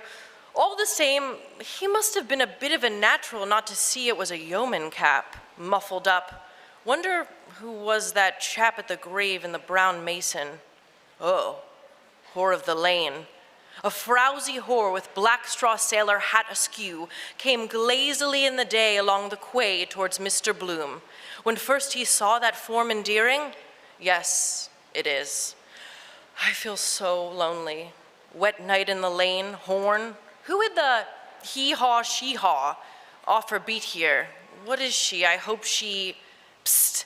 Any chance of your wash? New Molly had me decked. Stout lady does be with you in the brown costume. Put you off your stroke that. Appointment we made knowing we'd never, well, hardly ever. Too dear, too near to home, sweet home. Sees me, does she? Looks a fright in the day, face like dip. Damn her! Oh, well, she has to live like the rest. Look in here. In Lionel Mark's antique sale shop window, haughty Henry Lionel Leopold, dear Henry Flower, earnestly Mr. Leopold Bloom, envisaged battered candlesticks, melodeon oozing maggoty blow bags. Bargain, 6 bob. Might learn to play, cheap. Let her pass. Course, everything is dear if you don't want it. That's what good salesman is. Make you buy what he wants to sell. Chap sold me that Swedish razor he shaved me with. Wanted to charge me for the edge he gave it. She's passing now, 6 bob. Ooh, must be the cider or perhaps the Burgund. Near bronze from anear, near gold from afar, they chinked their clinking glasses all, bright-eyed and gallant before bronze Lydia's tempting last rose of summer, rose of Castile. First Lyd, D, cow, care, doll, a fifth, Lidwell, C. Daedalus, Bob Cowley, Kiernan, and Big Ben Dullard.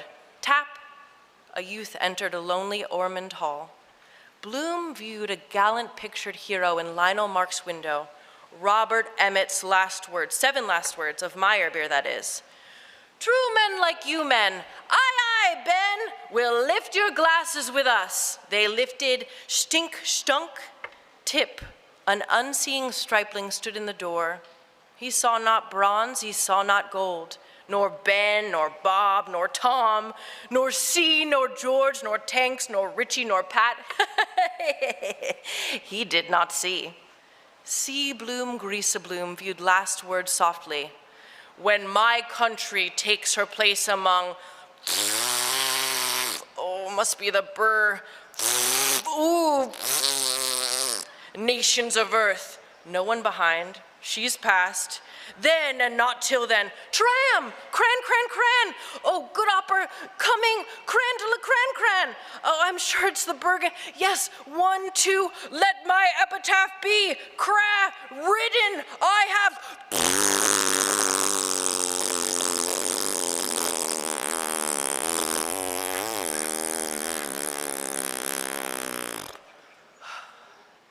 Done.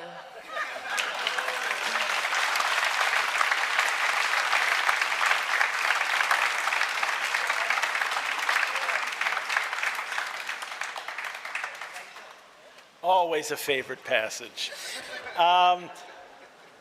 Thanks, everybody.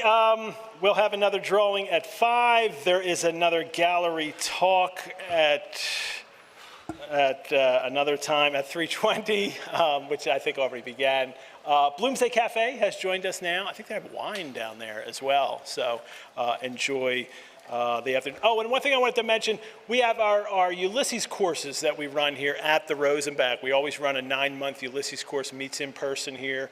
Group of about 15 or 20 of you together meet once a month, learn Ulysses over that period of time, and then you'll get to read at Bloomsday the following year.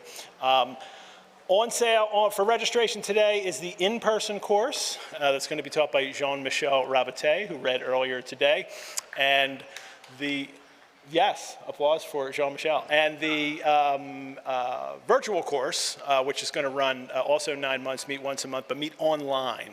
And that will be taught by Robert Berry. And they are open for registration as of today. So, and they start in October. So, great. All righty. Music again from Darren Kelly and John McGillian. Thanks, everybody.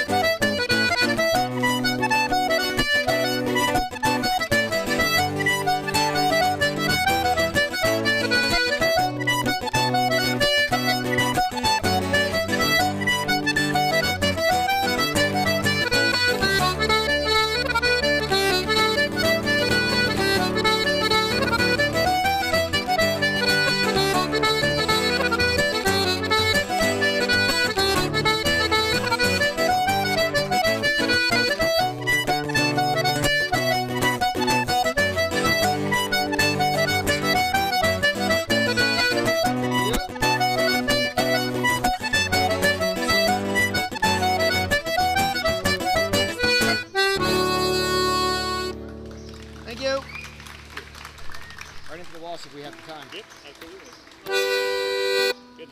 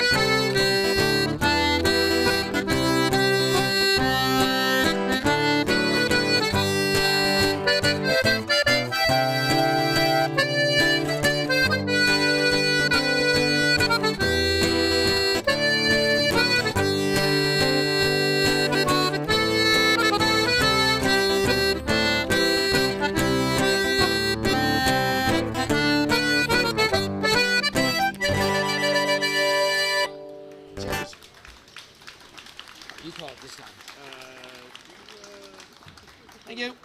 A couple of reels. Pick two keys. Oh no, we already called them. D mix and G. Yeah, good.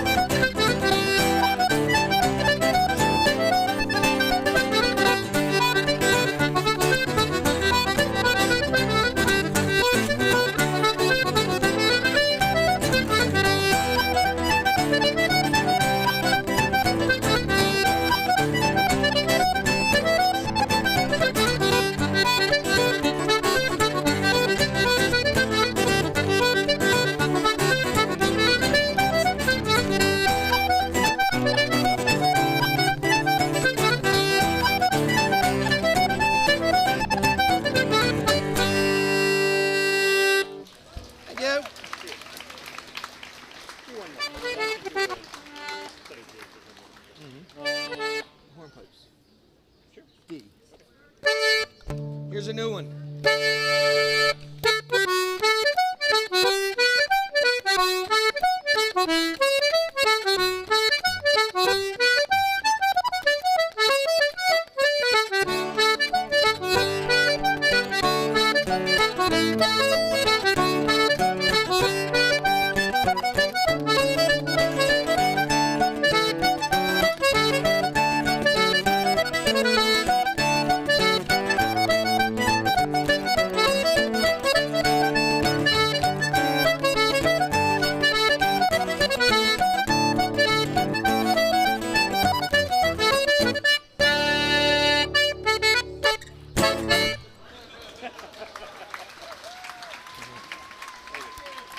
Cheers.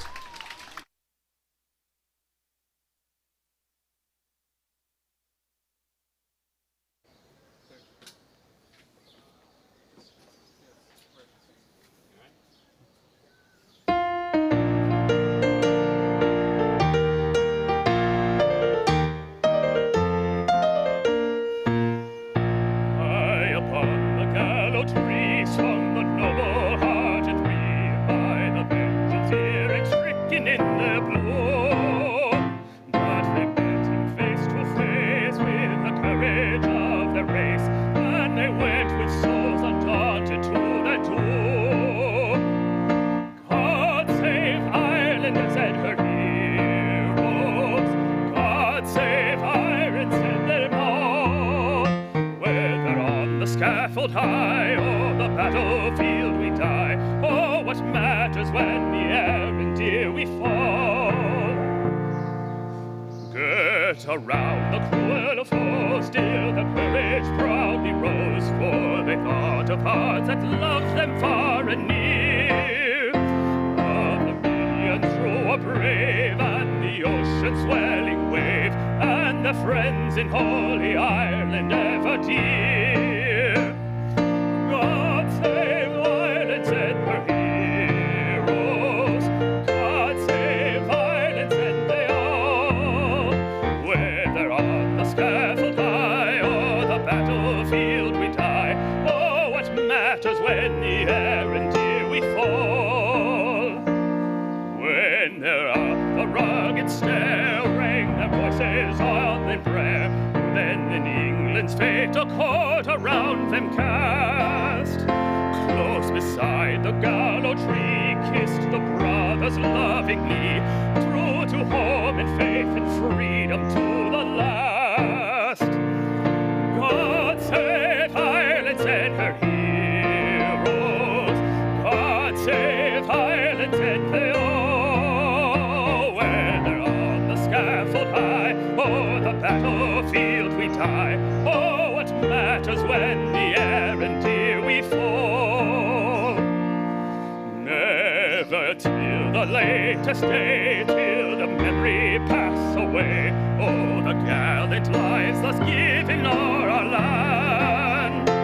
Oh, but on the cares must go amidst joy and weal and woe, till we make our isle a nation free and grand. God save Ireland, said her heroes. God save Ireland, said they all. Whether on the scaffold high or the battlefield we die, oh, what matters when the errand we fall?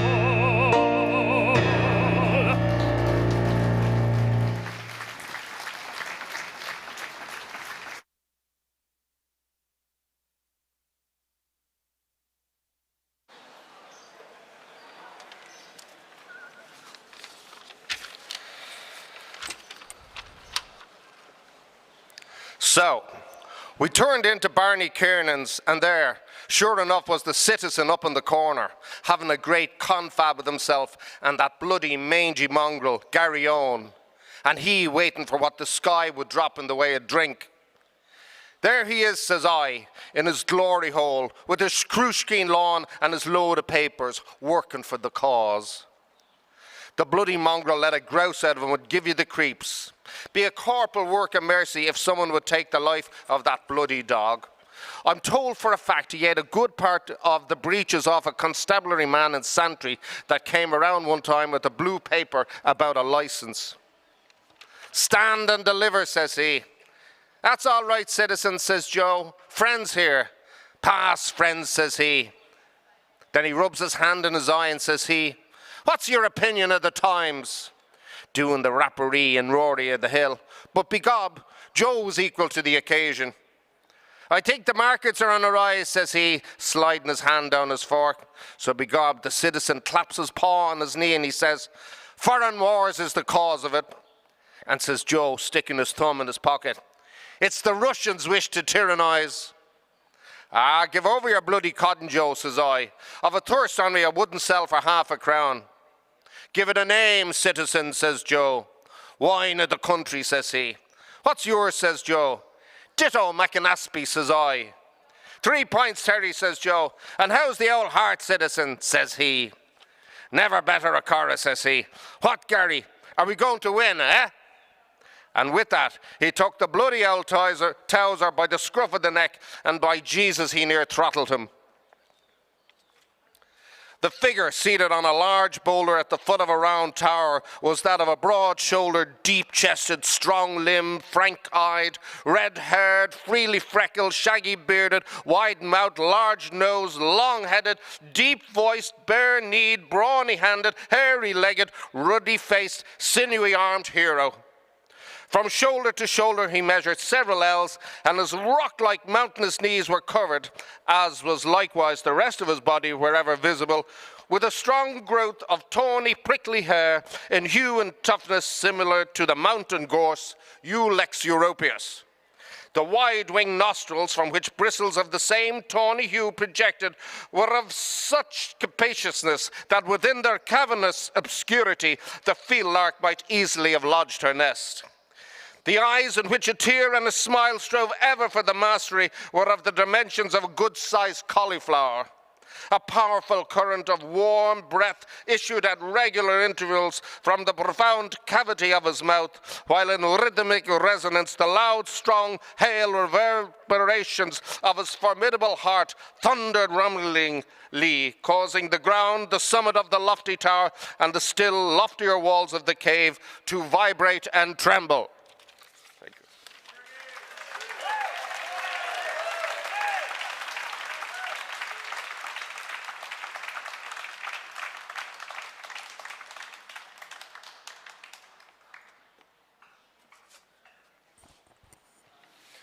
So then, the citizen begins talking about the Irish language, and the corporation meeting and all to that, and the Shonines that can't speak their own language. And Joe chipping in because he stuck someone for a quid, and Bloom putting in his old goo with his tuppenny stump that he cadged off of Joe, and talking about the Gaelic League, and the Anti-Treating League, and drink. The curse of Ireland. Anti-treating is about the size of it, gob.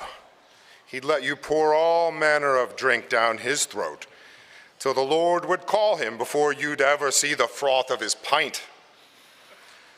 And one night, I went in with a fellow into one of their musical evenings, song and dance about she could get up on a truss of hay, she could my Maureen lay, and there was a fellow with a ballyhooly blue ribbon badge spiffing out of him in Irish, and a lot of Colleen Bonds going about with temperance beverages and selling medals and oranges and lemonade and a few old dry buns. Gob, flahulig entertainment. Don't be talking. Ireland sober is Ireland free. And then an old fellow starts blowing into his bagpipes and all the gougers shuffling their feet to the tune the old cow died of. And one or two sky pilots, having an eye around that there was no goings on with the females, hitting below the belt. So, however, as I was saying, the old dog, seeing the tin was empty, starts mousing around by Joe and me. I'd train him by kindness, so I would if he was my dog. Give him a rousing fine kick now and again where it wouldn't blind him. Afraid he'll bite you, says the citizen, jeering. No, says I, but he might take my leg for a lamppost. So he calls the old dog over. What's on you, Gary, says he. Then he starts hauling and mauling and talking to him in Irish, and the old Towser growling, letting on to answer like a duet in an opera. Such growling you never heard as they let off between them. Someone that has nothing better to do ought to write a letter pro bono publico to the papers about the muzzling order for a dog like that. Growling and grousing, and his eye all bloodshot from the drouth in it, and the hydrophobia dropping out of his jaws. All those who are interested in the spread of human culture among the lower animals, and their name is Legion, should make a point of not missing the really marvelous exhibition of scianthropy given by the famous old Irish red setter wolf dog, formerly known by the sobriquet of Gary Owen, and recently rechristened by his large circle of friends and acquaintances, Owen Gary. The exhibition, which is the result of years of training by kindness and a carefully thought out dietary system, comprises, among other achievements, the recitation of verse.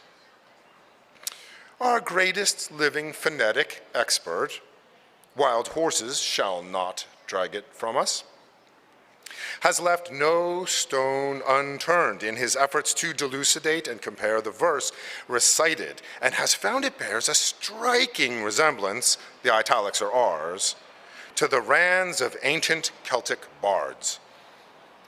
We are not speaking so much of those delightful love songs with which the writer who conceals his identity under the graceful pseudonym of the Little Sweet Branch has familiarized the book-loving world, but rather, as a contributor, DOC points out in an interesting communication published by an evening contemporary, of the harsher and more personal note which is to be found in satirical effusions of the famous Rafferty and of Donald McConsidine, to say nothing of a more modern lyrist at present very much in the public eye. We subjoin a specimen which has been rendered into English by an eminent scholar whose name for the moment we are not at liberty to disclose, though we believe that our readers will find the topical allusion rather more than an indication. The metrical system of the canine original, which recalls the intricate alliterative and isosyllabic rules of the Welsh Englyn, is infinitely more complicated, but we believe our readers will agree that the spirit has been well caught. Perhaps it should be added that the effect is greatly increased if Owen's verse be spoken somewhat slowly and indistinctly in a tone suggestive of suppressed rancor. The curse of my curses, 7 days every day, and 7 dry Thursdays, grrr. On you, Barney Kiernan, has no sup of water, grrr, to cool my courage, grrr, and my guts red roaring after Lowry's lights, grrr.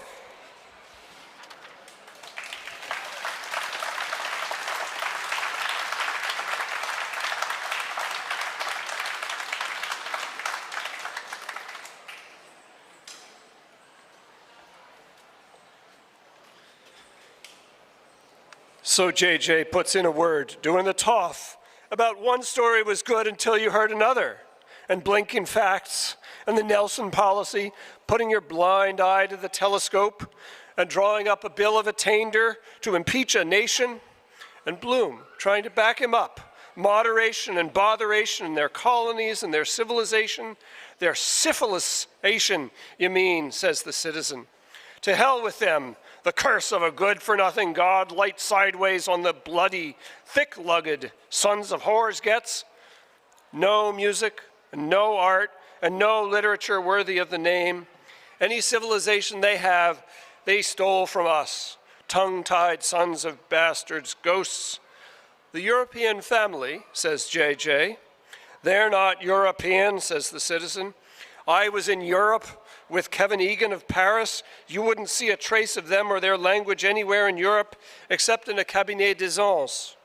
And says John Wise, full many a flower is born to blush unseen. And says Lenehan, that knows a bit of the lingo, conspuez les Anglais, perfide Albion, he said, and then lifted he in his rude, great, brawny, strengthy hands the mather of dark, strong, foamy ale, and uttering his tribal slogan, Lau Derek Abu, he drank to the undoing of his foes, a race of mighty, valorous heroes, rulers of the waves, who sit on thrones of alabaster, silent as the deathless gods. What's up with you, says I to Lenehan. You look like a fellow that had lost a bob and found a tenner. Gold cup, says he. Who won, Mr. Lenehan, says Terry. Throwaway, says he, at 20-1, a rank outsider, and the rest nowhere. And Bass's mare, says Terry. Still running, says he. We're all in a cart. Boylan pledged 2 quid on my tip, scepter for himself and a lady friend. I had half a crown myself, says Terry, on Zinfandel that Mr. Flynn gave me, Lord Howard de Walden's. 20-1, says Lenehan, such is life in an outhouse. Throwaway, says he, takes the biscuit. And talking about bunions, frailty thy name is scepter. So he went over to the biscuit tin Bob Doran left to see if there was anything he could lift on the nod. The old cur after him, backing his luck with his mangy snout up. Old Mother Hubbard went to the cupboard. Not there, my child, says he. Keep your pecker up, says Joe. She'd have won the money, only for the other dog. And JJ and the citizen arguing about law and history with Bloom sticking in an odd word. Some people, says Bloom, can see the motes in others' eyes, but they can't see the beam in their own.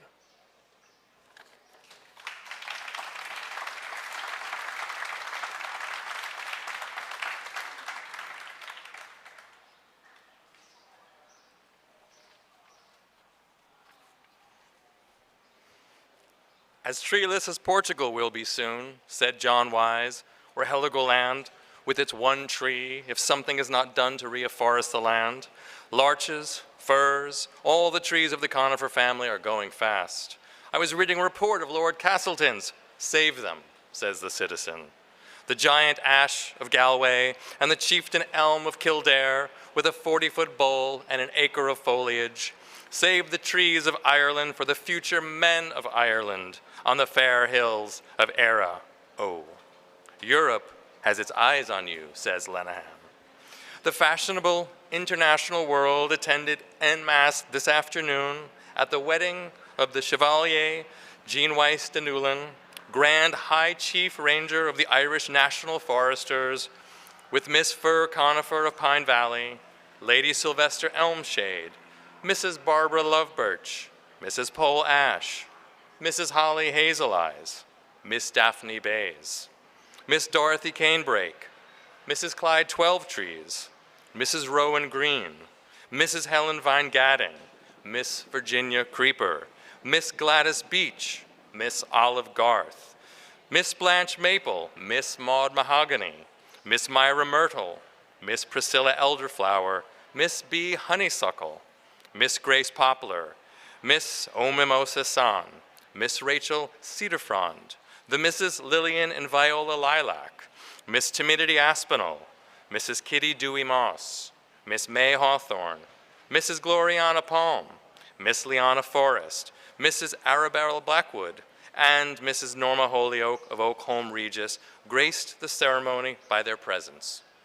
The bride, who was given away by her father, the McConifer of the Glands, looked exquisitely charming in a creation carried out in green Merseyside silk, molded on an underslip of gloaming gray, sashed with a yoke of broad emerald, and finished with a triple flounce of darker-haired fringe, the scheme being relieved by bretelles and hip insertions of acorn bronze. The maids of honor, Miss Larch Conifer and Miss Spruce Conifer, sisters of the bride, wore very becoming costumes in the same tone, a dainty motif of plume, rose being worked into the pleats in a pinstripe and repeated capriciously in the jade-green toques in the form of heron feathers of pale-tinted coral. Signor Enrique Flor presided at the organ with his well-known ability and, in addition to the prescribed numbers of the nuptial mass, played a new and striking arrangement of Woodman Spare That Tree at the conclusion of the service. On leaving the church of St. Fiacre in Horto, after the papal blessing, the happy pair were subjected to a playful crossfire of hazelnuts, beech mast, bay leaves, catkins of willow, ivy tod, holly berries, mistletoe sprigs, and quicken shoots. Mr. and Mrs. Wise Conifer Newland will spend a quiet honeymoon in the Black Forest.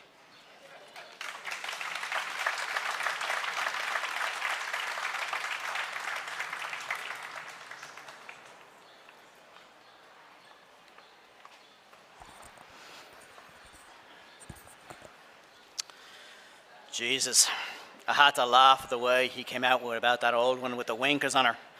Blind, drunk in our royal palace every night of God, old Vic, with a jorum of Mountain Dew and our coachman carting her up body and bones to roll into bed, and she pulling him by the whiskers and singing him old bits of song about Enron on the Rhine and come where the booze is cheaper. Well, says JJ, we have Edward the peacemaker now. Tell that to a fool, says the citizen. There's a bloody sight more pox than pax about that bio. Edward Gulf wetting. And what do you think, says Joe, of the holy boys, the priests and bishops of Ireland, doing up his room in Maynooth in his satanic Majesty's racing colours and sticking up pictures of all the horses his jockeys rode, the Earl of Dublin no less. They ought to have stuck up all the women he rode himself, says little Alf. And says JJ, considerations of space influence our lordship's decision. Will you try another one, citizen, says Joe. Yes, sir, says he, I will. You, says Joe. Beholden to you, Joe, says I. May your shadow never grow less. Repeat that, those, says Joe. Bloom was talking and talking with John Weiss, and he quite excited with his dun duckety mud-coloured mug on him and his old plum eyes rolling about. Persecution, says he. All the history of the world is full of it, perpetuating national hatred among nations. But you know what a nation means, says John Wise. Yes, says Bloom. What is it, says John Wise. A nation, says Bloom. A nation is the same people living in the same place. By God, then says Ned, laughing. If that's so, I'm a nation, for I'm living in the same place for the past 5 years. So, of course, everyone had a laugh at Bloom, and says he, trying to muck out of it, we're also living in different places. That covers my case, says Joe. What is your nation, if I may ask, says the citizen. Ireland, says Bloom. I was born here, Ireland. Citizen said nothing, only cleared the spit out of his gullet, and gob, he spat a red bank oyster out of him right in the corner. After you with the push, Joe, says he, taking out his handkerchief to swab himself dry. Here you are, citizen, says Joe. Take that in your right hand and repeat after me the following words. The much treasured and intricately embroidered ancient Irish face cloth, attributed to Solomon of Drama and Manus Tollumtock Og MacDonagh, authors of the books of Ballymoth, was then carefully produced and called forth prolonged admiration. No need to dwell on the legendary beauty of the corner pieces, the acme of art, wherein one can distinctly discern each of the four evangelists in turn presenting to each of the four masters his evangelical symbol, a bog oak scepter, a North American puma, a far nobler king of beasts in the British article, be it said in passing, a Kerry calf, and a golden eagle from Carrauntoohil. The scenes depicted on the emunctory field, showing our ancient duns and rots and cromlechs and grionones and seats of learning and maledictive stones, are as wonderfully beautiful, and the pigments as delicate as when the Sligo illuminators gave free rein to their artistic fantasy long, long ago in the time of the Barmecides. Glendalough, the lovely lakes of Killarney, the ruins of Clonmacnoise, Cong Abbey, Glen Inna and the 12 Pins, Ireland's Eye, the green hills of Tala, Croagh Patrick, the brewery of Messrs. Arthur Guinness Son and Company Limited, Loch Ney's banks, the Vale of Avoca, Isolde's Tower, the Mappus Obelisk, Sir Patrick Dunn's Hospital, Cape Clear, the Glen of Aherlow, Lynch's Castle, the Scotch House, Ratdown Union Workhouse at Loughlinstown, Tullamore Jail, Castle Connell Rapids, Kilballymacshonnakill, the Cross at Monaster Boyce, Gertie's Hotel, St. Patrick's Purgatory, the Salmon Leap, Maynooth College Refectory, Curly's Hole, the 3 birthplaces of the first Duke of Wellington, the Rock of Cashel, the Bog of Allen, the Henry Street Warehouse, Fingal's Cave. All these moving scenes are still there for us today, rendered more beautiful still by the waters of sorrow which have passed over them and by the rich incrustations of time.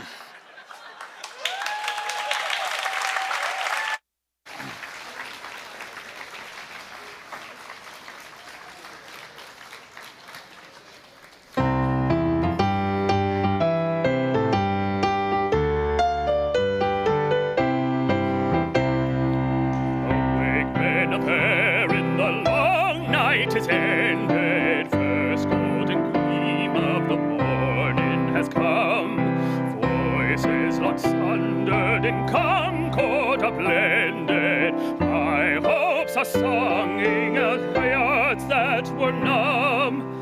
On for a nation's fight, on to the noble fight. Leap from the sleep at the call of the dawn. Win back your own again, tear off the thraldom chain. On the war cry for Sinn Fein amain. Why should we sleep while the land is in danger? Why should the frown of the thief make us quail? Why should we crave in the halls of the stranger? Only the Gael can make laws for the Gael. On for the nation's right, on to the noble fight. Leap from your sleep at the call of the dawn. Win back your own again, tear off the thraldom chain. On the war cry is Finn Main Amain. While in the land that is liberty's altar, there and there only the battle must be. Think of the prize and your hearts will not falter. Think of the future when Ireland is free.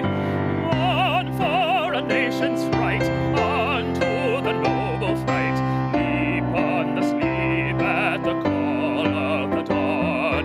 Win back your own again, tear off the thraldom chain. On the war cry for Sinn Fein amain.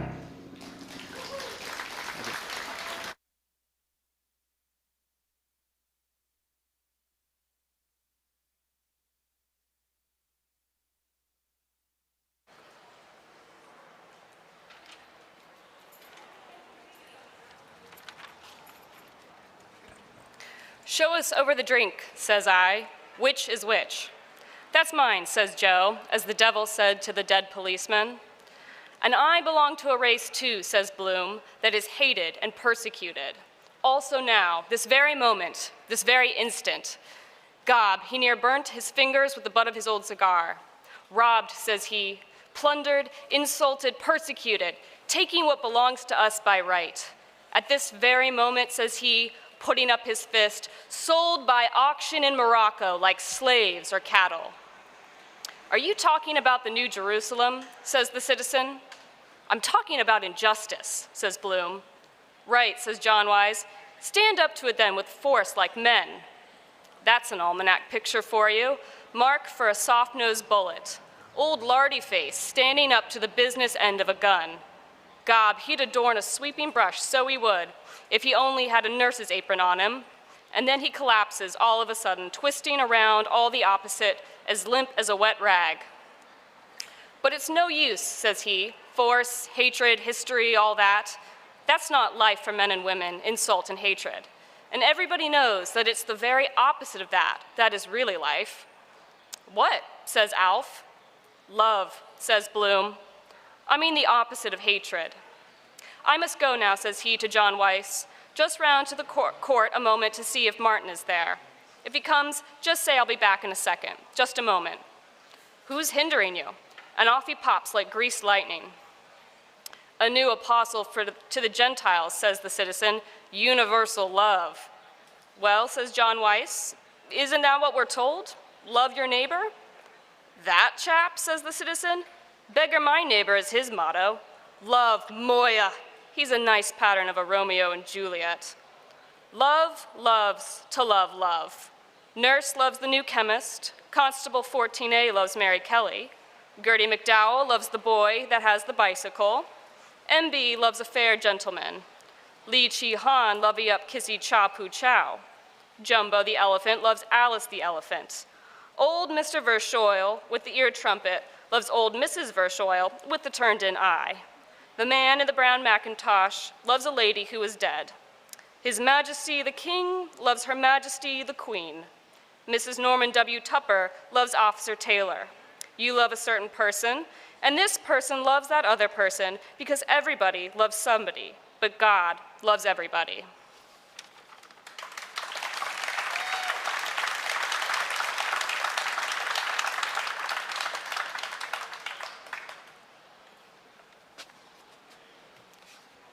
So, in comes Martin asking, where was Bloom? Where is he, says Lenehan, defrauding widows and orphans. Isn't that a fact, says John Weiss, what I was telling the citizen about Bloom and the Sinn Féin? That's so, says Martin, or so they allege. Who made those allegations, says Alf. I, says Joe, I am the alligator. After all, says John Weiss, who can't love a Jew, why can't a Jew love his country like the next fellow? Why not, says JJ, when he's quite sure which country it is. Is he a Jew or a Gentile or a Holy Roman or a swaddler or what the hell is he, says Ned, or who is he? No offense, Crofton. Who is Junius, says JJ. We don't want him, says Crofter, the Orangeman or the Presbyterian. He's a perverted Jew, says Martin, from a place in Hungary, and it was he drew up all the plans according to the Hungarian system. We know that in the castle. Isn't he a cousin of Bloom the dentist, says Jack Power? Not at all, says Martin, only namesakes. His name was Virag, the father's name that poisoned himself. Well, he changed it by deed poll, the father did. That's the new Messiah for Ireland, says the citizen. Island of saints and sages. Well, they're still waiting for their Redeemer, says Martin. For that matter, so are we. Yes, says JJ, and every male that's born, they think it may be their Messiah, and every Jew is in a tall state of excitement, I believe, till he knows if he's a father or a mother, expecting every moment will be his next, says Lenehan. Oh, by God, says Ned, you should have seen Bloom before that son of his that died was born. I met him one day in the South City markets buying a tin of Neves' food 6 weeks before the wife was delivered. En ventre sa mère, says JJ. Do you call that a man, says the citizen. I wonder did he ever put it out of sight, says Joe. Well, there were 2 children born anyhow, says Jack Power. And who does he suspect, says the citizen. Gob, there's many a true word spoken in jest. One of those mixed middlings he is, lying up in the hotel, Pisser was telling me, once a month with headache like a toddy with her courses. You know what I'm telling you? It'd be an act of God to take a hold of the fellow the like of him and throw him in the bloody sea. Justifiable homicide, so it would, then sloping off with his 5 quid without putting up a pint of stuff like a man. Give us your blessing. Not as much as would blind your eye. Charity to the neighbor, says Martin. But where is he? We can't wait. A wolf in sheep's clothing, says the citizen. That's what he is. Virag from Hungary. A Hazarus, I call him. Cursed by God. Have you time for a brief libation, Martin, says Ned. Only one, says Martin. We must be quick, JJ and S. You, Jack, Crofton, 3 half ones, Terry. St. Patrick would want to land again at Ballykinner and convert us, says the citizen, after allowing things like that to contaminate our shores. Well, says Martin, rapping for his glass. God bless all here is my prayer. Amen, says the citizen. And I'm sure he will, says Joe.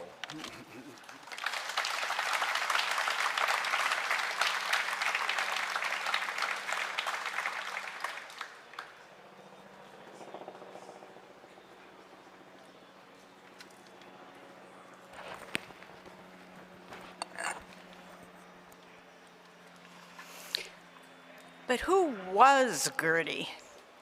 Gertie MacDowell, who was seated near her companions, lost in thought, gazing far away into the distance, was, in very truth, as fair a specimen of winsome Irish girlhood as one could wish to see.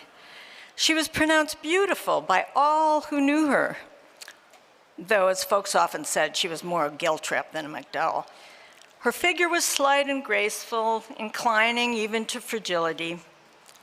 But those iron jelloids she'd been taking of late had done her a world of good, much better than the widow Welch's female pills. And she was much better of those discharges she used to get and that tired feeling. The waxen pallor of her face was almost spiritual in its ivory-like purity, though her rosebud mouth was a genuine Cupid's bow, Greekly perfect. Her hands were of a finely veined alabaster with tapering fingers, and as white as lemon juice and Queen of Ointments could make them, though it was not true that she used to wear kid gloves in bed or take a milk foot bath either. Bertha Supple told that once to Edie Boardman, a deliberate lie, when she was blackout daggers drawn with Gertie. The girl chums had, of course, their little tiffs from time to time, like the rest of mortals. And she told her not to let on whatever she did, that it was her that told her or she'd never speak to her again. No, honor where honor is due. There was an innate refinement, a languid queenly hauteur about Gertie, which was unmistakably evidenced in her delicate hands and high-arched instep.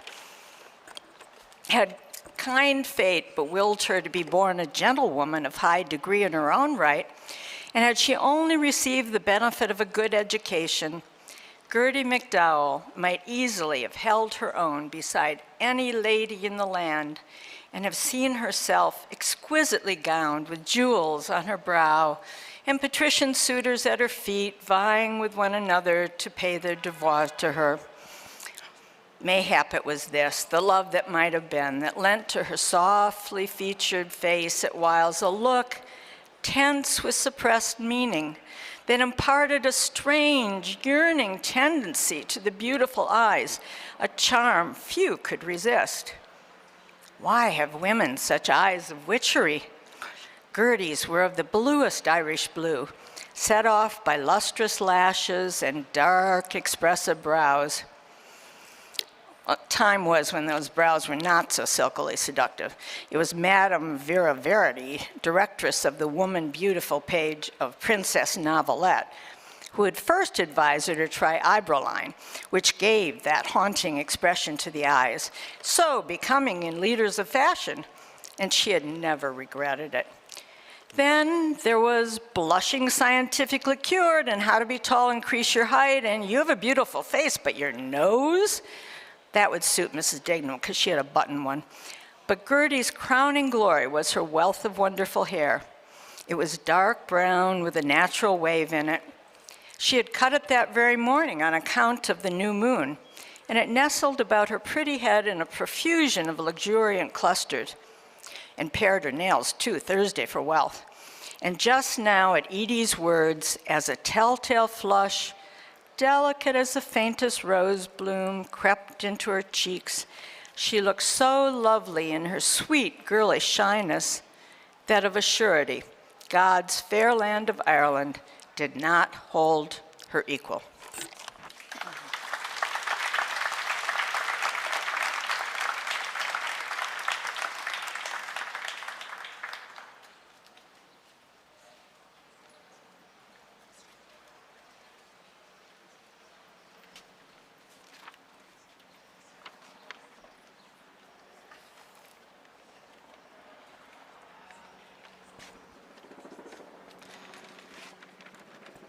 Sissy came up along the strand with the two twins and their ball, with her hat anyhow on her to one side after her run, and she did look a streel tugging the two kids along with the flimsy blouse she bought only a fortnight before, like a rag on her back and a bit of her petticoat hanging like a caricature. Gertie just took off her hat for a moment to settle her hair. And a prettier,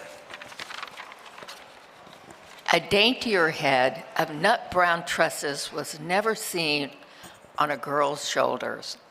A radiant little vision, in sooth, almost maddening in its sweetness. You would have to travel many a long mile before you found a hair of head like that. She could almost see the swift answering flash of admiration in his eyes that set her tingling in every nerve. She put on her hat so that she could see from underneath the brim and swung her buckled shoe faster, for her breath caught, as she caught, the expression in his eyes. He was eyeing her as a snake eyes its prey. Her woman's instinct told her that she had raised the devil in him, and at the thought, a burning scarlet swept from throat to brow till the lovely color of her face became a glorious rose. Edie Boardman was noticing it too, because she was squinting at Gertie, half smiling with her specs like an old maid, pretending to nurse the baby. Irritable little gnat she was and always would be, and that was why no one could get on with her poking her nose into what was no concern of hers. And she said to Gertie, "A penny for your thoughts?" "What?" replied Gertie with a smile reinforced by the whitest of teeth. "I was only wondering, was it late?" Because she wished to goodness that they'd take the snotty-nosed twins to their babby home to the mischief out of that. So that was why she gave just a gentle hint about its being late. And when Sissy came, Edie asked her the time, and Miss Sissy, as glib as you like, said it was 1/2 kissing time, time to kiss again. But Edie wanted to know because they were told to be home in early. Wait, said Sissy, I'll run, ask my Uncle Peter over there, what's the time by his conundrum? So over she went, and when he saw her coming, she could see him take his hand out of his pocket, getting nervous and beginning to play with his watch chain, looking up at the church. Passionate nature though he was, Gertie could see that he had an enormous control over himself. One moment he had been there, fascinated by a loveliness that made him gaze, and the next moment, it was the quiet, grave-faced gentleman, self-control expressed in every line of his distinguished-looking figure. Sissy said to excuse her, would he mind please telling her what was the right time? And Gertie could see him taking out his watch, listening to it and looking up and clearing his throat. And he said he was very sorry. His watch was stopped, but he thought it might be after 8 because the sun was set. His voice had a cultured ring in it, and though he spoke in measured accents, there was a suspicion of a quiver in the mellow tones. Sissy said thanks and came back with her tongue out and said, Uncle said his waterworks were out of order. Then they sang the second verse of the Tantum Ergo, and Canon O'Hanlon got up again and sensed the Blessed Sacrament and knelt down. And he told Father Conroy that one of the candles was just going to set fire to the flowers. And Father Conroy got up and settled it all right. And she could see the gentleman winding his watch and listening to the works, and she swung her leg more in and out in time. It was getting darker, but he could see. And he was looking all the time that he was wanting the watch or whatever he was doing to it. And then he put it back and put his hands back into his pockets. She felt a kind of sensation rushing all over her, and she knew by the feel of her scalp and that irritation against her stays that that thing must be coming on, because the last time, too, was when she clipped her hair on account of the moon. His dark eyes fixed themselves on her again, drinking in her every contour, literally worshiping at her shrine. If ever there was undisguised admiration in a man's passionate gaze, it was there plain to be seen on that man's face. It is for you, Gertrude McDowell, and you know it.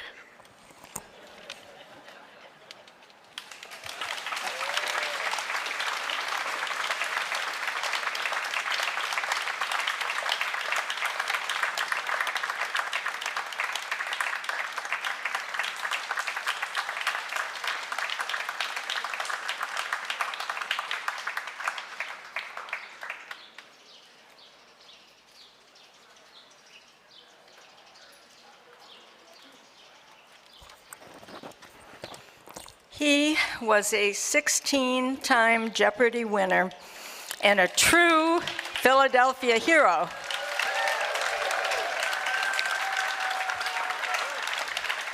Who is Ryan Long?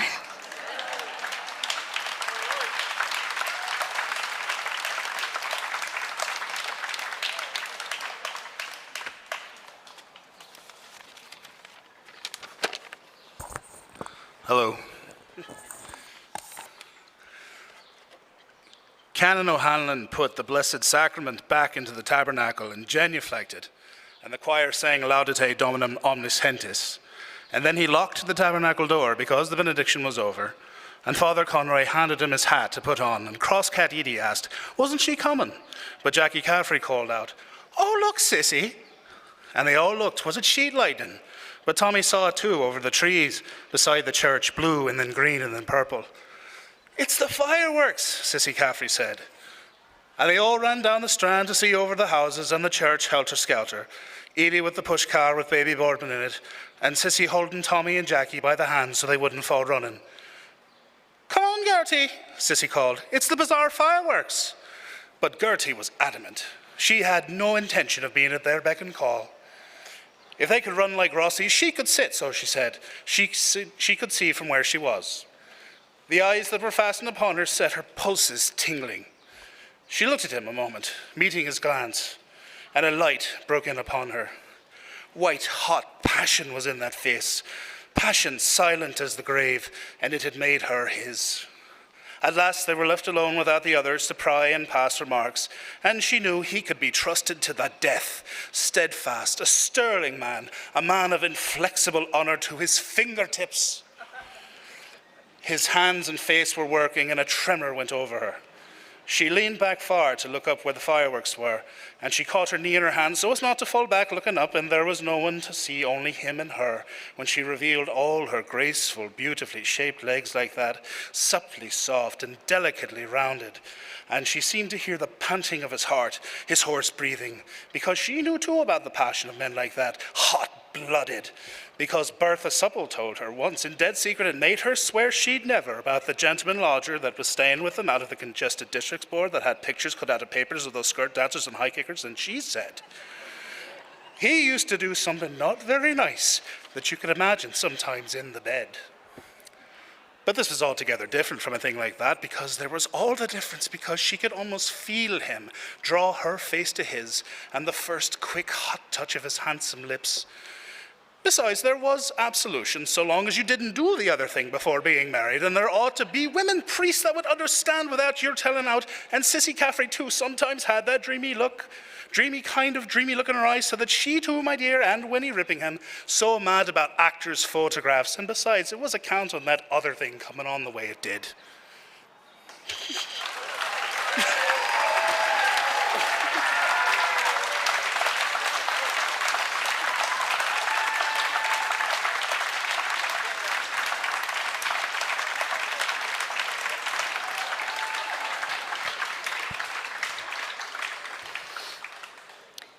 And Jackie Caffrey shouted, to look! There was another, and she leaned back, and the garters were blue to match on account of the transparent, and they all saw it, and they shouted to look, look! There it was, and she leaned back ever so far to see the fireworks, and something queer was flying through the air, a soft thing, to and fro, dark. And she saw a long Roman candle going up over the trees, up, and in the tense hush, they were all breathless with excitement as it went higher and higher, and she had to lean back more and more to look up after it, high, high, almost out of sight, and her face was suffused with a divine and entrancing blush from straining back, and he could see her other things too, namesick knickers, the fabric that caresses the skin better than those other pedowith, the green 4 and 11, on account of being white, and she let him, and she saw that he saw. And then it went so high, it went out of sight a moment, and she was trembling in every limb from being bent so far back that he had a full view high up above her knee where no one ever, not even on the swing or waiting, and she wasn't ashamed. And he wasn't either to look in that immodest way like that because he couldn't resist the sight of the wondrous revealment half offered like those skirt dancers, behaving so immodest before gentlemen looking, and he kept on looking. She would fain have cried to him chokingly, held out her snowy, slender arms to him to come, to feel his lips laid on her white brow, the cry of a young girl's love, a little strangled cry, wrung from her, that cry that has rung through the ages. And then a rocket sprang and bang, shot, blind, blank, and oh! Then the Roman candle burst, and it was a sigh of oh!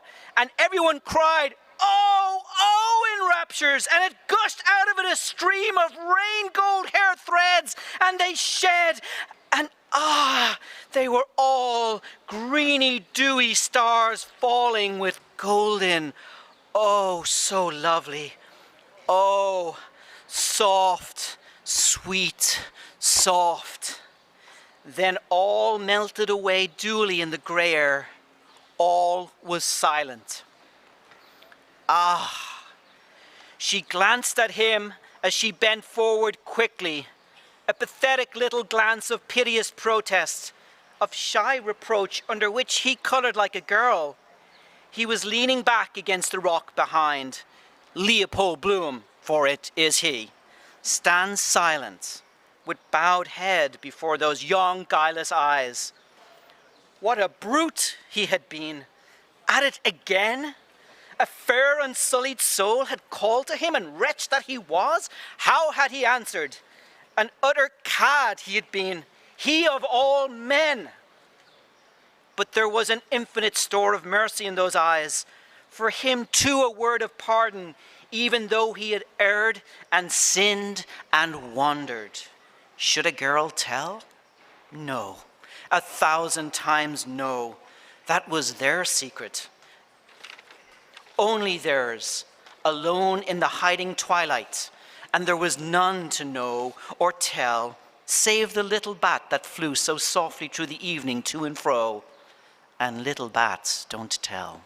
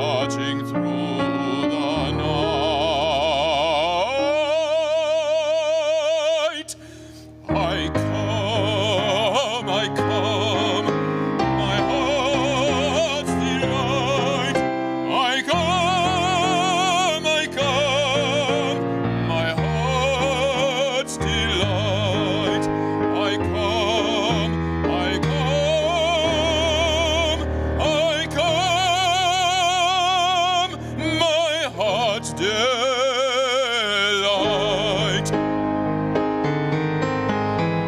I come, my heart's delight.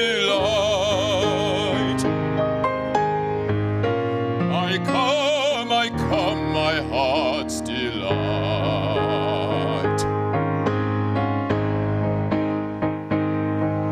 On hill and dale, the moonbeams fall and spread the silver light o'er all.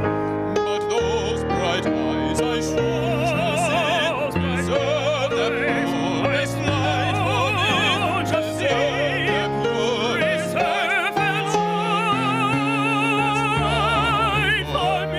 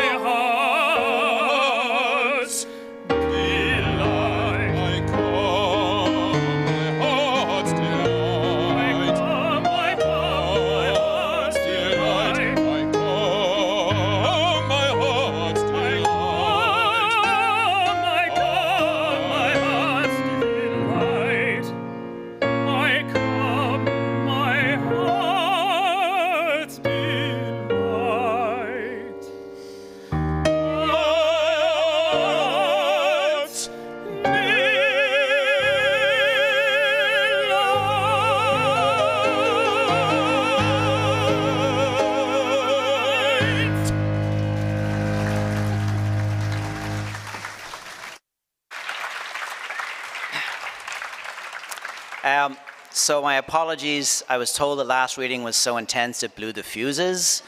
And so for those of you who missed the subtleties, I've been asked to read it again.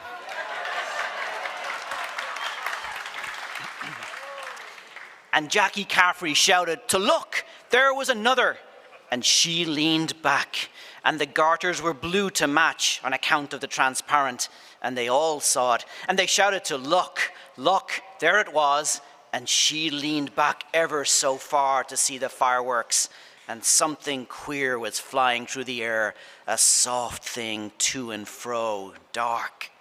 And she saw a long Roman candle going up over the trees, up, up, and in the tense hush, they were all breathless with excitement as it went higher and higher, and she had to lean back more and more to look after it, high, high, almost out of sight, and her face was suffused with a divine and entrancing blush from straining back, and he could see her other things too, nain-suck knickers, the fabric that caresses the skin, better than those other pedowit, the green 4 and 11, on account of being white, and she let him, and she saw that he saw, and then it went so high, it went out of sight a moment, and she was trembling in every limb from being bent so far back that he had a full view high up above her knee, where no one ever, not even on the swing or waiting, and she wasn't ashamed, and he wasn't eager to look in that immodest way like that, because he couldn't resist the sight of the wondrous revealment, half offered like those skirt dancers, behaving so immodest before gentlemen looking, and he kept on looking, looking. She would fain have cried to him jokingly, held out her snowy, slender arms to him to come, to feel his lips laid on her white brow.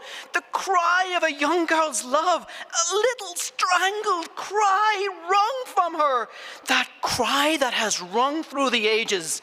And then a rocket sprang, and bang, shot, blind, blank, and oh! Then the Roman candle burst, and it was a sigh of oh, and everyone cried oh, oh in raptures, and it gushed out of it a stream of rain gold hair threads, and they shed, and they were all greeny, dewy stars falling with golden. Oh, so lovely. Oh, soft, sweet, soft. Then all melted away dewily in the grey air. all was silent. Ah! She glanced at him as she bent forward quickly, a pathetic little glance of piteous protest, of shy reproach under which he colored like a girl. He was leaning back against the rock behind. Leopold Bloom, for it is he, stands silent, with bowed head before those young guileless eyes. What a brute he had been. At it again? A fair unsullied soul had called to him, and wretch that he was, how had he answered? An utter cad he had been, he of all men. But there was an infinite store of mercy in those eyes. For him too a word of pardon, even though he had erred and sinned and wandered. Should a girl tell? No. 1,000 times no. That was their secret, only theirs, alone in the hiding twilight, and there was none to know or tell, save the little bat that flew so softly through the evening, to and fro, and little bats don't tell.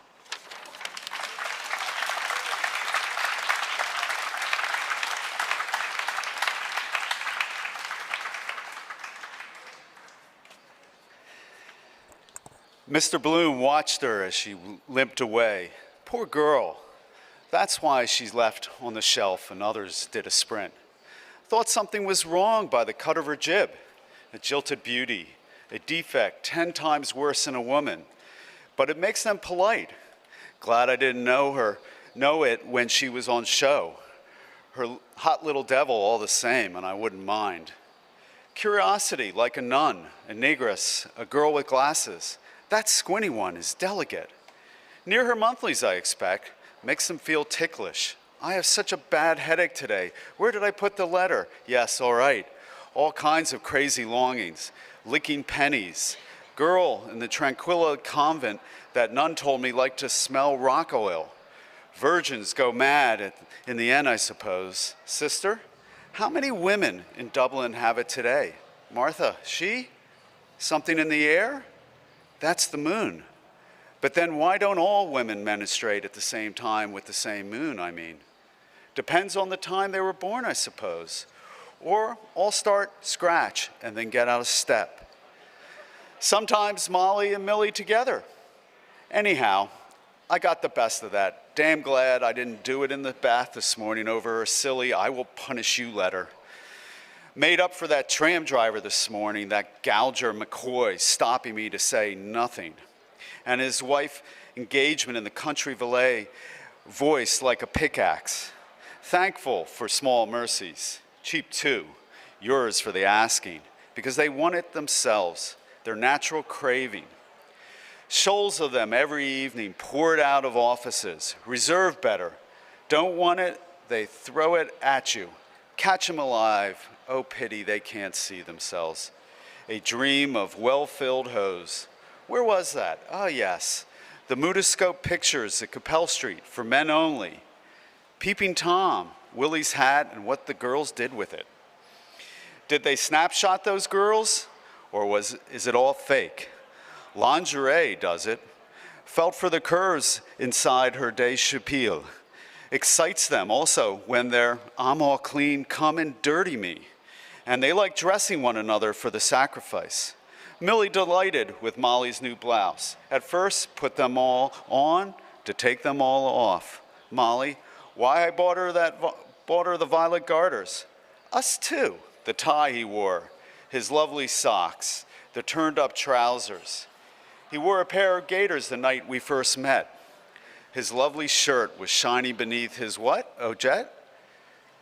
Say a woman loses a charm with every pin she takes out, pinned together. Oh, Mary lost the pin of her. Dressed up to the nines for somebody. Fashion, part of their charm. Just changes when you're on the track of the secret, except the East, Mary and Martha, now as then. No reasonable offer refused. She wasn't in a hurry either. Always off to a fellow when they are. They never forget an appointment, out on spec probably. They believe in chance because, like themselves and the others inclined to give her an odd gig, girlfriends at school, arms around each other's necks with 10 fingers locked, kissing, whispering secrets about nothing in the Covent Garden. Nuns with whitewashed faces, cool coifs, the rosaries going up and down, vindictive for what they can't get, barbed wire. Be sure now and write to me, and I'll write to you, no won't you, Molly and Josie pal, till Mr. Right comes along, and then meet once in a blue moon. Tableau. Oh, look who it is, for the love of God. How are you at all? What have you been doing with yourself? Kiss, and delighted to. Kiss to see you. Picking holes in each other's appearance. You're looking splendid. Sister souls showing their teeth to one another. How many of you left? Wouldn't lend each other a pinch of salt. Ah.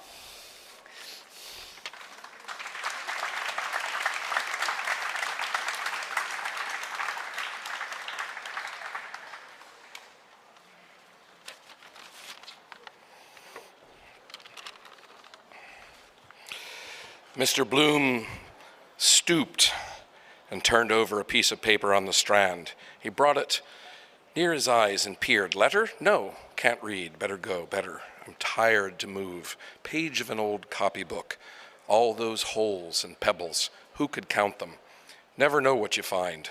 Bottle with a story of a treasure in it, thrown from a wreck, parcels post. Children always want to throw things in the sea. Trust? Bread cast on the waters. What's this? Bit of stick. Oh, exhausted that female has me. Not so young now. Will she come back here tomorrow? Wait for her somewhere forever. Must come back. Murderers do, will I?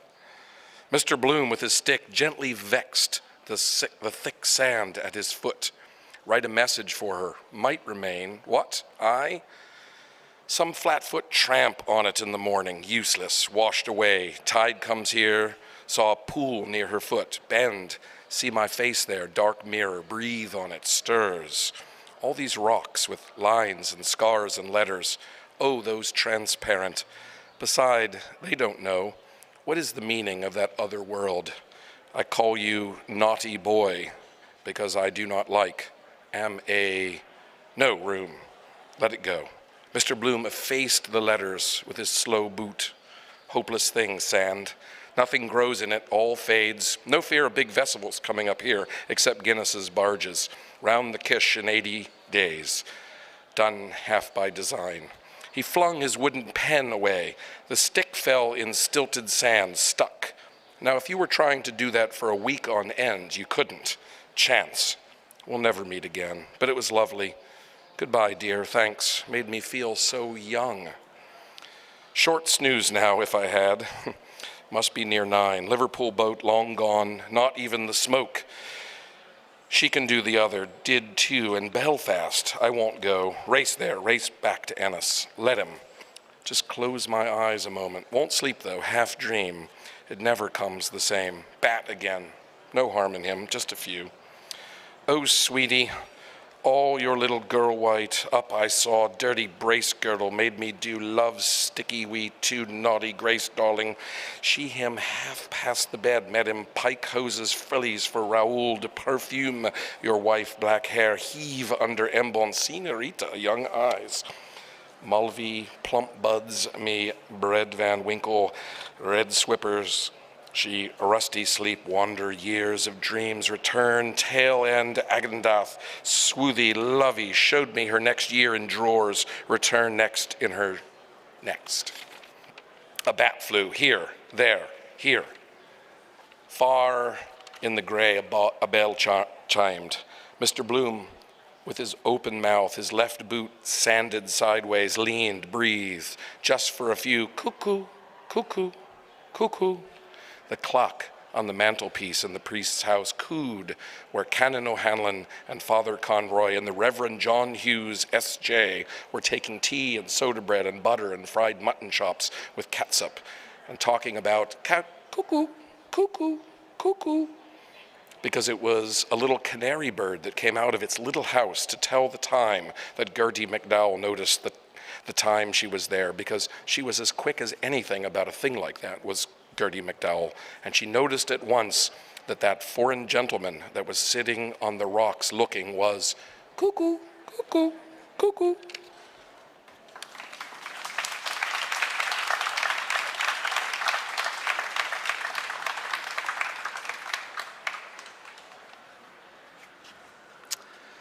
Hello again. I just wanted to give another plug for the raffle that we're doing. We're going to have a drawing at 5 o'clock and a drawing at 7 o'clock. You can put your tickets in either one. If you haven't participated yet, you can stop by the raffle ticket table right over there next to the Rosenbach shop. And this is what you'll get, this Bloomsday Nalgene water bottle with all these wonderful, lovely Rosenbach stickers all over it. And inside is a limited edition Rosentote. Ticket prices are listed at the table. And we'll draw another winner at 5. So there's still time to get some tickets for the next one. Thank you.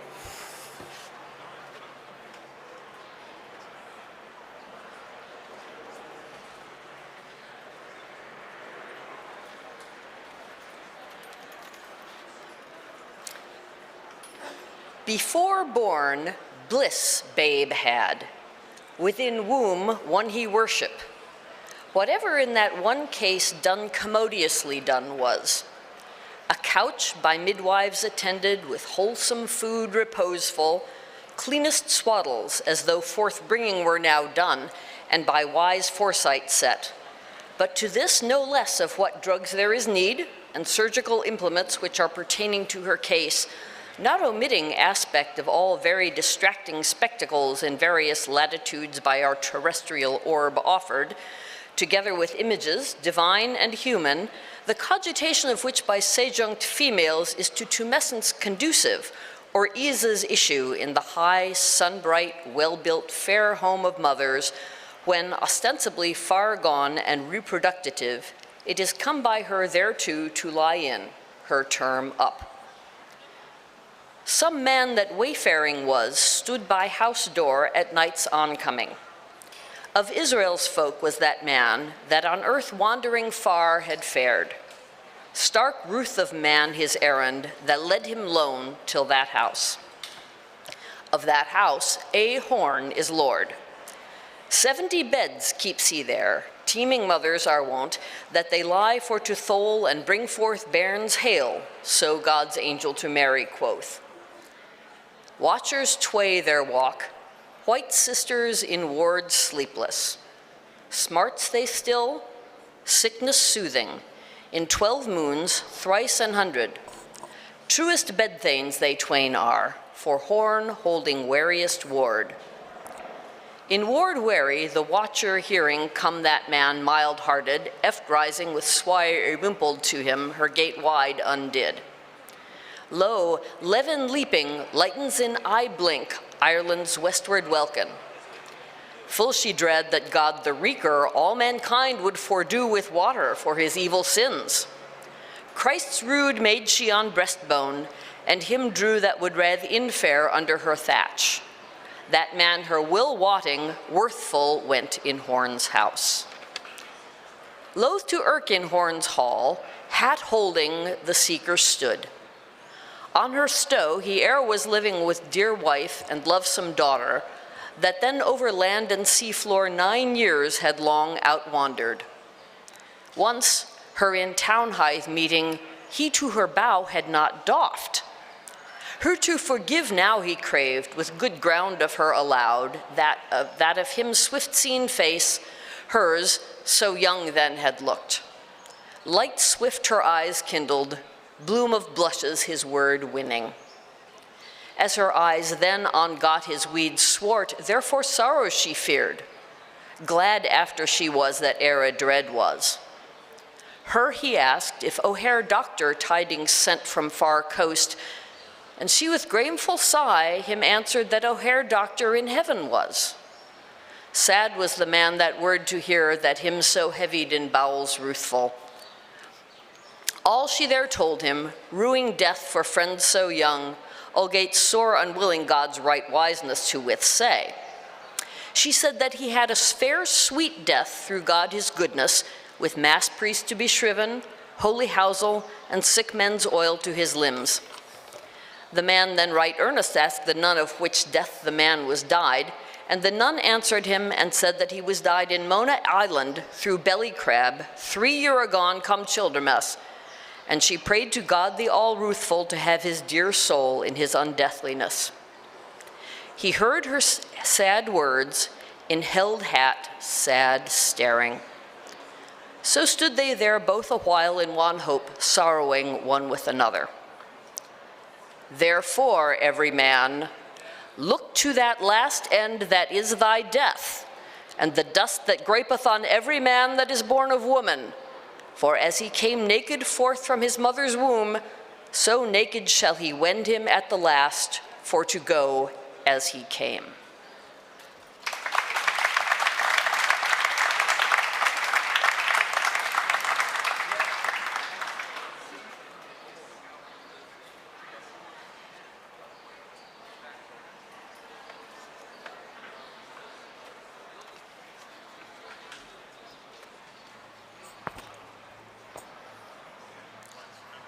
Mark this further and remember, the end comes suddenly. Enter that antechamber of birth where the studious are assembled and note their faces. Nothing, as it seems there, of violent or rash, quietude of custody rather, befitting their station in that house, the vigilant watch of shepherds and of the angels about a crib in Bethlehem of Judah long ago. But as before, the lightning, the serried storm clouds, heavy with preponderant excess of moisture, in swollen masses, turgidly distended, compass earth and sky in one vast slumber, impending upon parched field and drowsy oxen and blighted growth of shrub and verdure, till in an instant a flash rives their centers, and with the reverberation of thunder, the cloud burst pours its torrent. So, and not otherwise, was the transformation, violent and instantaneous, upon the utterance of the word, "Berks!" Out flings my Lord Stephen, giving the cry, and a tag and a bobtail of all of them, cockerel, jackanapes, welsher, pill doctor, punctual Bloom at heels with a universal grabbing at headgear, ash plants, bilboes, Panama hats and scabbards, Zermatt alpenstocks, and whatnot. A detail of lusty youth, noble every student there. Nurse Callan, taken aback in the hallway, cannot stay them, nor smiling surgeon coming downstairs, with news of placentation ended, a full pound if a milligram. They hark him on. The door, it is open. Ha! They are out, tumultuously, off for a minute's race, all bravely legging it. Burkes of Denzil and Hollis, their ulterior goal. Dixon follows them, sharp language, but raps out an oath, he too, and on. Bloom stays with the nurse. A thought to send a kind word to happy mother and nursling up there, Dr. Diet and Dr. Quiet. To happy, looks she now not too other, ward of watching in Horn's house has told its tale in that washed out parlor. Then, all being gone, a glance of mother wit helping, he whispers close in, going, "Madam, when comes the stork bird for thee?"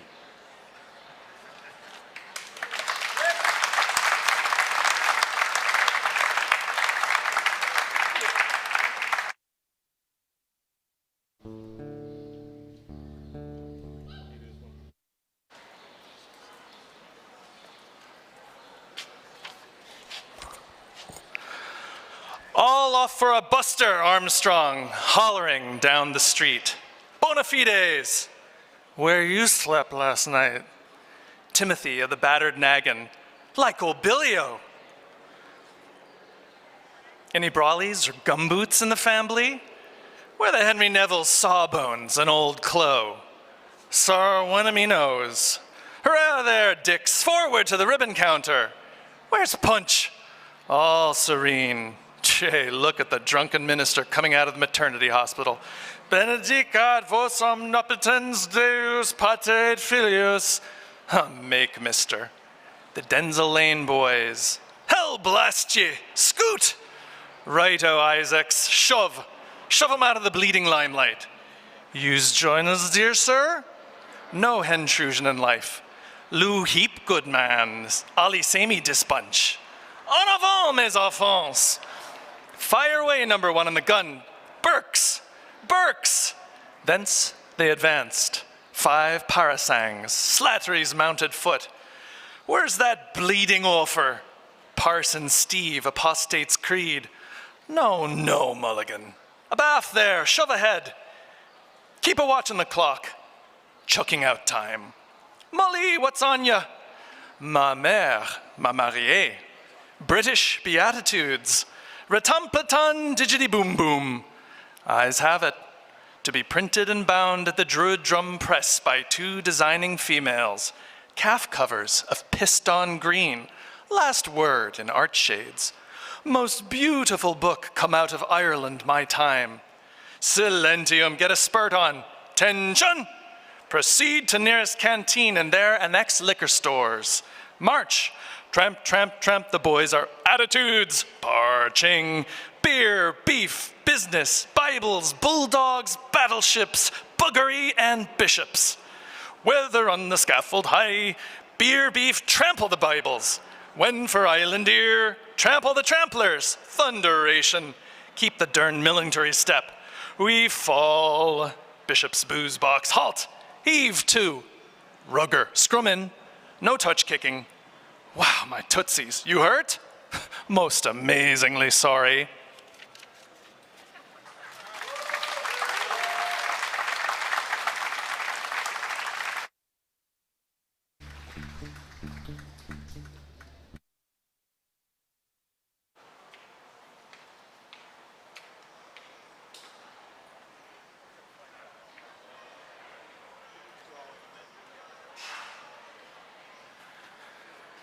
Alrighty, we have another raffle drawing. Winners must be present.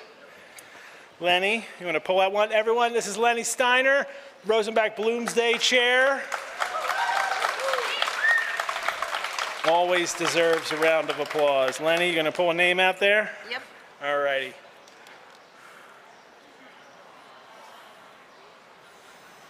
Robert Hoff. Who is the winner? Robert Hoff? Is that H-O-F-F? Robert? Oh, Roberta. It's Roberta. She's down in the garden.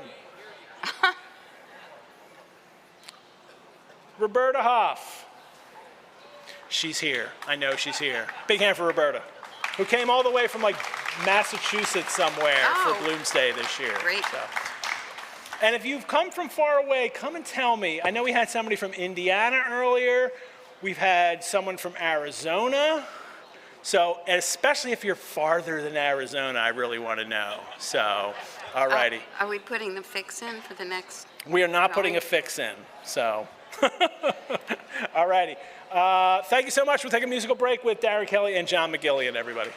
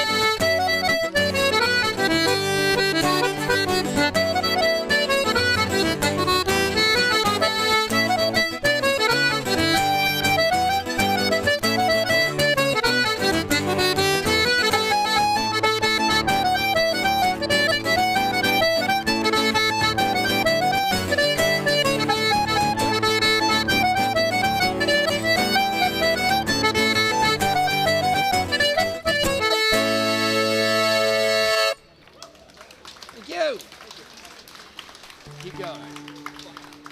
Thank you. Thank you. Eddie Munster and Doggy is the first tune. The second one's Doggy, and the third one is A minor.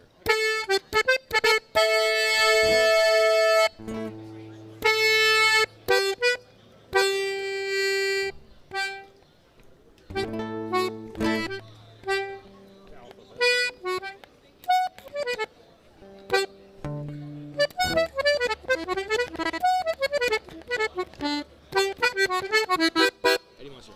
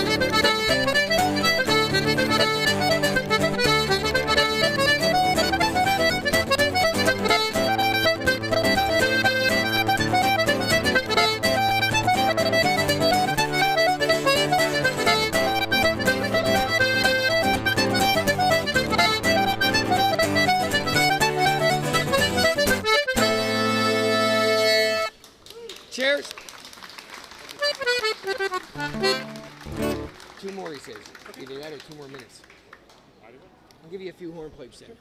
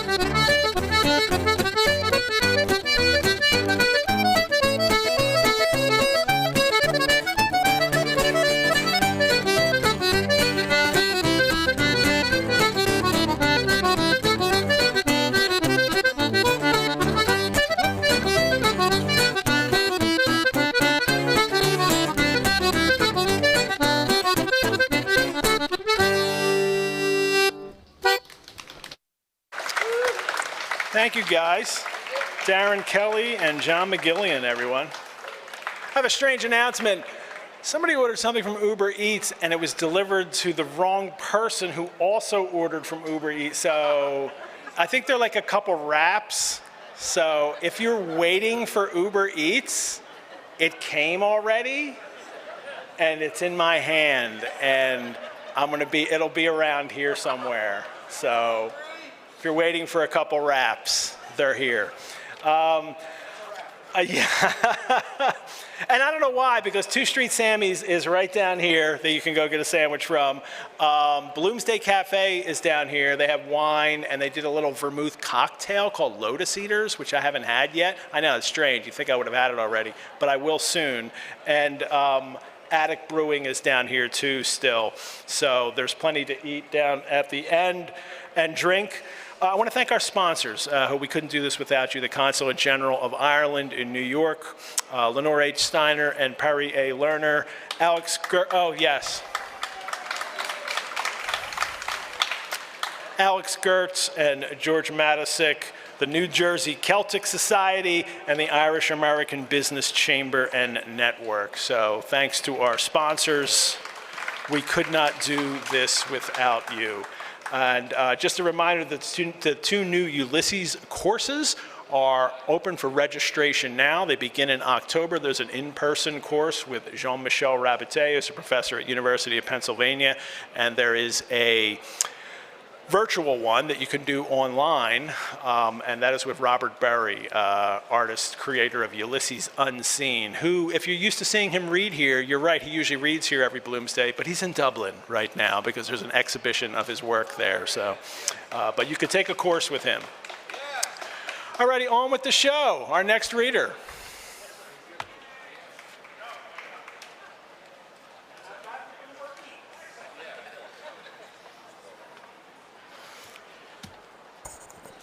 Alexander J. Downey, violently. Fellow Christians and anti-Bloomites, this man called Bloom is from the vilest roots of hell, a disgrace to Christian men. A fiendish libertine, in his earliest years, this stinking goat of Mendes gave precocious signs of infantile debauchery, recalling the cities of the plain with a dissolute grandam. This vile hypocrite, bronzed with infamy, is the white bull mentioned in the Apocalypse. A worshipper of the Scarlet Woman, intrigue is the very breath in his nostrils. The stake faggots and the cauldron of boiling oil are for him. Caliban, the mob. Lynch him, roast him, he's as bad as Parnell was, Mr. Fox. Mother Grogan throws a boot at Bloom. Several shopkeepers from Upper and Lower Dorset Street throw objects of little or no commercial value: ham bones, condensed milk tins, unsaleable cabbage, stale bread, sheep's tails, odd pieces of fat. Bloom, excitedly. This is midsummer madness, some ghastly joke. Again, by heaven, I am as guiltless as the unsunned snow. It was my brother Henry. He is my double. He lives in number 2 Dolphin Barn. Slander, the viper, has wrongfully accused me. Fellow countrymen, Zgnel in ban bata quays de gan capel. I call upon my old friend, Dr. Malachi Mulligan, sex specialist, to give medical testimony in my behalf. Dr. Mulligan, in motor jerkin, green motor goggles on his brow. Dr. Bloom is bisexually abnormal. He has recently escaped from Dr. Eustace's private asylum for demented gentlemen. Born out of wedlock, hereditary epilepsy is present in consequence of unbridled lust. Traces of elephantiasis have been discovered among his antecedents. There are also marked symptoms of chronic exhibitionism. Ambidexterity is also latent. He is prematurely bald from self-abuse, perversely idealistic in consequence, a reformed rake, and has metal teeth. In consequence of a family complex, he has temporarily lost his memory, and I believe him to be more sinned against than sinning. I have made a pervaginal examination, and after application of the acid test to 5,427 anal, axillary, pectoral, and pubic hairs, I declare him to be Virgo intacta. Bloom holds his high-grade hat over his genital organs. Dr. Madden. Hypospadia is also marked. It is in the interest of coming generations. I suggest that the parts affected should be preserved in spirits of wine in the National Teratological Museum. Dr. Crothers. I have examined the patient's urine. It is albuminoid. Salivation is insufficient. The patellar reflex intermittent. Dr. Punch Costello. The Fetor Judaicus is also most perceptible. Dr. Dixon reads a bill of health. Professor Bloom is a finished example of the new womanly man. His moral nature is simple and lovable. Many have found him a dear man, a dear person. He is a rather quaint fellow on the whole, coy, though not feeble-minded in the medical sense. He has written a really beautiful letter, a poem in itself, to the court missionary of the Reformed Priests Protection Society, which clears up everything. He is practically a total abstainer, and I can affirm that he sleeps on a straw litter and eats the most Spartan food, cold-dried grocer's peas. He wears a hair shirt of pure Irish manufacturer, winter and summer, and scourges himself every Saturday. He was, I understand, at one time a first-class misdemeanant in Glen Cree Reformatory. Another report states he was a very posthumous child. I appeal for clemency in the name of the most sacred word our vocal organs have ever been called upon to speak. He is about to have a baby. General commotion and compassion. Women faint. A wealthy American makes up a street collection for Bloom: gold and silver coins, bank checks, bank notes, jewels, treasury bonds, maturing bills of exchange, IOUs, wedding rings, watch chains, lockets, necklaces, and bracelets are rapidly collected. Bloom. Oh, I so want to be a mother.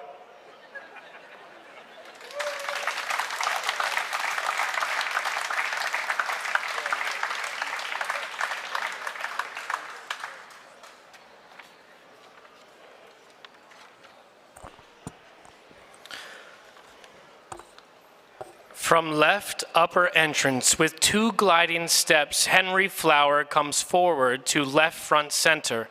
He wears a dark mantle and drooping plumed sombrero. He carries a silver-stringed, inlaid dulcimer and long-stemmed bamboo Jacob's pipe, its clay bowl fashioned as a female head. He wears dark velvet hose and silver-buckled pumps. He has the romantic Savior's face with flowing locks, thin beard, and mustache. His spindle legs and sparrow feet are those of the tenor Mario, Prince of Candia. He settles down his goffered ruffs and moistens his lips with a passage of his amorous tongue. Henry, in a low, dulcet voice, touching the strings of his guitar, "There is a flower that bloometh." Vireg truculent, his jowls set, stares at the lamp. Grave Bloom regards Zoe's neck. Henry Gallant turns with pendant dewlamp to the piano. Stephen, to himself, "Play with your eyes shut. Imitate Pa, filling my belly with his husk of swine. Too much of this. I will arise and go to my... Expect this is the... Steve, thou art in a parlous way. Must visit old Deasy or telegraph. Our interview of this morning has left on me a deep impression, though our ages. We'll write fully tomorrow. I'm partially drunk, by the way." He touches the keys again. Minor chord comes now. Yes, not much, however. Almidano Artefoni holds out a baton roll of music with vigorous mustache work. "Si rifletta, lei rofino tutto." Flori, "Sing us something, love's old sweet song." Stephen, "No voice. I am a most finished artist." Lynch, "Did I show you the letter about the lute?" Flori, smirking, "The bird that can sing and won't sing." The Siamese twins, Philip drunk and Philip sober, 2 Oxford dons with lawnmowers, appear in the window embrasure. Both are masked with Matthew Arnold's face.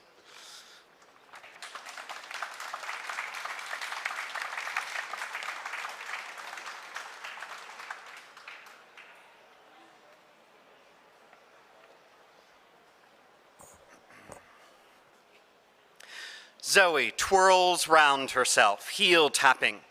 "Dance? Anybody here for there? Who'll dance? Clear the table." The pianola with changing lights plays in waltz time the prelude of My Girl's a Yorkshire Girl. Stephen throws his asphalt on the table and seizes Zoe round the waist. Florrie and Bella push the table toward the fireplace. Stephen, arming Zoe with exaggerated grace, begins to waltz her round the room. Bloom stands aside. Her sleeve falling from gracing arms reveals a white flesh flower of vaccination. Between the curtains, Professor McGinney inserts a leg on the toe point of which spins a silk hat. With a deft kick, he sends it spinning to his crown and jaunty-hatted skates in. He wears a slate frock coat with claret silk lapels, a gorget of cream tulle, a green low-cut waistcoat, stock collar with white kerchief, tight lavender trousers, patent pumps with canary gloves. In his buttonhole is an immense dahlia. He twirls in reversed directions a clouded cane, then wedges it tight in his oxter.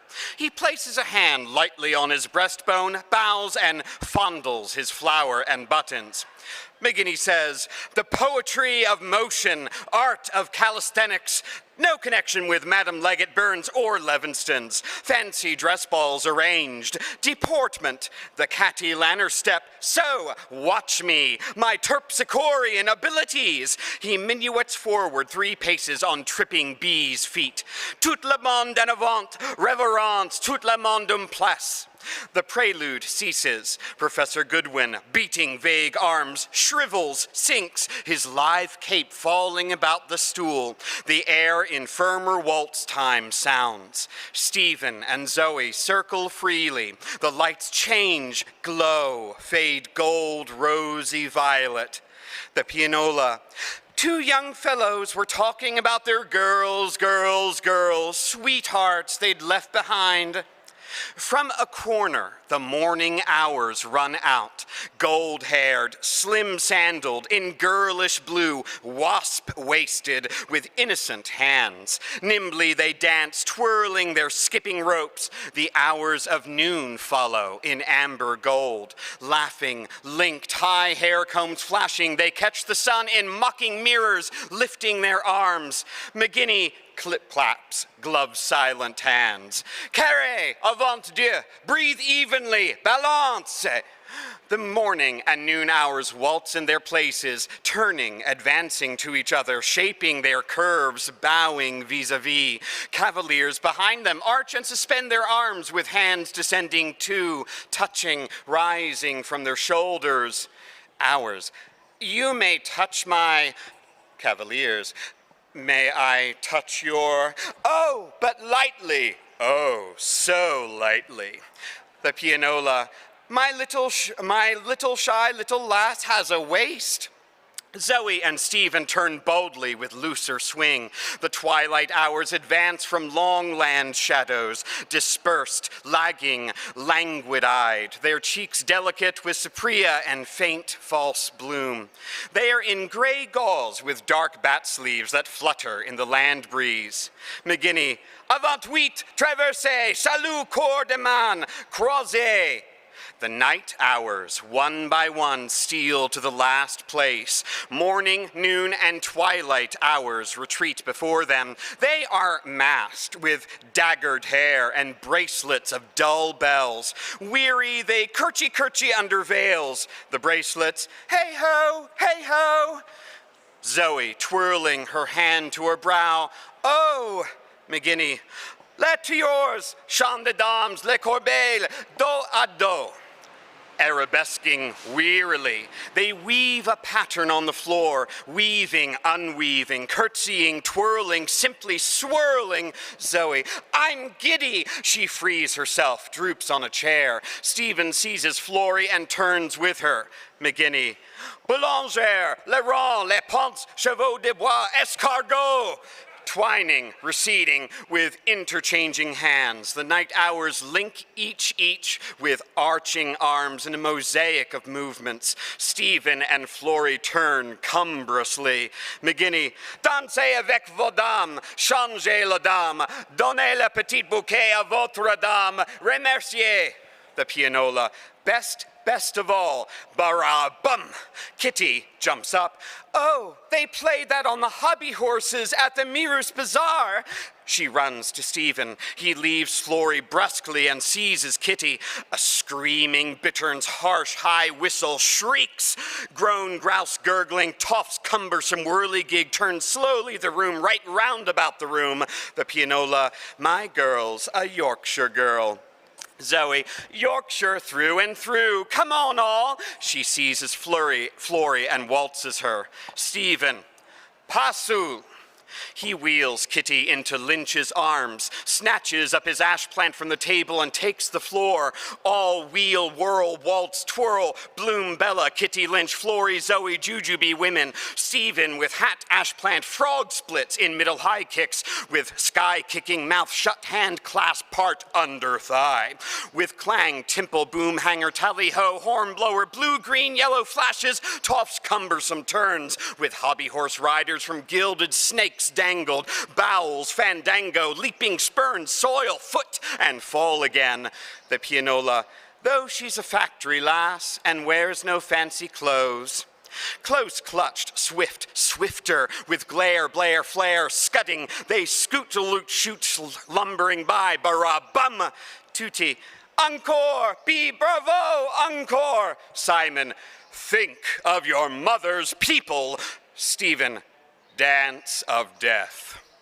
Bang, fresh barang bang of lackey's bell, horse, nag, street, piglings come on Christ ass, lame crutch and leg sailor and cockboat arm folded, rope pulling, hitching, stamp hornpipe through and through, bara-bum, on nags, hogs, bell horses, Gadarene swine, corny and coffin, steel shark, stone, one-handled Nelson, two trickies, Frautzenzimmer, plum stained from pram, falling, bowling, gum, he's a champion, fuse blue pier from barrel rev, even song, love on hackney jaunt, blazes blind, cadoubled bicyclers, dilly with snow cake, no fancy clothes. Then, in last switchback lumbering up and down, bump, mash tub, sort of viceroy, and Rhine relish for tumblumber, bumpshire, rose, bara, bum.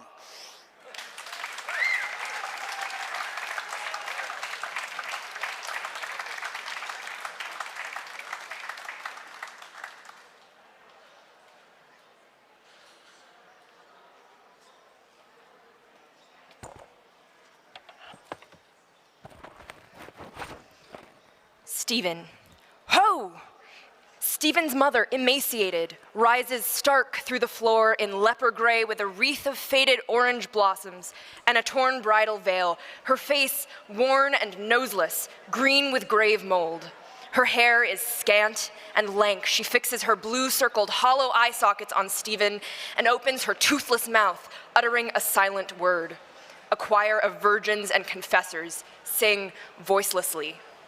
The choir, Liliata rutilantium te confessorum, jubilantium te virginum. From the top of a tower, Buck Mulligan, in party-colored jester's dress of puce and yellow and clown's cap with curling bell, stands gaping at her, a smoking buttered split scone in his hand.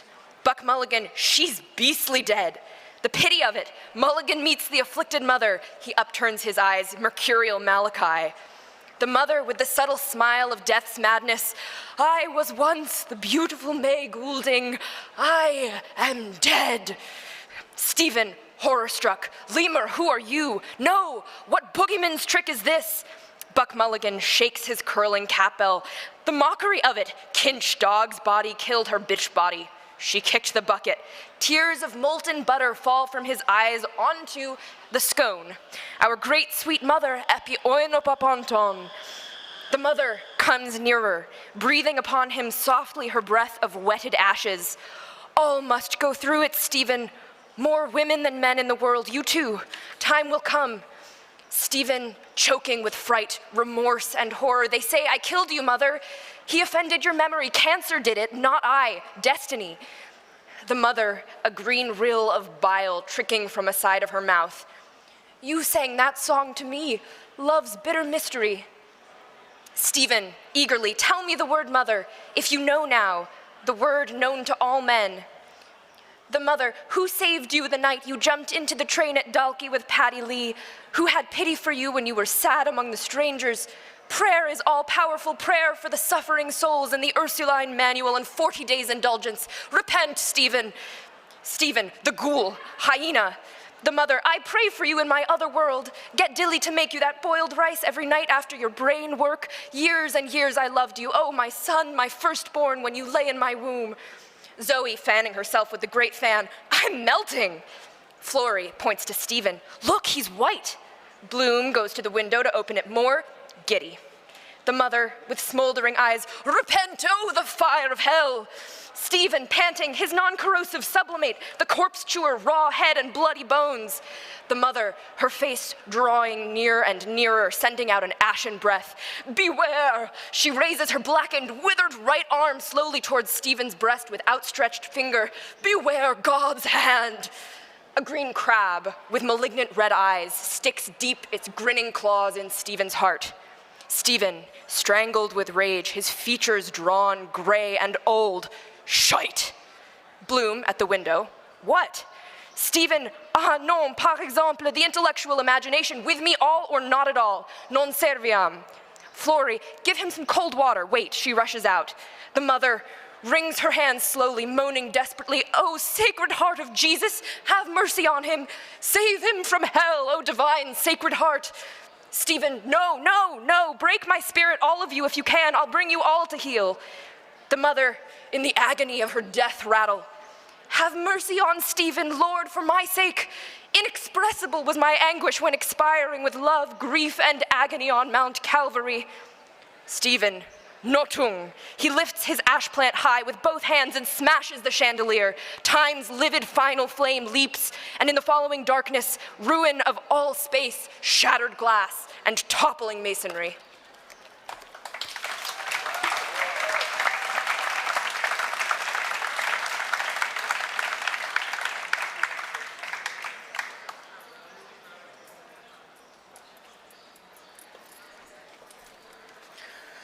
Bloom.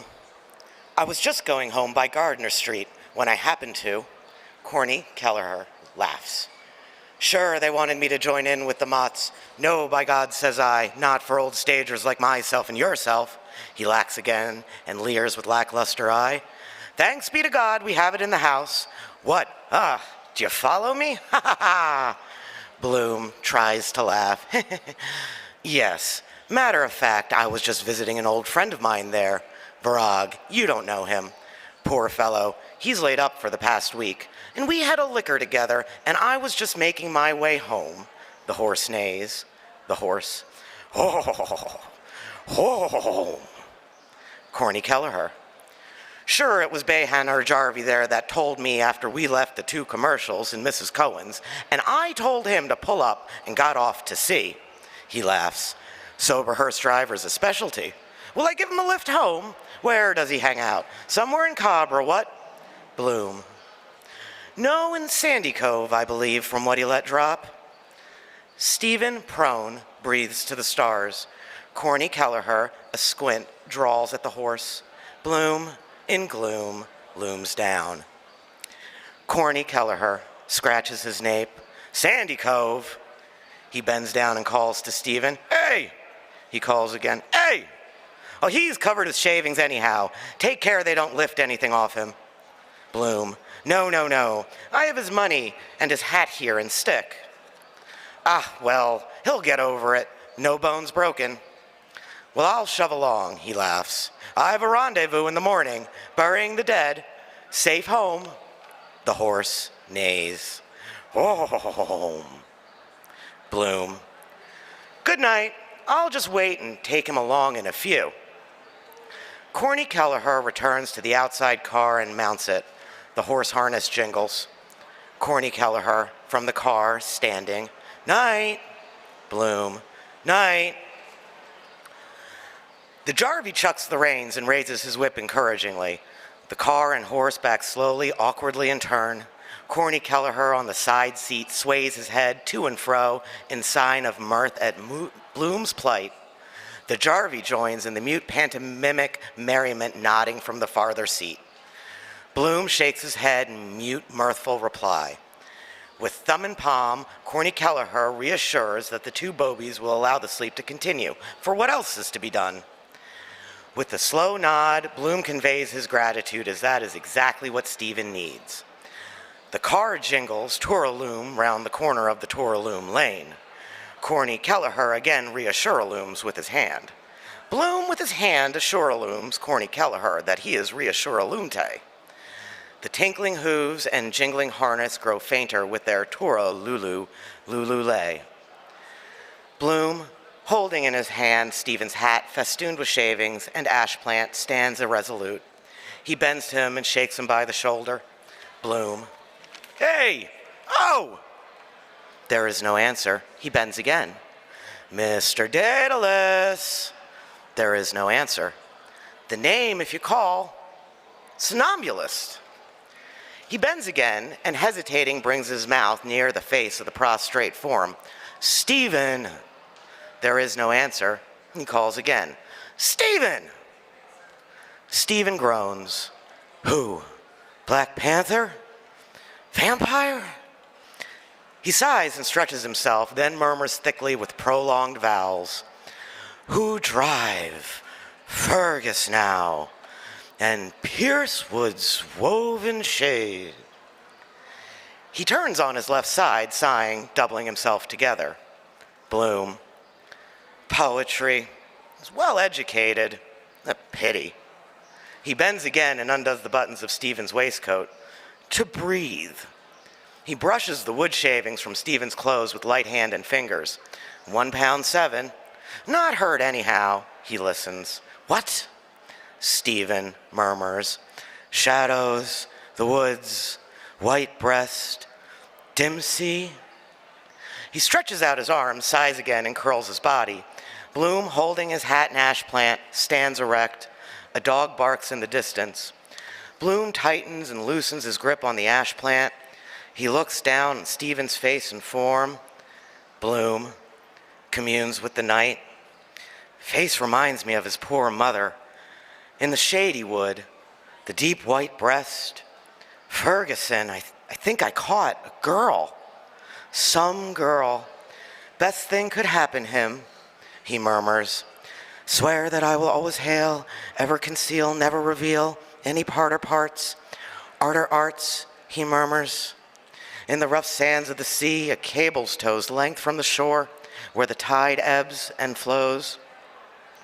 Silent, thoughtful, alert, he stands on guard, his fingers at his lips in the attitude of secret master. Against the wall, a figure appears slowly, a fairy boy of 11, a changeling, kidnapped, dressed in an Eton suit with glass shoes and a little bronze helmet, holding a book in his hands. He reads from right to left inaudibly, smiling, kissing the page. Bloom, wonder-struck, calls inaudibly, Rudy. Rudy gazes unseeing into Blue's eyes and goes on reading, kissing, and smiling. His face has a delicate mauve face. On his suit, he has diamond and ruby buttons. In his free left hand, he holds a slim ivory cane with a violet bow knot. A white lambkin peeps out of his waistcoat pocket.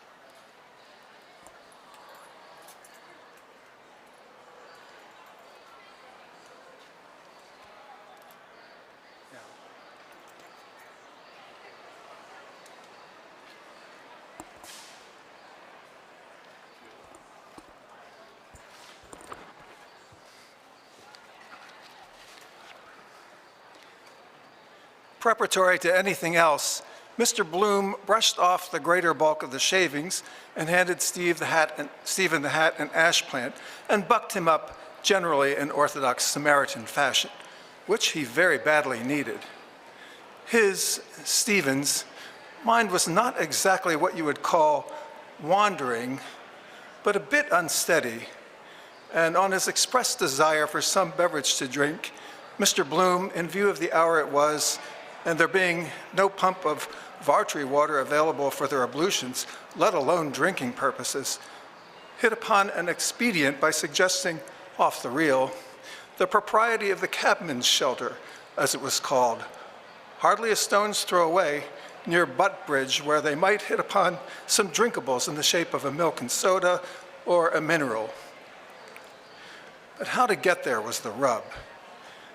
For the nonce, he was rather nonplussed, but inasmuch as the duty plainly devolved upon him to take some measures on the subject, he pondered suitable ways and means, during which Stephen repeatedly yawned.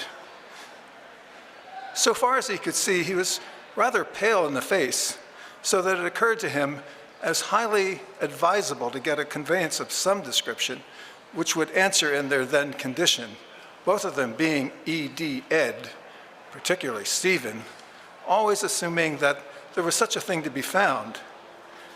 Accordingly, after a few such preliminaries as brushing, in spite of having forgotten to take up his rather soap-sudsy handkerchief after had done yeoman service in the shaving line, they both walked together along Beaver Street, or more properly, Lane, as far as the farrier's and the distinctly fetid atmosphere of the livery stables at the corner of Montgomery Street, where they made tracks to the left, from then debouching to Amiens Street, round by the corner of Dan Bergen's.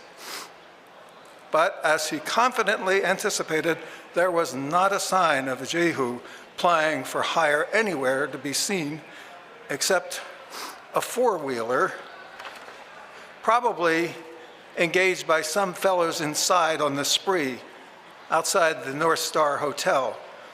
And there was no symptom of budging a quarter of an inch when Mr. Bloom, who was anything but a professional whistler, endeavored to hail it by emitting a kind of whistle, holding his arms over his head twice.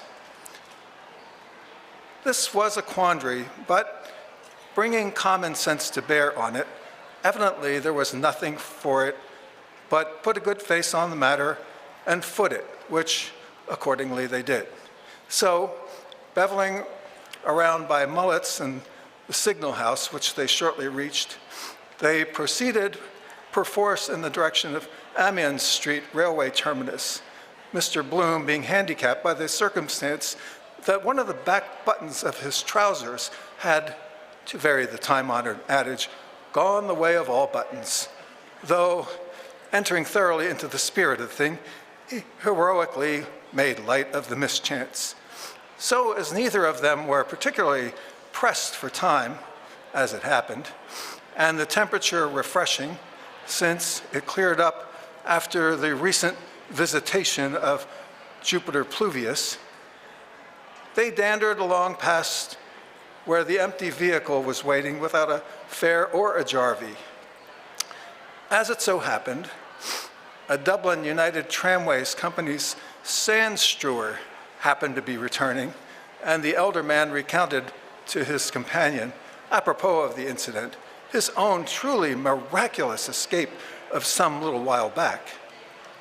They passed the main entrance of the Great Northern Railway Station, the starting point for Belfast, where, of course, all traffic was suspended at that late hour, and passing the back door of the morgue, not very enticing locality, not to say gruesome to a degree, more especially at night, ultimately gained the Dock Tavern and, in due course, turned into Store Street, famous for its C Division police station.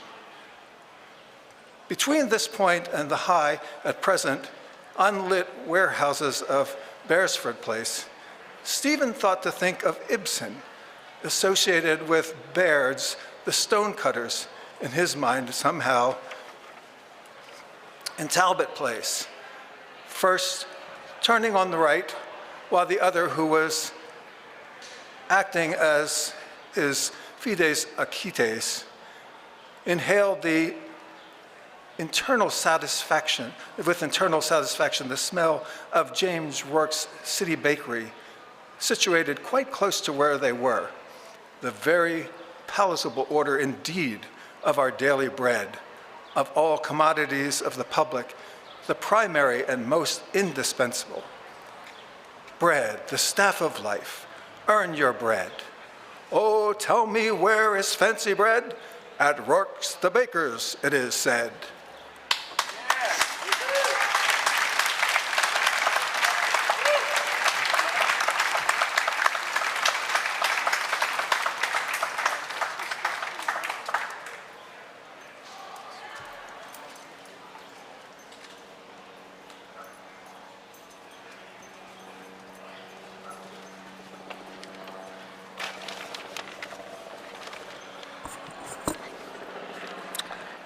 Mr. Bloom and Stephen entered the cabman shelter, an unpretentious wooden structure where, prior to then, he had rarely if ever been before.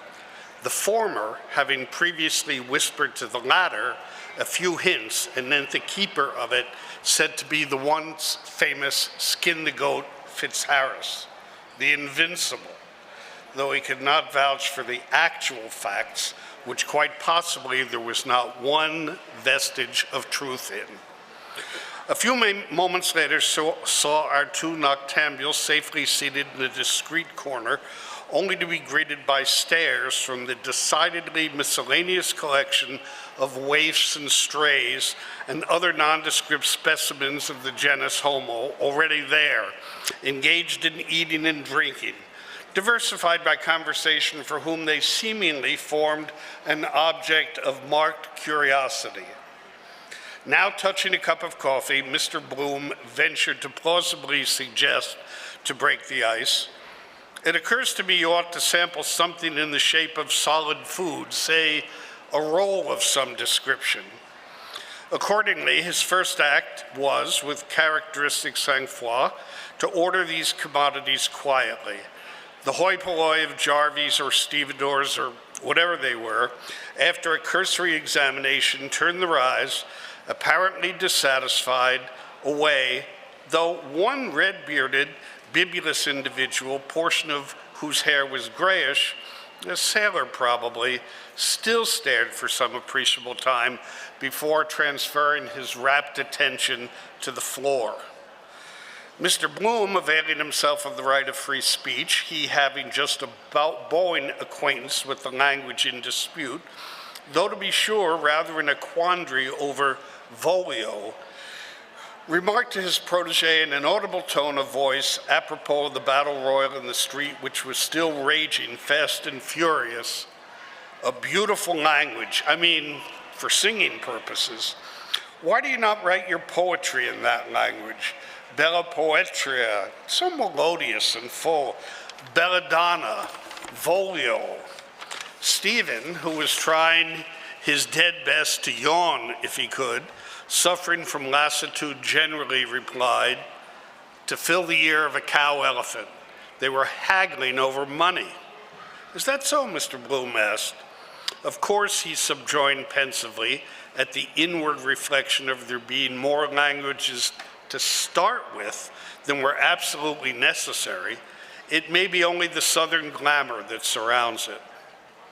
The keeper of the shelter in the middle of this tete-a-tete put a boiling swimming cup of a choice concoction labeled coffee on the table and a rather antediluvian specimen of a bun, or so it seemed, after which he beat a retreat to his counter, Mr. Bloom determining to have a good square look at him later on so as not to appear to, for which reason he encouraged Stephen to proceed with his eyes while he did the honors by surreptitiously pushing the cup of what was temporarily supposed to be called coffee gradually nearer him.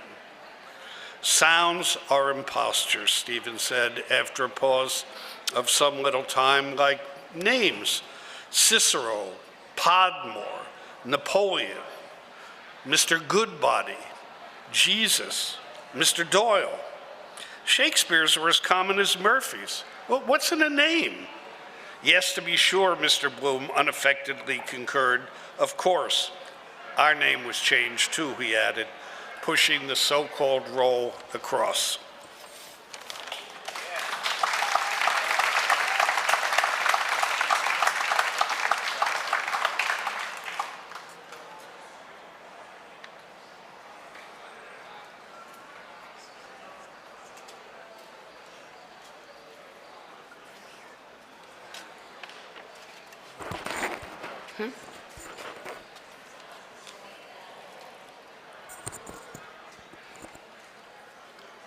The red-bearded sailor, who had his weather eye on the newcomers, boarded Stephen, whom he had singled out for attention in particular, squarely by asking, "And what might your name be?" Just in the nick of time, Mr. Bloom touched his companion's boot, but Stephen, apparently disregarding the warm pressure from an unexpected quarter, answered, "Daedalus." The sailor stared up at him heavily from a pair of drowsy, baggy eyes, rather bunged up from excessive use of booze, preferably good old Hollands and water. "You know Simon Daedalus?" he asked at length. "I've heard of him," Stephen said. Mr. Bloom was all at sea for a moment, seeing the others evidently eavesdropping too. "He's Irish," the seaman bold affirmed, staring still in much the same way and nodding. "All Irish." "All too Irish," Stephen rejoined. As for Mr. Bloom, he could neither make head or tail of the whole business, and he was just asking himself what possible connection when the sailor, of his own accord, turned to the other occupants of the shelter with the remark, "I seen him shoot 2 eggs off 2 bottles at 50 yards over his shoulder, the left-hand dead shot." Though he was slightly hampered by an occasional stammer, and his gestures being also clumsy as it was, still, he did his best to explain. Bottles out there, say 50 yards measured, eggs on the bottles, cocks his gun over his shoulder and aims. He turned his body half round, shut up his right eye completely. Then he screwed his features up some way sideways and glared out into the night with an unprepossessing cast of countenance. "Palm!" he then shouted once. The entire audience waited, anticipating an additional detonation, there being still a further egg. "Palm!" he shouted twice. Egg 2, evidently demolished. He nodded and winked, adding bloodthirstily, "Buffalo Bill shoots to kill. Never missed, nor never he will miss him." A silence ensued till Mr. Bloom, for agreeableness' sake, just felt like asking him whether it was for marksmanship competition like the Bisley. "Beg pardon," the sailor said. "Long ago?" Mr. Bloom pursued without flinching a hair's breadth. "Why?" the sailor replied, relaxing to a certain extent under the magic influence of diamond cut diamond. "It might be a matter of 10 years. He toured the world wide with Hengler's Royal Circus. I seen him do that in Stockholm."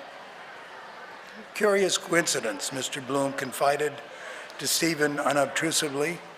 "Murphy's my name," the sailor continued. "D.B. Murphy of Carrigaloe. Know where that is?" "Queenstown Harbor," Stephen replied. "That's right," the sailor said.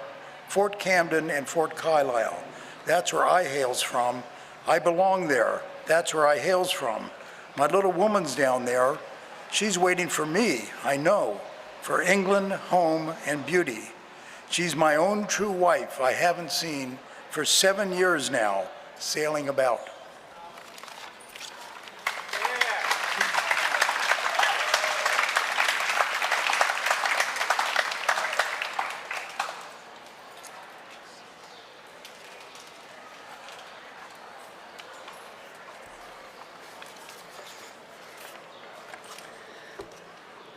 On the roadway, which they were approaching whilst speaking, beyond the swing chains, a horse dragging a sweeper paced on the paven ground, brushing a long swathe of mire up, so that with the noise, Bloom was not perfectly certain whether he had caught aright the allusion to 65 guineas and John Bull. He inquired if it was John Bull, the political celebrity of that ilk, as it struck him the two identical names as a striking coincidence. By the chains, the horse slowly swerved to turn, which perceiving Bloom, who was keeping a sharp lookout as usual, plucked the other's sleeve gently, jocosely remarking, "Our lives are in peril tonight. Beware of the steamroller." They thereupon stopped. Bloom looked at the head of a horse not worth anything like 65 guineas, suddenly in evidence in the dark, quite near so that it seemed new, a different grouping of bones and even flesh, because palpably it was a forewalker, a hip shaker, a black buttocker, a tail dangler, a head hanger, putting his hind foot foremost, the while the lord of his creation sat on the perch, busy with his thoughts. But such a good, poor brute. He was sorry he hadn't a lump of sugar, but as he wisely reflected, you could scarcely be prepared for every emergency that might crop up. He was just a big, nervous, foolish, noodly kind of a horse, without a second care in the world. But even a dog, he reflected, take that mongrel and Barney Kiernan's, of the same size, would be a holy horror to face. But it was no animal's fault in particular if he was built that way, like the camel, ship of the desert, distilling grapes into potheen in his hump. 9/10 of them all could be caged or trained, nothing beyond the art of man, barring the bees. Whale with a harpoon hairpin, alligator tickle the small of his back and he sees the joke. Chalk a circle for the rooster, tiger my eagle eye. These timely reflections anent the brutes of the field occupied his mind, somewhat distracted from Stephen's words, while the ship of the street was maneuvering, and Stephen went on about the highly interesting old. What was this I was saying? Oh yes, my wife, he intimated, plunging in medias res, would have the greatest of pleasure in making your acquaintance, as she is passionately attached to music of any kind. He looked sideways, in a friendly fashion, at the side face of Stephen, image of his mother, which was not quite the same as the usual handsome blackguard type they unquestionably had an insatiable hankering for, as he was perhaps not that way built.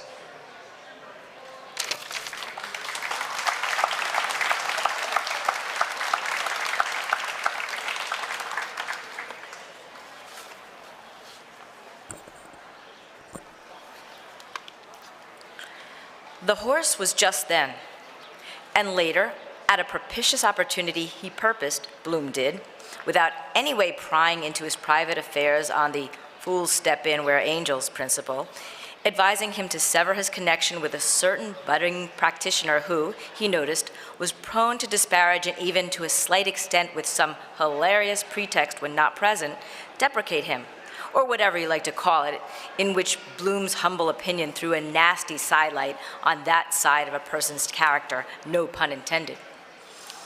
The horse, having reached the end of his tether, so to speak, halted and, rearing high a proud feathering tail, added his quota by letting fall on the floor, which the brush would soon brush up and polish, 3 smoking globes of turds. Slowly 3 times, one after another, from a full crupper he mired, and humanely his driver waited till he or she had ended, patient in his scythed car. Side by side, Bloom, profiting by the contretemps, with Stephen passed through the gap of the chains, divided by the upright, and, stepping over a strand of mire, went across towards Gardner Street lower, Stephen singing more boldly, but not loudly, the end of the ballad. Un alle chiffre brucken. The driver never said a word, good, bad, or indifferent, but merely watched the 2 figures as he sat on his low-backed car, both black, one full, one lean, walk towards the railway bridge to be married by Father Marr.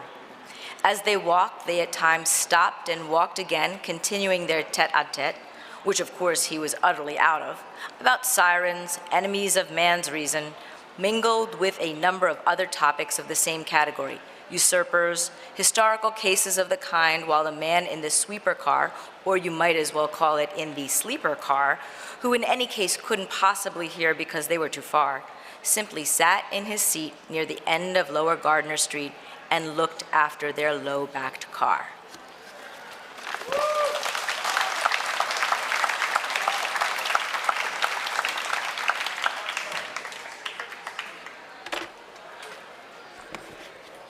All right, everyone. There will be one more raffle that we'll give out at 7 o'clock. We'll draw. So if you haven't participated yet, make sure to stop by over at the Raffle ticket table next to the Rosenbach shop table down there. And you can win this Nalgene water bottle decorated with all this cool Rosenbach stuff. And inside is a limited edition Rosen tote. So you can get a ticket down there. Last drawing will be at 7. And 2 Street Sammy's is down here if you want some food. Bloomsday Cafe for some wine. They have a little vermouth cocktail, I'm told. I'm about to go down and get that. And Attic Brewing is down there. We're going to take a music break right now, and then we're going to have Michael Toner and Mal White do their Ithaca, and then we'll finish up with Molly Bloom. And I'm very happy because my wife just arrived and brought my flask, which I was missing all day. So cheers, everyone. Happy Bloomsday. We'll take a music break in a bit.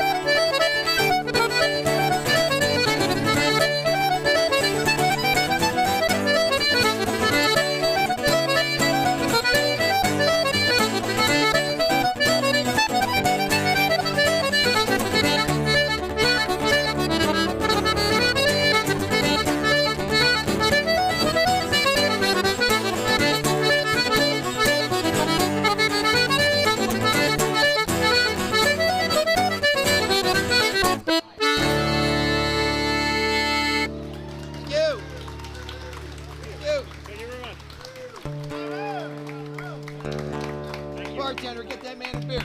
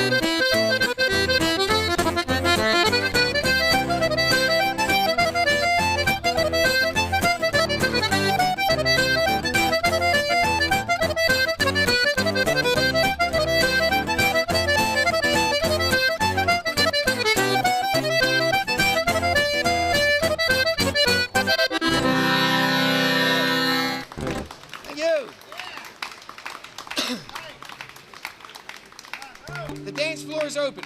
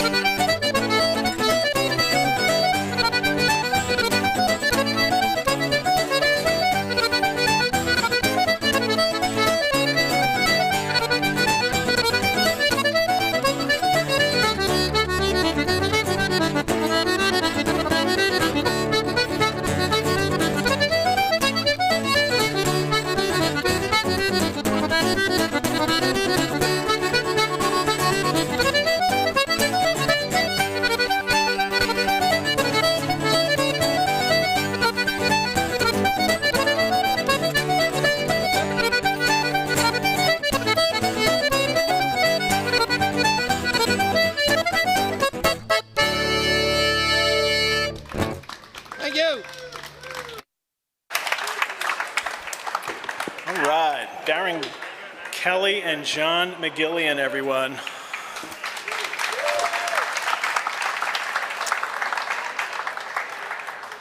Way back in, I think, 1992, I think maybe was the first year, a few Ulysses fanatics decided that the Rosenbach, the home of the complete manuscript of James Joyce's Ulysses, ought to be having a Bloomsday celebration. So a few brave souls organized a reading at a local bookstore. Chaim Potok, the novelist, was actually there, and he read Leopold Bloom. And one of the gentlemen coming up here was also there too. Michael Toner has been involved in many Bloomsdays over the years for the Rosenbach. Since then, and several years ago, he asked his compatriot, Mal White, who was on stage for many productions at the Abbey Theatre in Dublin, and also has a small role in the film of Ulysses called Bloom from 2003. I think you're shushing people in the library in that film, aren't you? The two of them have put together this adaptation of the Ithaca chapter and have been performing it for us on Bloomsday for years now. Please welcome the brilliant Michael Toner and Mal White.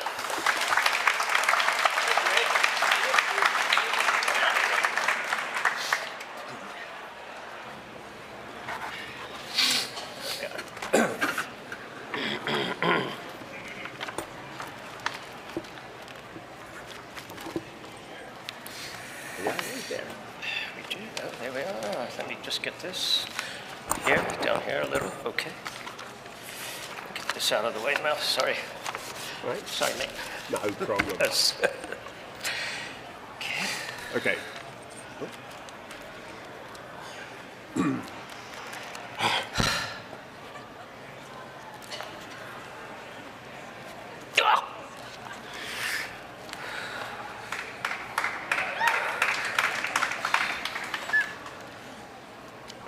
What parallel courses did Bloom and Stephen follow returning? Starting united both at normal walking pace from Beresford Place, they followed in the order named Lower and Middle Gardiner Street and Mountjoy Square West. Then, at reduced pace, each bearing left, Gardiner's Place by an inadvertence as far as the farther corner of Temple Street. North. Then, at reduced pace with interruptions of halt bearing right, Temple Street north as far as Hardwick Place, approaching disparate. At relaxed walking pace, they crossed both the circus before George's Church diametrically, the chord in any circle being less than the arc which it subtends. Did Bloom discover common factors of similarity between their respective like and unlike reactions to experience? Both were sensitive to artistic impressions, musical in preference to plastic or pictorial. Both preferred a continental to an insular manner of life, a cisatlantic to a transatlantic place of residence. Both indurated by early domestic training and an inherited tenacity of heterodox resistance, profess their disbelief in many orthodox religious, national, social, and ethical doctrines. Both admitted the alternately stimulating and obtunding influence of heterosexual magnetism.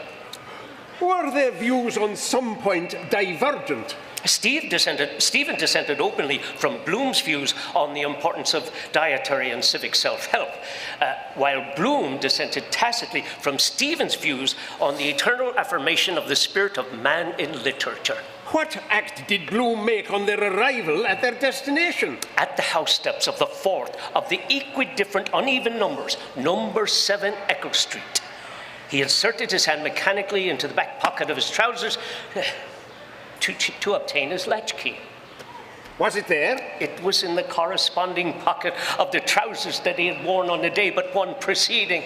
Why was he doubly irritated? Because he had forgotten, and because he remembered that he had reminded himself twice not to forget. What were then the alternatives before the premeditatedly, respectively, and inadvertently keyless couple? To enter or not to enter, to knock or not to knock. Bloom's decision? A stratagem. Resting his feet on the dwarf wall, he climbed over the area railings, compressed his hat on his head, grasped 2 points at the lower union of rails and stiles, lowered his body gradually by its length of 5 feet 9 inches and a half to within 2 feet 10 inches of the area of pavement, and allowed his body to move freely in space by separating himself from the railings and crouching in preparation for the impact of the fall. Did he arise uninjured by concussion? Regaining new, stable equilibrium, he rose uninjured, though concussed by the impact. Raised the latch area of the door, gained retarded access to the kitchen through the subadjacent scullery, and lit a portable candle. Did the man reappear elsewhere? After a lapse of 4 minutes, the glimmer of his candle was discernible through the semi-transparent, semicircular glass fanlight over the hall door. The hall door turned gradually on its hinges. In the open space of the doorway, the man reappeared without his hat, with his candle. Which seemed to the host to be the predominant qualities of his guest? Confidence in himself, an equal and opposite power of abandonment and recuperation. How did Bloom prepare collation for a Gentile? He poured into 2 teacups 2 level spoonfuls, 4 and all, of Epsom soluble cocoa, and proceeded according to the directions for use printed on the label, to each adding, after sufficient time for infusion, the prescribed ingredients for diffusion in the manner and in the quantity prescribed. Was the guest conscious of, and did he acknowledge these marks of hospitality? His attention was directed to them by his host jocosely, and he accepted them seriously, as they drank in jocose, serious silence Eps's mass product, the creature, cocoa.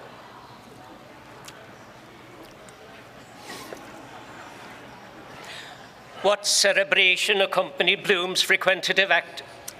Concluding by inspection, but erroneously, that his silent companion was engaged in mental composition, he reflected on the pleasures derived from the literature of instruction rather than of amusement, as he himself had applied to the works of William Shakespeare more than once for the solution of difficult problems in imaginary or real life. Had he found their solution? In spite of careful and repeated reading of certain classical passages, aided by a glossary, he had derived imperfect conviction from the text, the answers not bearing on all points. What lines concluded his first original verse were written by him, potential poet, at the age of 11 in 1877 on the occasion of the offering of 3 prizes of 10 shillings, 5 shillings and 2 and 6 pence respectively for competition by the Shamrock, a weekly newspaper.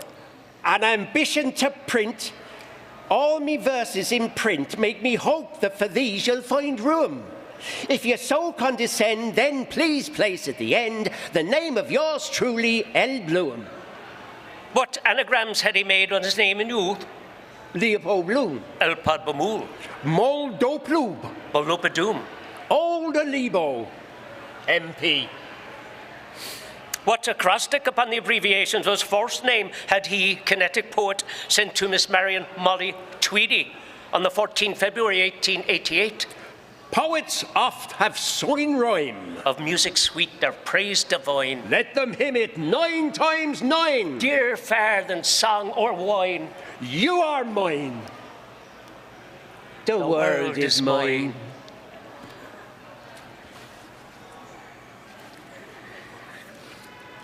How many previous encounters between host and guest prove their pre-existing acquaintance? 2.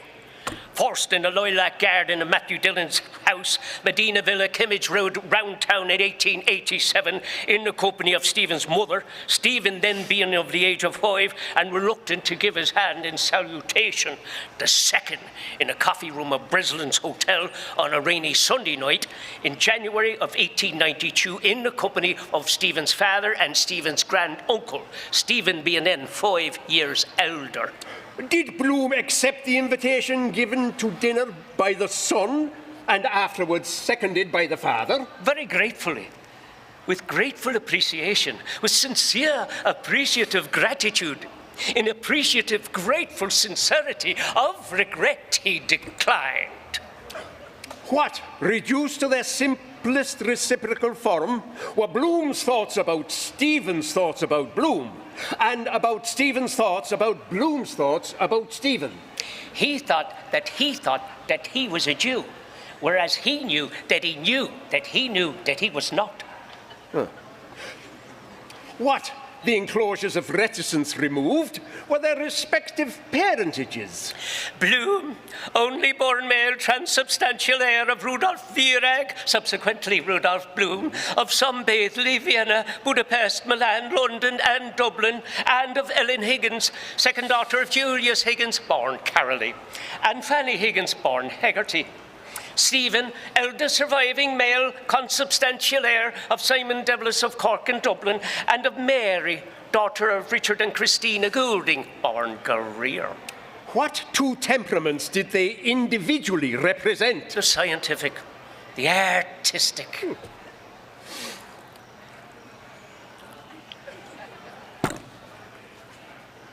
What suggested scene was then constructed by Stephen? Solitary hotel in Mountain Pass, autumn, twilight, firelit, in dark corner, young man seated, young woman enters, restless, solitary. She thinks, she sits, she goes to window, she stands, she sits, twilight, she thinks. On solitary hotel paper she writes, she thinks, she writes, she sighs. Wheels and hooves. She hurries out. He comes from his dark corner. He sees his solitary paper. He holds it towards fire. Twilight. He reads, solitary. What? In sloping, upright, and backhands, Queen's Hotel, Queen's Hotel, Queen's Hotel, Queen's Hotel. What suggested scene was then reconstructed by Bloom? The Queen's Hotel, Ennis, County Clare, where Rudolf Bloom, Rudolf Virag, died on the evening of the 27th of June 1886 at some hour unstated in consequence of an overdose of monkshood, aconite, self-administered in the form of a neuralgic liniment composed of 2 parts aconite liniment to 1 of chloroform liniment, purchased by him at 10:20 a.m. on the morning of the 27th of June 1886 at the Medical Hall of Francis Dennehy, 17 Church Street, Ennis. After having, though not in consequence of having, purchased at 3:15 p.m. on the afternoon of the 27th of June 1886, a new boater straw hat, extra smart. After having, though not in consequence of having, purchased at the hour and in the place aforesaid, the toxin aforesaid, at the General Drapery Store of James Cullen, 4 Main Street, Ennis. Accepting the analogy implied in the guest parable, which examples of post-exilic eminence did he adduce? 3 seekers of the pure truth. Moses of Egypt, Moses Maimonides, author of Morin Nebuchum, the Guide of the Perplexed, and Moses Mendelssohn, of such eminence that from Moses of Egypt to Moses Mendelssohn, there arose none like Moses Maimonides. What fragments of verse from the ancient Hebrew and the ancient Irish languages were cited with modulations of voice and translation of text by guest to host and by host to guest? By Stephen. Shul, shul, shul arun, shul go sucker, aga shul go kun. By Bloom. Kafilach harimon rakatech mibad lezamtech. Thy temple amid thy hair is as a slice of pomegranate. What was Stephen's auditive sensation? He heard in a profound, ancient male, unfamiliar melody the accumulation of the past. What was Bloom's visual sensation? He saw in a quick young male, familiar form the predestination of a future. Did the host encourage his guests to chant in a modulated voice a strange legend on an allied theme? Reassuringly, their place, where none could hear them talk, being secluded, reassured the decocted beverages, allowing for subsolid residual sediment of a mechanical mixture, water plus sugar plus cream plus cocoa, having been consumed. Recite the first part, major, of this chanted legend. Little Harry Hughes and his schoolfellows all went out for to play ball. And the very first ball little Harry Hughes played, he drove it o'er the Jew's garden wall. And the very second ball little Harry Hughes played, he broke the Jew's windows all. How did the son of Rudolph's receive this first part? With unmixed feeling. Smiling, a Jew, he heard with pleasure and saw the unbroken kitchen window. Recite the second part, minor, of the legend. Then out they came, the Jew's daughter, and she all dressed in green. Come back, you pretty little boy, and play your ball again. I can't come back and I won't come back without me schoolfellows all, for if my master he did hear, he'd make it a sorry ball. She took him by the lily white hand and led him along the hall until she led him to a room where none could hear him call. She took a penknife out of her pocket and cut off his little head. And now he'll play no ball no more, for he lies among the dead. How did the father of Millicent receive this second part? With mixed feelings, unsmiling. He heard and saw with wonder a Jew's daughter, all dressed in green.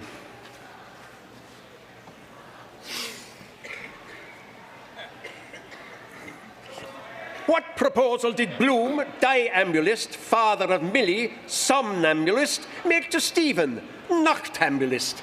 To pass in repose the hours between Thursday, proper, and Friday, normal, on an extemporized cubicle in the apartment immediately above the kitchen and immediately adjacent to the sleeping apartment of his host and guest. Was the proposal of asylum accepted? Promptly, inexplicably, with amicability, gratefully, it was declined. Why would a recurrent frustration the more depress him? Because at the critical turning point of human existence, he desired to amend many social conditions, the product of inequality and avarice and international animosity. Why did he desist from speculation? Because it was a task for a superior intelligence to substitute other more acceptable phenomena in the place of the less acceptable phenomena to be removed.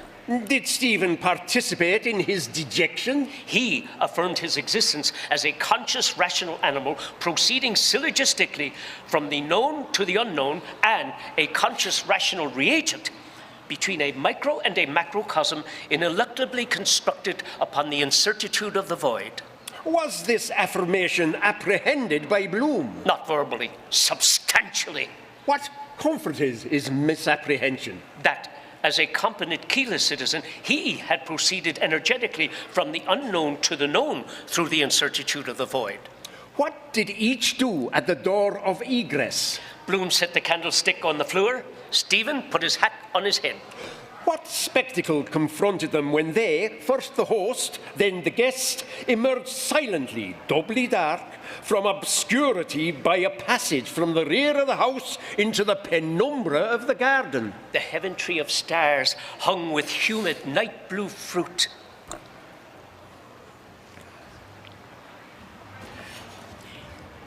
His, Bloom's, logical conclusion, having weighed the matter and allowing for possible error. That it was not a heaven tree, not a heaven grot, not a heaven beast, not a heaven man. That it was a utopia, there being no known method from the known to the unknown, an infinity renderable equally finite by the supposititious apposition of one or more bodies equally of the same and of different magnitudes. A mobility of illusory forms immobilized in space, remobilized in air. A past which possibly had ceased to exist as a present before its probable spectators had entered actual present existence. Was he more convinced of the aesthetic value of the spectacle? Indubitably, in consequence of the reiterated examples of poets in the delirium of the frenzy of attachment, or in the abasement of rejection, invoking ardent sympathetic consolations, or the frigidity of the satellite of their planet.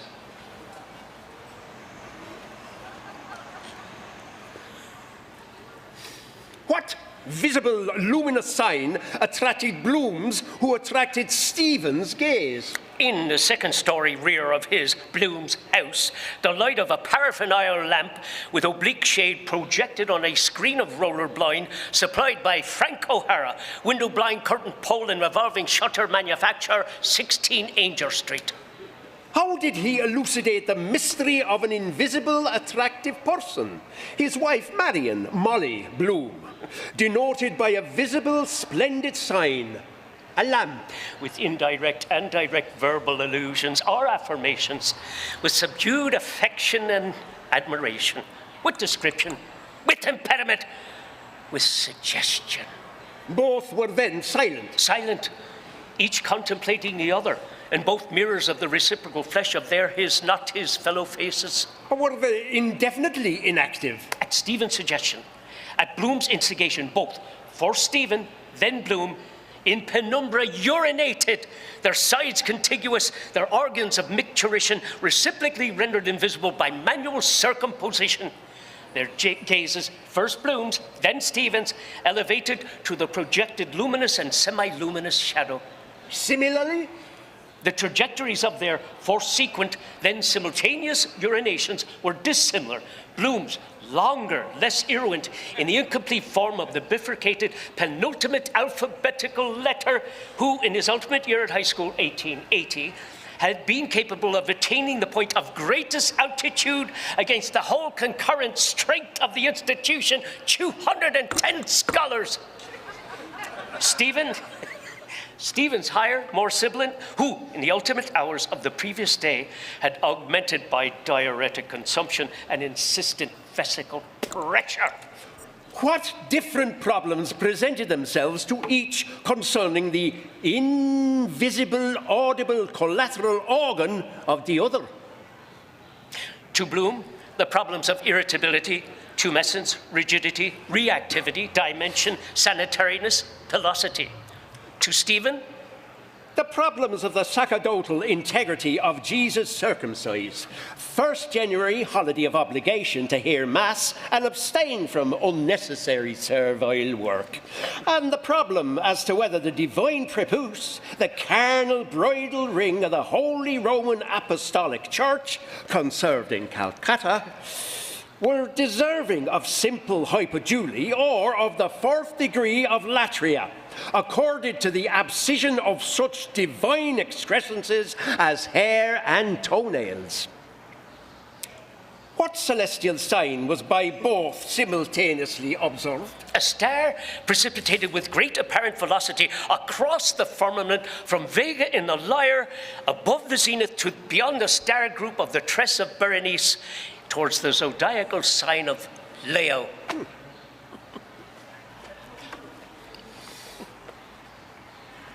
How did they take their leave, one or the other, in separation? Standing perpendicular at the same door and on different sides of its base, the lines of their valedictory arms meeting at any point and forming any angle less than the sum of two right angles. What sound accompanied the union of their tangent, the disunion of their respectively centrifugal and centripetal hands? The sound of the peal of the hour of the night by the chime of the bells in the church of St. George. What echoes of that sound were by both and each heard? By Stephen. Liliata ritilantium turma circum det, jubilantium te virginum, chorus excipiat. By Bloom. Hey ho, hey ho, hey ho, hey ho. Alone, what did Bloom feel? The cold of interstellar space, 1,000 degrees below freezing point, or the absolute zero of Fahrenheit, centigrade, or Reaumur. The incipient intimations of proximate dawn. Of what did bell chime and hand touch and footstep and lone chill remind him? Of companions now in various manners in different places defunct. Percy Abjohn, killed in action, Mother River. Philip Gilligan, Thusis, Jervis Street Hospital. Matthew F. Kane, accidental drowning in Dublin Bay. Philip Oiselle, Poemia, Heytesbury Street. Michael Hart, Thusis, Mater Misericordiae Hospital. Patrick Dignam, Apoplexy, Sandymount. Did he remain? With deep inspiration, he returned, retraversing the garden, re-entering the passage, reclosing the door. With brief suspiration, he reassembled the candle, reascended the stairs, reapproached the door of the front room hall floor, and re-entered. What suddenly arrested his ingress? The right temporal lobe of the hollow sphere of his cranium came into contact with a solid timber angle where, an infinitesimal but sensible fraction of a second later, a painful sensation was located in consequence of antecedent sensations transmitted and registered. What composite asymmetrical image in the mirror then attracted his attention? The image of a solitary ipso-relative and mutable allio-relative man. Why solitary, ipso-relative? Brothers and sisters had he none, yet that man's father was this man's son. Why mutable, allio-relative? From infancy to maturity, he had resembled his maternal procreatrix. From maturity to senility, he would increasingly resemble his paternal procreator. What were habitually his final meditations? Of some one sole unique advertisement to cause passers-by to stop in wonder. A poster novelty, with all extraneous accretions excluded, reduced to its simplest and most efficient terms, not exceeding the span of casual vision and congruous with the velocity of modern life. What possibility suggested itself? The possibility of exercising virile power of fascination in the not immediate future, after an expensive repast in a private apartment in the company of an elegant courtesan of corporal beauty, moderately mercenary, variously instructed, a lady by origin. Why did Bloom experience a sentiment of remorse? Because in immature impatience he had treated with disrespect certain beliefs and practices. As? The prohibition of the use of flesh, meat and milk at one meal. The hebdomadary symposium of incoordinately abstract, perfervidly concrete, mercantile, co-resistionalist ex-compatriots. The circumcision of male infants. The supernatural character of Judaic scripture. The ineffability of the tetragrammaton. The sanctity of the Sabbath. How do these beliefs and practices now appear to him? Not more rational than they had then appeared. Not less rational than other beliefs and practices now appeared. What universal binomial denominations would be his as entity and non-entity? Assumed by any or known to none. Every man or no man. What tributes his? Honour and gifts of strangers, the friends of every man. A nymph immortal, beauty, the bride of no man.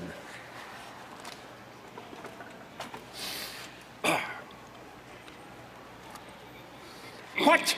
Past consecutive causes before rising pre-apprehended of accumulated fatigue did Bloom before rising silently recapitulate.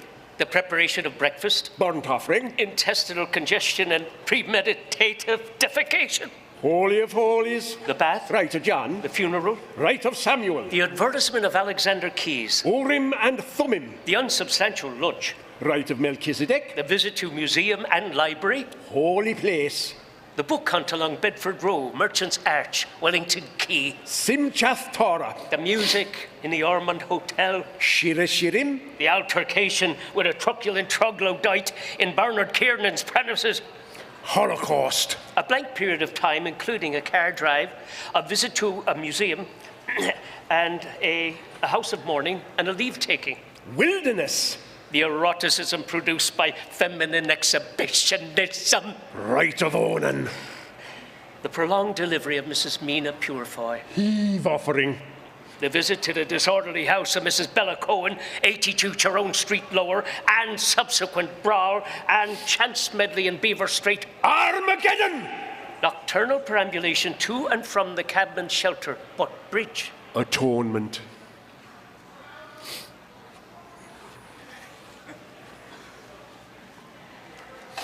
What self-evident enigma, pondered with desultory constancy during 30 years, did Bloom now, having effected natural obscurity by the extinction of artificial light, silently, suddenly comprehend?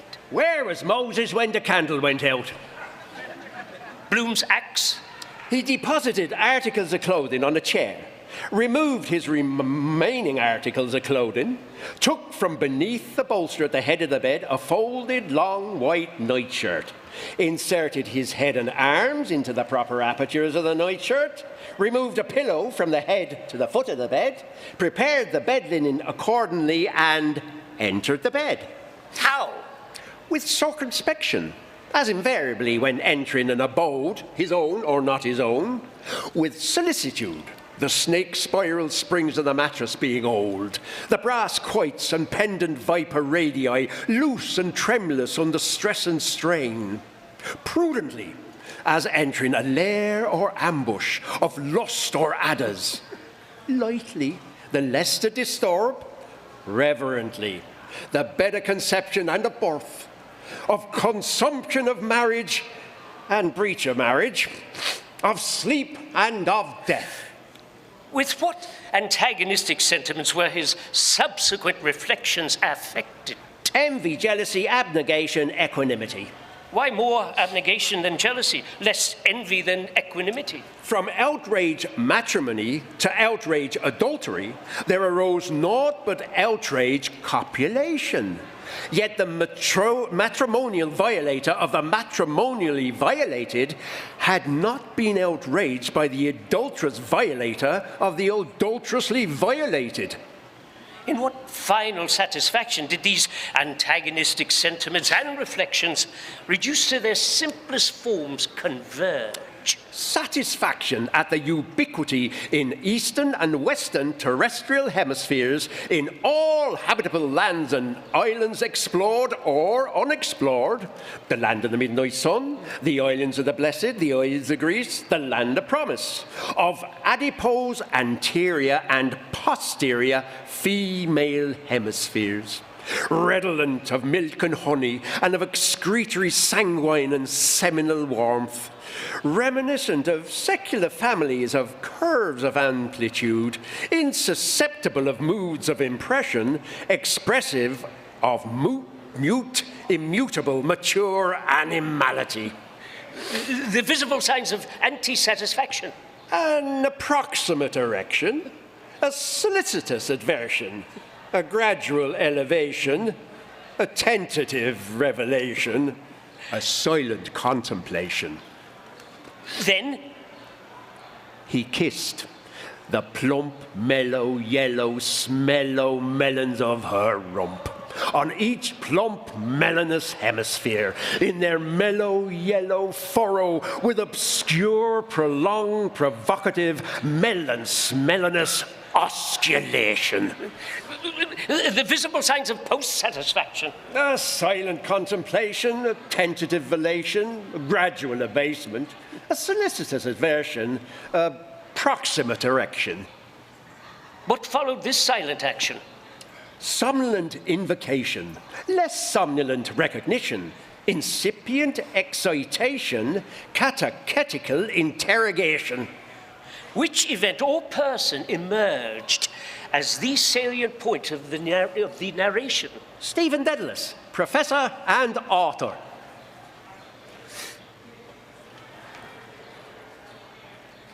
What? moved visibly above the listener's and the narrator's invisible thoughts. The upcast reflection of a lamp and shade, an inconstant series of concentric circles of varying gradations of light and shadow. In what direction did listener and narrator lie? Listener, southeast by east. Narrator, northwest by west, on the 53rd parallel of latitude north and 6th meridian of longitude west, at an angle of 45 degrees to the terrestrial equator. In what state of rest or motion? At rest, relatively to themselves and to each other, in motion being each and both carried westward, forward, and rearward, respectively, by the proper perpetual motion of the earth through ever-changing tracks of never-changing space. In what posture? Listener, reclined semi-laterally left hand under head, right leg extended in a straight line and resting on left leg, flexed, in the attitude of Gaetelus, fulfilled, recumbent, big with seed. Narrator, reclined laterally left, with right and left legs flexed, the index finger and thumb in the right hand resting on the bridge of the nose, in the attitude depicted in a snapshot photograph made by Percy Apjohn, the child-man weary, the man-child in the womb. Womb? Weary? He rests. He has traveled. With? Sinbad the sailor, and Timbad the tailor, and Jinbad the jailer, and Windbad the whaler, and Ninbad the nailer, and Finbad the failer, and Binbad the baler, and Pimbad the paler, and Minbad the mailer, and Himbad the hailer, and Rimbad the railer, and Dinbad the caler, and Vinbad the quailer, and Ninbad the yailer, and Shinbad the failer.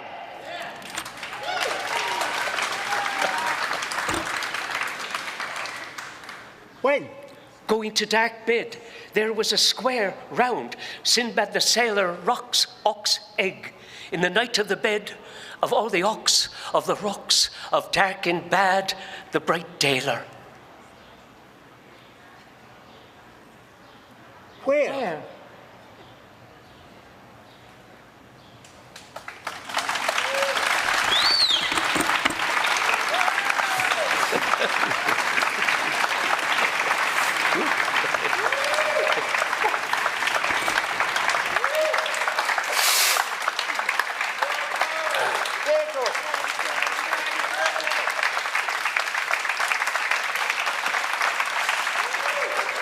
Michael Toner and Mal White.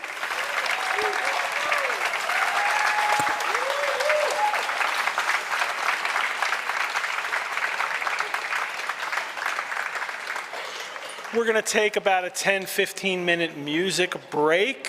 The beer garden is still open, Bloomsday Cafe. The house is now closed. There are porta potties at the end of the street if you need them. Thank you all. So stay tuned for our new Molly Bloom this year. Alrighty, see you soon. All right, buddy. You have Junior Creans into the next one, followed by the Tar Road to Sligo. My dad's on set. Yes, your dad's on set. Let's start with that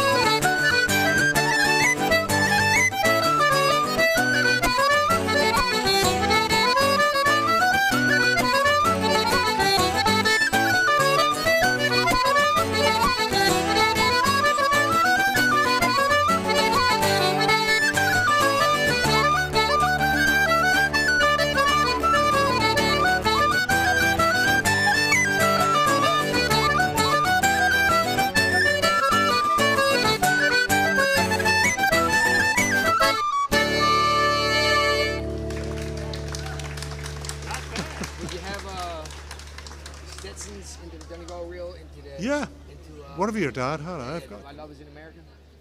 So it's Stetson's is A, Donegal is doggy, and then My Love is in America is G, starts on a C.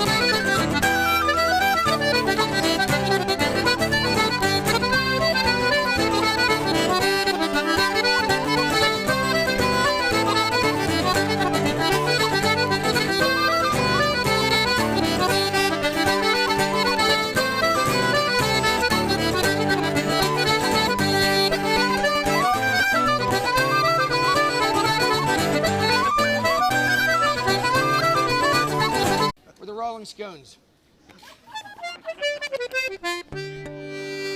We got Patty. Whatever you have, I have. What have your dad stuff? What have your dad stuff?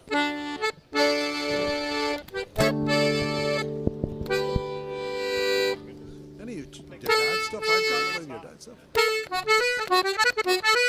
Yeah. We have it.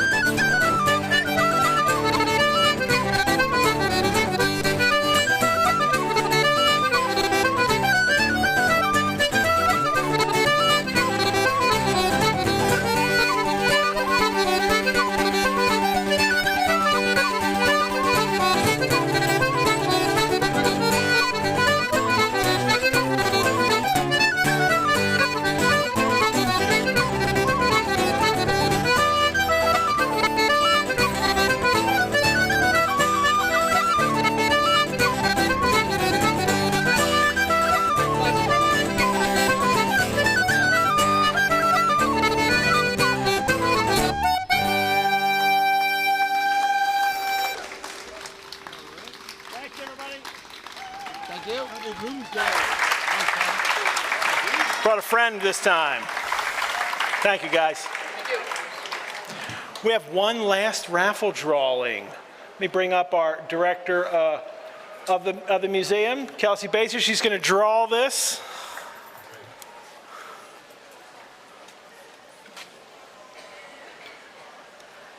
And the winner is? Susan Muller. Susan Muller. I know Susan is here, so congrats. There we go. All right. Everyone, please welcome the John C. Haas Director of the Rosenbach, Kelsey Bates. What? Oh, ticket. Thanks. Hi, everybody. My name is Kelsey Bates. I am the John C. Haas Director of the Rosenbach. Thank you all so much for being here tonight. First, I want to give all of us to give a big round of applause for all of the readers today.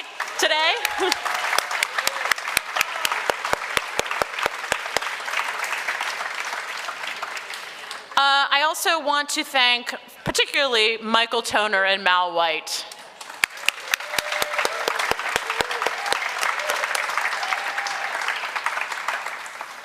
All of our musicians, Darren Kelly, John McGillian, Gabrielle Rabola, Megan McGinty, Zachary Angus, and Corey Don. Thank you all. Thank you to all of the staff of the Rosenbach. We are 21-ish people who work here at the Rosenbach, and we think about this all year long. And so we are excited to be here tonight to welcome you all here finally after 2 years away, so actually almost 3 years away. So thanks for being here, and thanks to the Rosenbach staff and volunteers for putting this together today. Also want to thank our special volunteer Eileen Kunifi and Ted Howell, our Ulysses scholar, who's here to help all of our readers get prepared for their readings, and our wonderful Bloomsday chair, Lenny Steiner.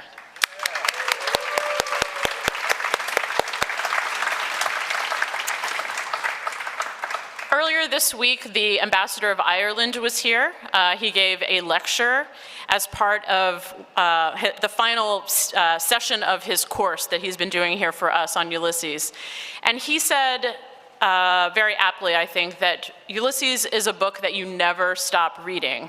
You never end Ulysses. You never close the book and say, well, that was a great book, I'm going to move on to the next book. No, you just keep going back to it over and over again.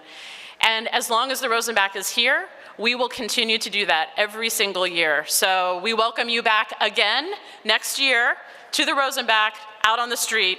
We'll do this again.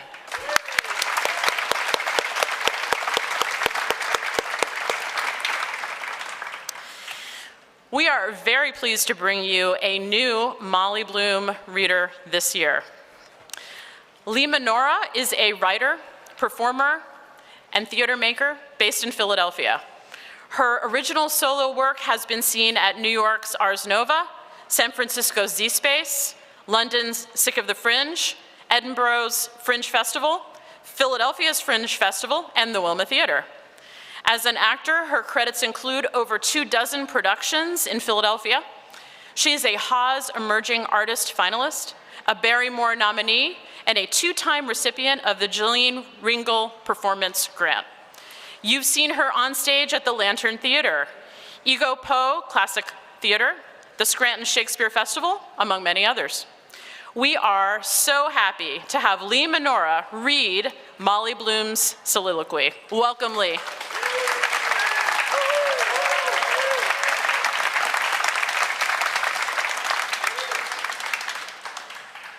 Hello. Let me get myself settled. This is a number of pages.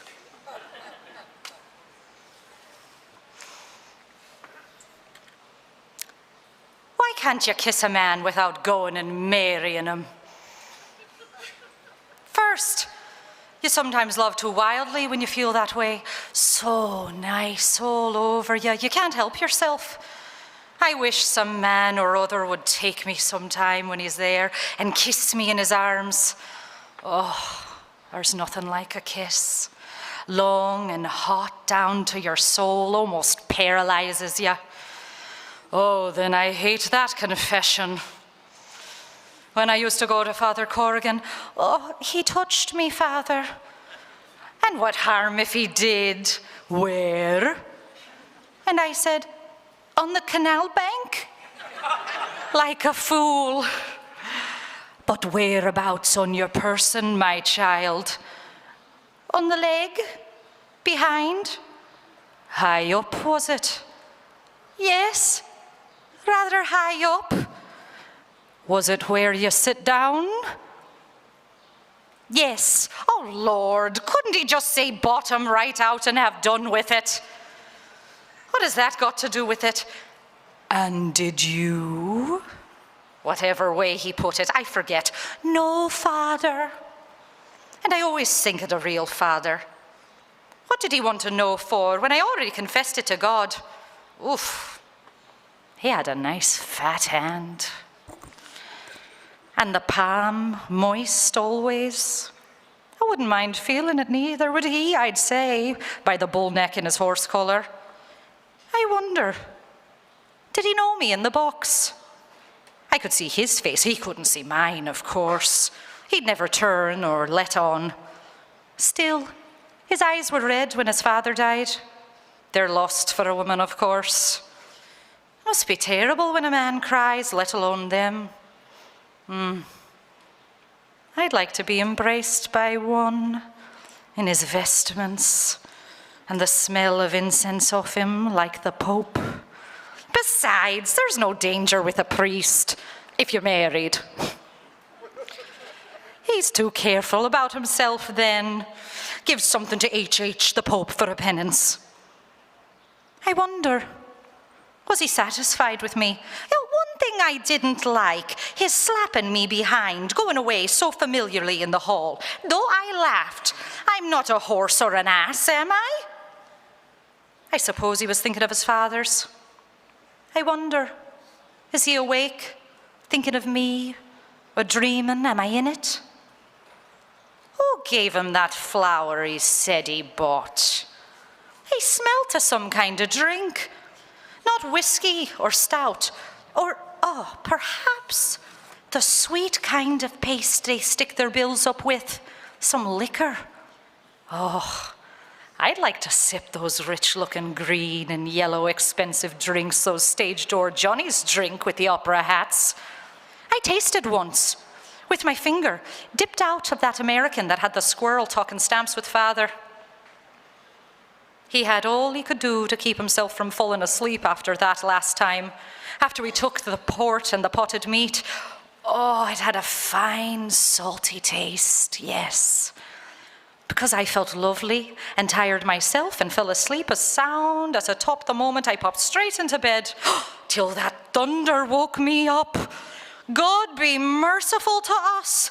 I thought the heavens were coming down about to punish us when I blessed myself and said a Hail Mary, like those awful thunderbolts in Gibraltar, as if the world was coming to an end. And then they come and tell you there's no God.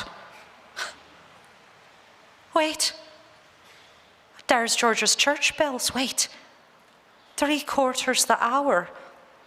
Wait, 2 o'clock? Well, that's a nice hour of the night for him to be coming home to. To anybody climbing down into the area. If anybody saw him, I'll knock him off that little habit tomorrow. First, I'll look at his shirt to see. Or I'll see if he has that French letter still in his pocketbook. I suppose he thinks I don't know. Oh, deceitful men. Oh, their 20 pockets aren't enough for their lies. Then why should we tell them? Even if it's the truth, they don't believe you. Then tucked up in bed, like those babies in the aristocrat's masterpiece. He brought me another time, as if we hadn't enough of that in real life, without some old aristocrats or whatever his name is, disgusting you with more of those rotten pictures. Children with 2 heads and no legs, ugh. That's the kind of villainy they're always dreaming about, with not another thing in their empty heads. They ought to get slow poisoned, the half of them. Then tea and toast for him, by watered on both sides and no laid eggs. I suppose I'm nothing anymore. When I wouldn't let him lick me in Hollis Street one night, man, tyrant as ever. For one thing, he slept on the floor half the night, naked, the way the Jews used to when somebody dies belonged to them, and wouldn't eat any breakfast or speak a word, wanting to be petted. So I thought, I stood out enough for one time and let him. Ugh, he does it all wrong too. Thinking only of his own pleasure. His tongue is too flat, or I don't know what. He forgets to wet him. I don't. I'll make him do it again if he doesn't mind himself, and lock him down to sleep in the coal cellar with the black beetles. I wonder, was it Josie off her head? That barmaid he does. Of course, his wife's always sick, or going to be sick, or just getting better of it. And he's a good-looking man still, though he's getting a bit grey over the ears. They're a nice lot, all of them. They're not going to get my husband into their clutches if I can help it. Making fun of him then behind his back. I know well when he goes on with his idiotics, because he has sense enough not to squander every penny piece he earns down their gullets and looks after his wife and family. Good for nothings. Oh, poor Patty Dingham, all the same. I'm sorry in a way for him. What are his wife and 5 children going to do? Unless he was insured. Comical little teetotum. Always stuck up in some pub corner, and her or her son wailing, "Bill Bailey, won't you please come home?" What was the good in going into mourning? For what was neither one thing nor the other? First cry was enough for me. I heard the death watch too. Ticking in the wall, of course. He insisted he'd go into mourning for the cat. I suppose he's a man now, by this time. He was an innocent boy then, and a darling little fellow in his Lord Fauntleroy suit and curly hair, like a prince on the stage when I saw him at Matt Dillon's. He liked me too, I remember. They all do. Wait. By God, yes, wait. Hold on. He was in the cards this morning when I laid out the deck. Union with a young stranger, neither dark nor fair, you met before. I thought it was meant him, but he's no chicken, nor a stranger either. Besides, my face was turned the other way. What was the 7th chord after that? The 10 of spades for a journey by land. Then there was a letter on its way, and scandals too, the 3 of queens. And the 8 of diamonds for a rise in society, yes. Wait, it all came out. And 2 red 8s for new garments, look at that. And didn't I dream something too? Yes, there was something about poetry in it. Oh, I hope he doesn't have long, greasy hair hanging into his eyes or standing up like a red Indian. What do they go about like that for? Only getting themselves and their poetry laughed at. I always liked poetry when I was a girl. First I thought he was a poet like Lord Byron, and not an ounce of it in his composition. I thought he was quite different. I wonder, is he too young? He's about, 88, I was married. 88, Millie is 15 yesterday, 89. What age was he then at Dillon's? 5 or 6, about 88. Oh, I suppose he's 20 or more. I'm not too old for him if he's 23 or 24. I hope he's not that stuck-up university student sort. No, otherwise he wouldn't go sitting down in the old kitchen with him taking Epps cocoa and talking. Of course, he pretended to understand it all. Probably he told him he was out of Trinity College. He's very young to be a professor. I hope he's not a professor like Goodwin. Was a potent professor of John Jameson. They all write about some woman in their poetry. Well, I suppose he won't find many like me. There softly sighs the love of love, the light guitar. Where poetry is in the air, the blue sea and the moon shining so beautifully, coming back on the night boat from Tarafia, the lighthouse at Europa Point. Oh, the guitar that fellow played was so expressive. Will I ever go back there again? All new faces, 2 glancing eyes, a lattice hid. I'll sing that for him. They're my eyes, if he's anything of a poet. 2 eyes as darkly bright as love's own star. Aren't those beautiful words, as love's young star? It'll be a change, the Lord knows, to have an intelligent person to talk to about yourself. Not always listening to him, and Billy Prescott ad, and Keyes ad, and Tom the Devil ad. And if anything goes wrong in their business, we have to suffer. I'm sure he's very distinguished. I'd like to meet a man like that. God, not those other ruck. Besides, he's young.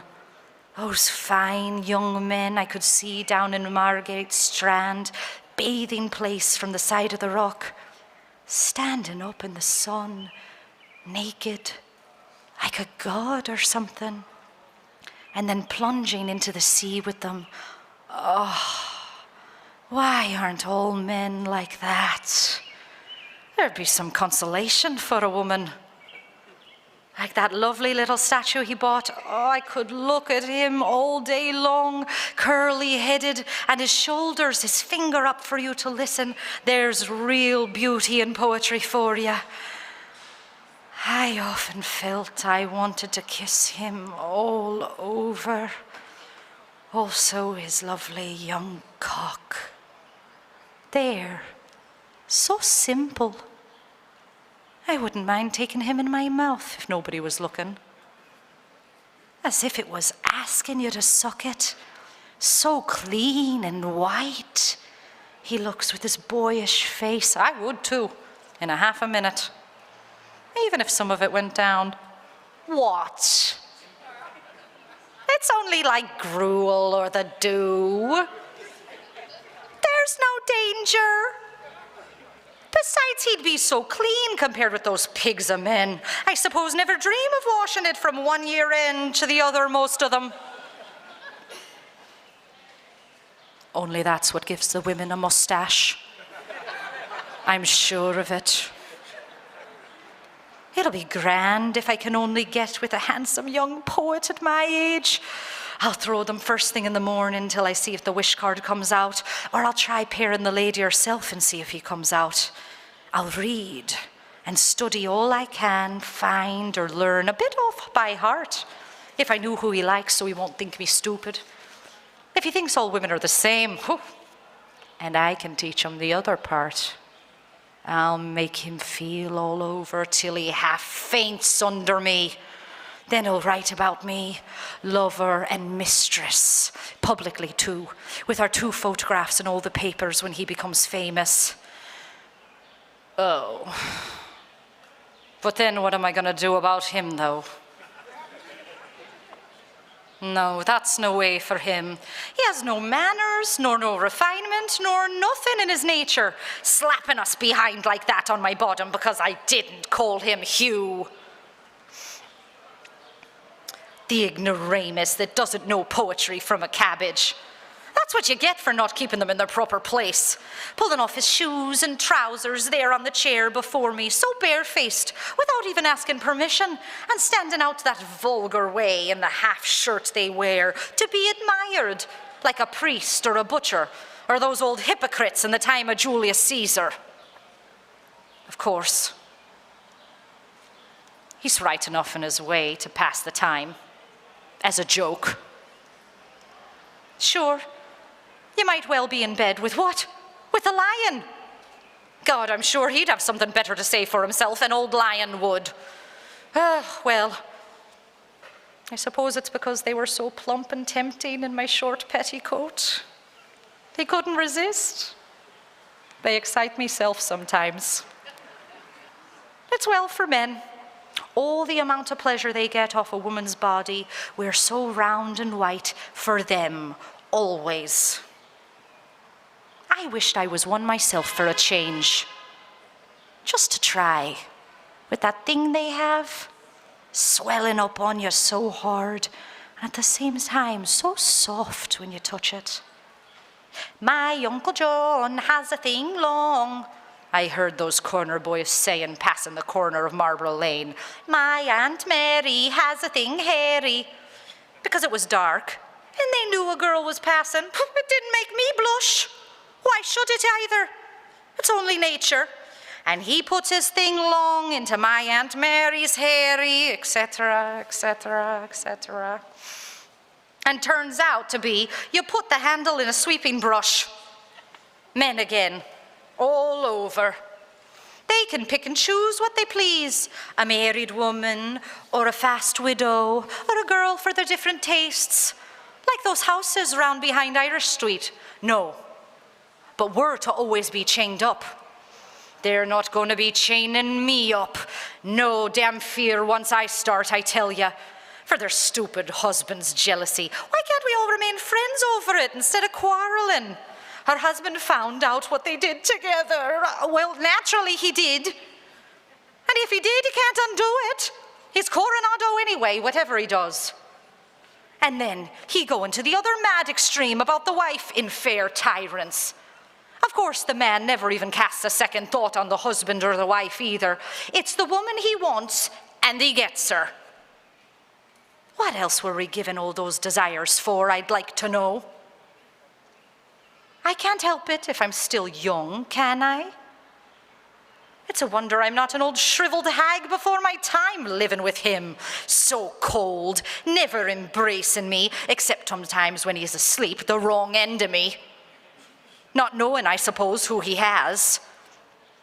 Any man that'd kiss a woman's bottom, I'd throw my hat at him after that. He'd kiss anything unnatural, where we haven't one atom of any kind of expression in us, all of us the same 2 lumps of lard. Before I'd ever do that to a man, psh, the dirty brutes. The mere thought is enough. I kissed the feet of you, senorita. Okay, there's some sense in that. Didn't he kiss our hall door? Yes, he did. What a madman. Nobody understands his cracked ideas but me. Still, of course. A woman wants to be embraced 20 times a day, almost. To make her look young, no matter by who, so long as to be in love or loved by somebody. If the fella you want isn't there. Sometimes, by the Lord God, I was thinking I would go around by the quays there some dark evening where nobody'd know me and pick up a sailor off the sea that'd be hot on for it and not care a pin who I was. Only do it off up against a gate somewhere. Or one of those wild-looking gypsies in Rathafarnham had their camp pitched near the Bloomfield laundry to try and steal our things, if they could. I only sent mine there a few times, for the name Model Laundry sending me back over and over, some old ones, some odd stockings. That blackguard-looking fella, with the fine eyes, peeling a switch, attack me in the dark and ride me up against the wall without a word or a murderer. Anybody. What they do themselves, the fine gentlemen in their silk hats. That KC lives somewhere up this way. Coming out of Hardwick Lane that night, he gave us the fish supper on account of winning over the boxer match. Of course it was for me he gave it. I knew him by his gaiters and the walk. And when I turned round a minute after just to see, there was a woman coming out after it too. Some filthy prostitute. Then he goes home to his wife after that. Only I suppose half of these sailors are rotten again with disease. Oh, move over, your big carcass, out for the love of Mike. Listen to him. Oh, the winds that waft my sighs to thee. So well may he sleep and sigh. the great suggester Don Poldo de la Flora. If he knew how he came out in the cards this morning, he'd have something to sigh for. A dark man in some perplexity between 2 sevens, 2 in prison for Lord knows what. He does that, I don't know. And I'm to be slouching around downstairs in the kitchen to get his lordship his breakfast while he's rolled up like a mummy. Will I indeed? Did you ever see me running? I'd just like to see myself at it. Show them attention and they treat you like dirt. I don't care what anybody says. I'd be much better for the world to be governed by women. In it? You wouldn't see women going and killing one another and slaughtering. When'd you ever see women rolling around drunk like they do? Or gambling every penny they have and losing it on horses? Yes, because a woman, whatever she does, she knows where to stop. Sure. They wouldn't be in the world at all if for us. They don't know what it is to be a woman and a mother. How could they? Where would they all of them be if they hadn't a mother at all to look after them? But I never had. That's why I suppose he's running wild now out at night away from his books and studies and not living at home on account of the usual rowy house. I suppose, well, it's a poor case that those have a fine son like that, they're not satisfied. And I none. Was he not able to make one? It wasn't my fault we came together when I was watching the 2 dogs up in her behind in the middle of Naked Street. That disheartened me altogether. I suppose I oughtn't to have buried him in that little woolly jacket I knitted, crying as I was, but give it to some poor child. But I knew well I'd never have another. Our first death, too, it was. We were never the same since. Oh, I'm not going to think myself into the glooms about that anymore. I wonder why he wouldn't stay the night. I felt all the time it was somebody strange he brought in instead of roving around the city meeting God knows who, night walkers and pickpockets. His poor mother wouldn't like that if she were alive, running himself for life perhaps. Still, it's a lovely hour. So silent. I used to love coming home after dances, the air of the night. They have friends they can talk to, we've none. Either he wants what he's got, either he wants what he won't get, or it's some woman ready to stick her knife in you. I hate that in women. No wonder they treat us the way we do. We're a dreadful lot of bitches. I suppose it's all the trouble we have makes us so snappy. I love flowers. I'd love to have the whole place swimming in roses. God of heaven, there's nothing like nature. The wild mountains, then the sea and the waves rushing, then the beautiful country with the fields of oats and wheat and all kinds of things, and all the fine cattle going about. That would do your heart good to see. Rivers and lakes and flowers, all sorts of shapes and smells and colors springing up, even out of the ditches, primrose and violets. Nature it is. As for them saying there's no God, I wouldn't give a snap of my 2 fingers for all their learning. Why don't they go and create something? I often asked him, atheists, or whatever they call themselves. Go and wash the cobbles off themselves first, then they go howling for the priest, and they dying. And why? Why? Because they're afraid of hell on account of their bad conscience. Ah, yes, I know them well. Who was the first person in the universe before there was anybody that made it all? Who? Ah, that. They don't know. Neither do I. So there you are. They might as well try to stop the sun from rising tomorrow. The sun shines for you, he said. The days we were lying among the rhododendrons on Howth Head in the grey tweed suit and his straw hat. The day I got him to propose to me. Yes. First, I gave him the bit of seed cake out of my mouth. And it was leap year. Like now, yes, 16 years ago. My God, after that long kiss, I near lost my breath. Yes, he said I was a flower of the mountain. Yes, so we are flowers all. A woman's body, yes. That was the one true thing he said in his life.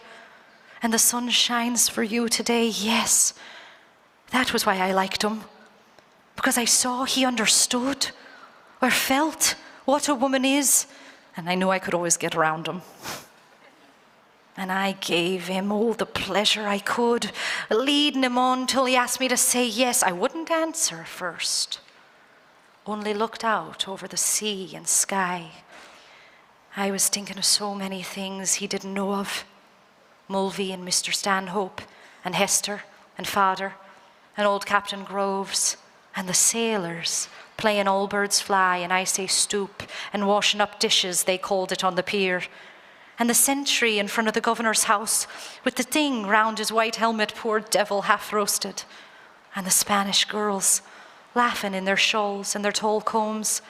And the auctions in the morning and the Greeks and the Jews and the Arabs. And the devil knows who else from all ends of Europe and Duke Street. And the foul market, all clucking outside Larby Sharon's. And the poor donkeys slipping half asleep. And the vague fellows in the cloaks asleep in the shade on the steps, and the big wheels of the carts of the bulls, and the old castle, thousands of years old, yes, and those handsome Moors, all in white and turbans like kings, asking you to sit down in their little bit of a shop, and Rhonda with the old windows of the posadas, 2 glancing eyes a lattice hid, for her lover to kiss the iron, and the wine shops half open at night, and the castanets, and the night we missed the boat at Algeciras, the watchman going about the Serene with his lamp, and oh, that awful deep down torrent, oh, and the sea, crimson sometimes like fire, the glorious sunsets, and the fig trees and the Alameda gardens, yes, and all the queer little streets, and the pink and blue and yellow houses and the rose gardens and the jessamine and the geraniums and the cactuses and Gibraltar as a girl. There I was, a flower of the mountain, yes, when I put the rose in my hair like the Andalusian girls used to, or shall I wear red, yes, and how he kissed me under the Moorish wall, and I thought, well, as well him as another. And then I asked him, with my eyes, to ask again. Yes. And then he asked me, would I, yes, to say yes, my mountain flower. And first I put my arms around him, yes, and drew him down to me so he could feel my breasts all perfume, yes. And his heart was going like mad, yes. I said, yes, I will. Yes. Thank you.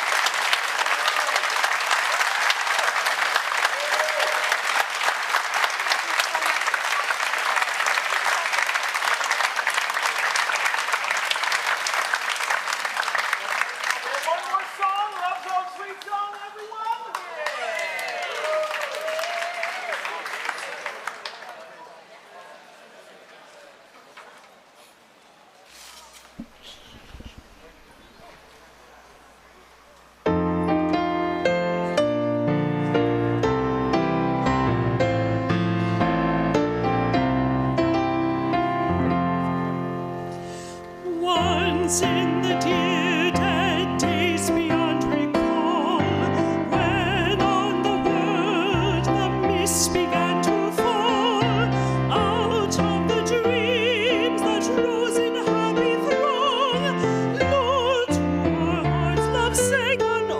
sweet song. And in the dusk where fell the firefly gleam, softly it wove itself into our dream. Just a song at twilight when the lights are low and the flickering shadows softly come and go. Though the heart be weary, sad the day and long, still to us at twilight comes love's old song, comes love's old sweet song. Even today we hear love's song of yore. Deep in our hearts it dwells forevermore. Footsteps may falter, weary grow the way. Still we can hear it at the close of day. So till the end, when life's dim shadows fall, love will be found the sweetest song of all. Just a song at twilight when the lights are low and the flickering shadows softly come and go.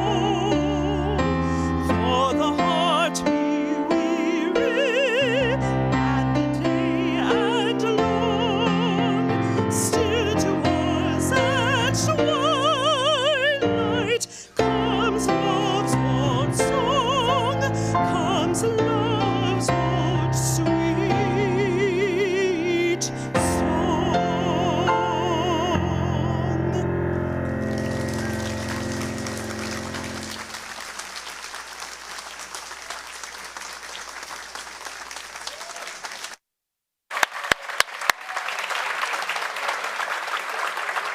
Thank you all for a glorious Bloomsday for the centenary of Ulysses. Thank you all so much. I can't wait to see you all here next year. Good night, everyone.